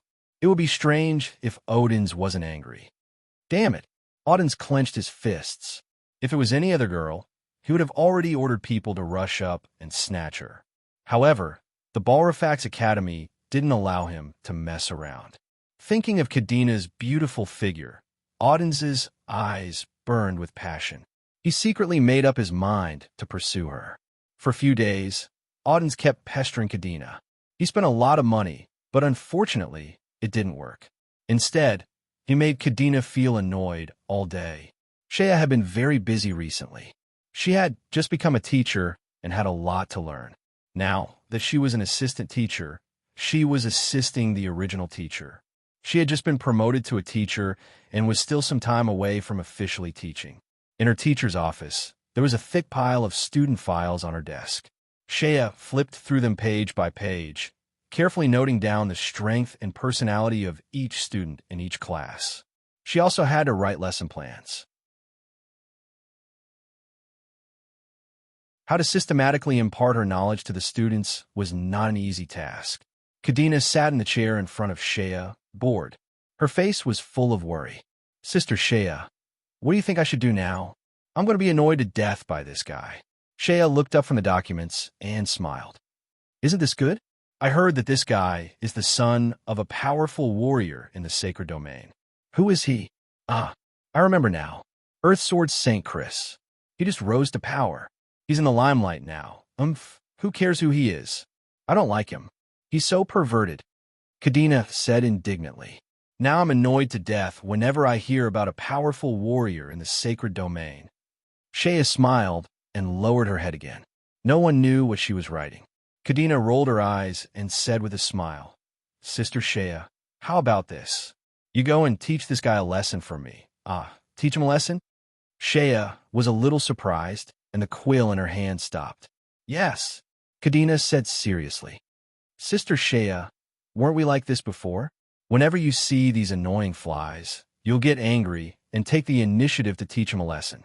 Sister Shea, I admire you so much. In the past, Shea had always been Kadena's guardian angel. If anyone was blind enough to provoke her, their good days would come to an end. If anyone tried to pursue Kadena, Shea would use the excuse of testing his strength to challenge him to a one-on-one duel. With Shea's strength, there were not many people in the academy who were her match. In the end, those pursuers were beaten black and blue. From then on, they did not dare to pursue her, which made Kadena's life much easier. Of course, there were also those whom Shea could not defeat, such as Mocklin. At that time, Shea proposed a duel to him, but unfortunately, she lost. After that, she fell in love with Mocklin, but at the same time, she tacitly allowed him to pursue Kadena. Although Mocklin defeated Shea and obtained the qualifications to pursue Kadena, Kadena still did not have any feelings for him. The past was the past. Now, Shea did not have much feelings for Mocklin. Now, Kadena brought up the old matter again and asked Shea to teach the guy who annoyed her a lesson. She did not want to do anything to the audience, but she wanted him to back off. Looking at Kadena's serious expression, Shea could not help but laugh. She shook her head and said, Kadena, you can't do it now. Why? Kadena was shocked. Sister Shea, didn't your strength increase? Now that you're a master, you can't beat him? No. Shea laughed. Kadena, don't forget that I'm a teacher now. How can you let me, a teacher, fight with a student? Oh, Kadena understood, but her eyes flashed with a trace of disappointment. Kadena, I'm very busy now. How about this? I'll come find you when I have time. Shea buried her face again.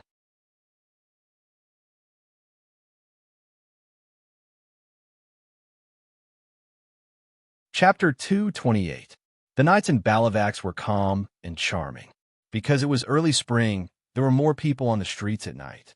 It only took a genius 3 seconds to memorize 56 books.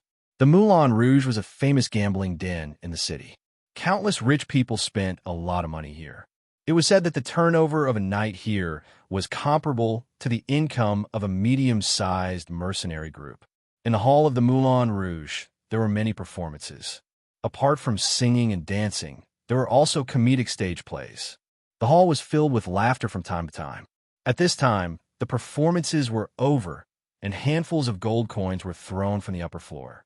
The clowns took off their hats and bowed to express their gratitude. Ron sat alone in a corner of the hall. The candles on the table were burning, and the candlelight cast a red glow on his face. In front of him was a glass of red wine. Ron didn't drink much. He didn't like drinking, but he liked the atmosphere here. There were only cheers and laughter in the Moulin Rouge. It was as if he had left all his worries behind. Ron finally understood why mercenaries who received large amounts of gold coins after completing missions would spend money here. If missions were hell, this place was heaven. The ring moved, and a black shadow flew out. Needless to say, it was Homelin. Yo, Ron, you're drinking? How old are you? Grandpa Homelin. Ron looked at Homelin with surprise. Long time no see, Ron. Homelin smiled. How's your practice going? Why do I feel that your strength hasn't improved much? Well, Ron was most afraid of Homelin asking about this. Indeed, his strength hadn't improved for a long time. Even though he had been practicing hard, there was little effect. Ron was worried that his strength would stagnate. Many people were trapped in a certain realm for their entire lives. Perhaps they would never be able to break through again. Even geniuses were helpless. When he told Homelin about this, Homelin laughed. Silly boy, I thought you were worried about something. The rise and breakthrough of one's strength was something that would happen naturally. How could one improve if one had an impatient heart? Child, you're only 16. Why are you so anxious? Ron thought about it and agreed. During this period of time, he had been desperately cultivating. Because of too many distracting thoughts, he couldn't calm down. The cultivation time was very long, but the effect wasn't very good. It wasn't as good as when he was carefree. In fact, Hamelin also wanted Ron to improve faster. As long as he had strength, some problems could be solved. Unfortunately, he could only teach Ron patience. Ron nodded. Grandpa Homelin, I understand. You have to keep a normal heart. Merlin smiled. That's right.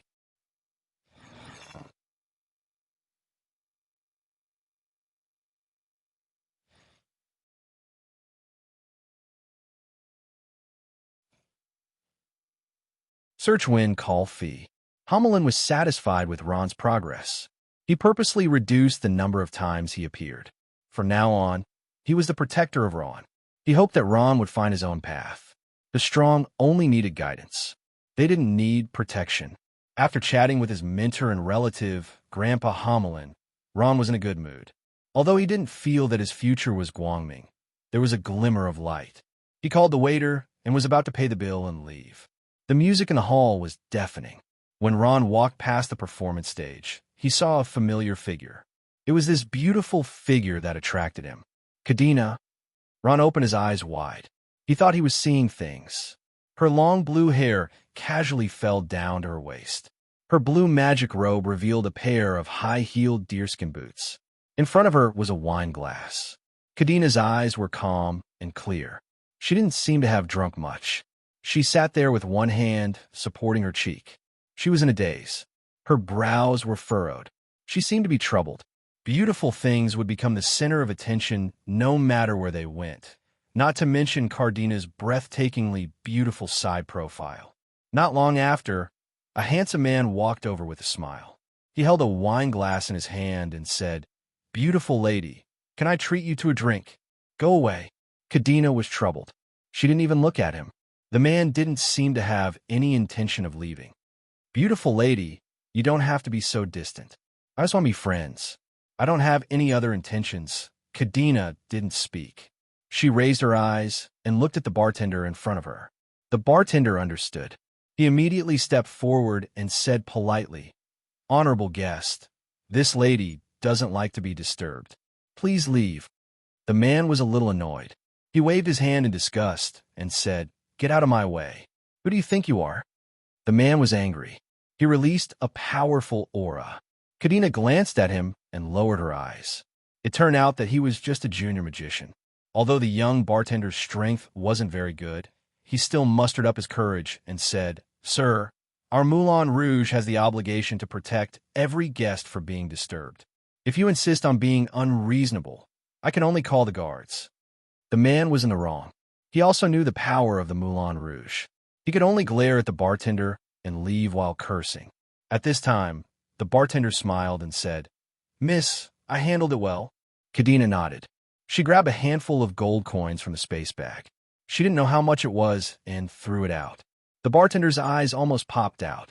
He politely bowed and said cheerfully, "Thank you for your reward, miss." Then he picked up the gold coins one by one and put them in his pocket. That night, the bartender didn't know how many guests had come to disturb Kadena. Every time Kadena rewarded him. At this moment, his pocket was full of gold coins. He hoped that this beautiful woman wouldn't leave so soon so that he could get more tips. At this time, Kadena didn't care about this small amount of money at all. She had received 3 million gold coins from Ron. She had nowhere to spend them. All this was seen by Ron. He thought for a moment and decided to walk over. Without looking back, Kadena had heard footsteps approaching. At this moment, she was upset and shouted, "I told you to get out of my way. Didn't you hear me?" However, that voice didn't seem to hear her. As it got closer and closer, Cartina finally exploded. She turned around angrily, only to see a familiar face. Her expression instantly turned to one of astonishment, with a hint of joy amidst the astonishment. "Ron." Ron nodded. "It's me." Kadena's anger quickly subsided. She smiled and said, So it's you. Sit down. The two were already familiar with each other. Ron sat next to Kadena. What would you like to drink? It's my treat tonight. Kadena knew that her words were inappropriate. It seemed that Ron was not sure of money now. She smiled embarrassedly. Ron smiled and said, Well, since someone is treating, why not? Speaking of which, Kadena, after knowing you for so long, this is the first time you've treated me. Kadena smiled and said, The wine made by this bartender is good. You can try it, okay? Ron nodded and said to the bartender, The same one, give me a cup. The bartender originally wanted to make another income. Only now did he realize that the two knew each other. He swallowed the words that were on the tip of his tongue and bowed his head to mix the wine. After a while, a cup of colorful things was served. Alone? Kadena said with a smile. Aren't you the same? By the way, where's Shea? Ron asked. I asked her out, but she said she was busy and didn't have time to accompany me. Kadena's voice was full of frustration. After taking a sip, Ron felt that the taste of this wine was really good. He put down the cup and said, I can see that you're in a bad mood. Kadena smiled and did not speak. Just when the two of them were chatting, a man suddenly came out of nowhere and came in front of Kadena. Under Ron's surprised gaze, he asked in a deep voice, Kadena, who is he? Ron looked up and saw a man he did not know. This man was about 27 or 28 years old. He looked very handsome. He was wearing a warrior's pornographic clothing. His clothing made it impossible to tell whether he was a knight or a swordsman. But his body was sturdy and his strength had reached the master level. At this time, he looked at Ron with vigilance. The jealousy in his eyes could not be concealed. Ron frowned and did not answer. He knew that Kadena must know this man. He had no intention to intervene in the matter between the two. Kadena put down the cup and calmly said, Reynolds, my matter seems to have nothing to do with you, right? Nothing to do with you. How can it have nothing to do with me? The man called Reynolds raised his voice and said, You're my fiancé? How can you say that it has nothing to do with you? Fiancé? Ron's eyes widened. He knew that Kadena was already engaged. This man was her fiancé. Reynolds was already in the Moulin Rouge. He had been secretly watching Kadena. Seeing that every man who came to chat with her was driven away by her, he was very pleased. But this time, the man who appeared was different. He not only sat beside Kadena, but also chatted with her. This was a very remarkable thing in Reynolds' eyes. Kadena, tell me, who is he? Reynolds pointed at Ron and flew into a rage. Well, I'll tell you. Kadena's expression was still calm. He's my classmate from the Balrogs Academy. Are you satisfied? Classmate? I don't believe it. Reynolds raised his jealous face and stared at Ron.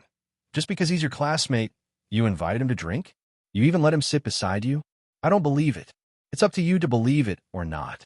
Kadena turned her face and ignored him. Reynolds took a deep breath and said, Kadena, I just want to remind you that you're engaged. It's not suitable for you to be too intimate with other men. Kadena snorted coldly and rolled her eyes at him. Engagement? I haven't decided to marry you. Reynolds said, Kadena, don't forget, this is something that our two families have already agreed on. Hearing him say this, Kadena finally exploded. She stood up like an angry lion and glared fiercely at Reynolds. She shouted, So what if you have a marriage contract? At most, this princess will just die. If you have the ability, then carry this princess's corpse and get married. Reynolds, other than using the marriage contract to force me, what else can you do? Reynolds was a little flustered. He hurriedly waved his hand and said, Princess Kadena, you don't be angry. I don't mean to force you. I just care about you. I don't want you to be deceived by other men. You know, I've always liked you. You're tuning in to the Warrior Lore YouTube channel. Don't forget to subscribe and join us on this journey to catch the most captivating stories.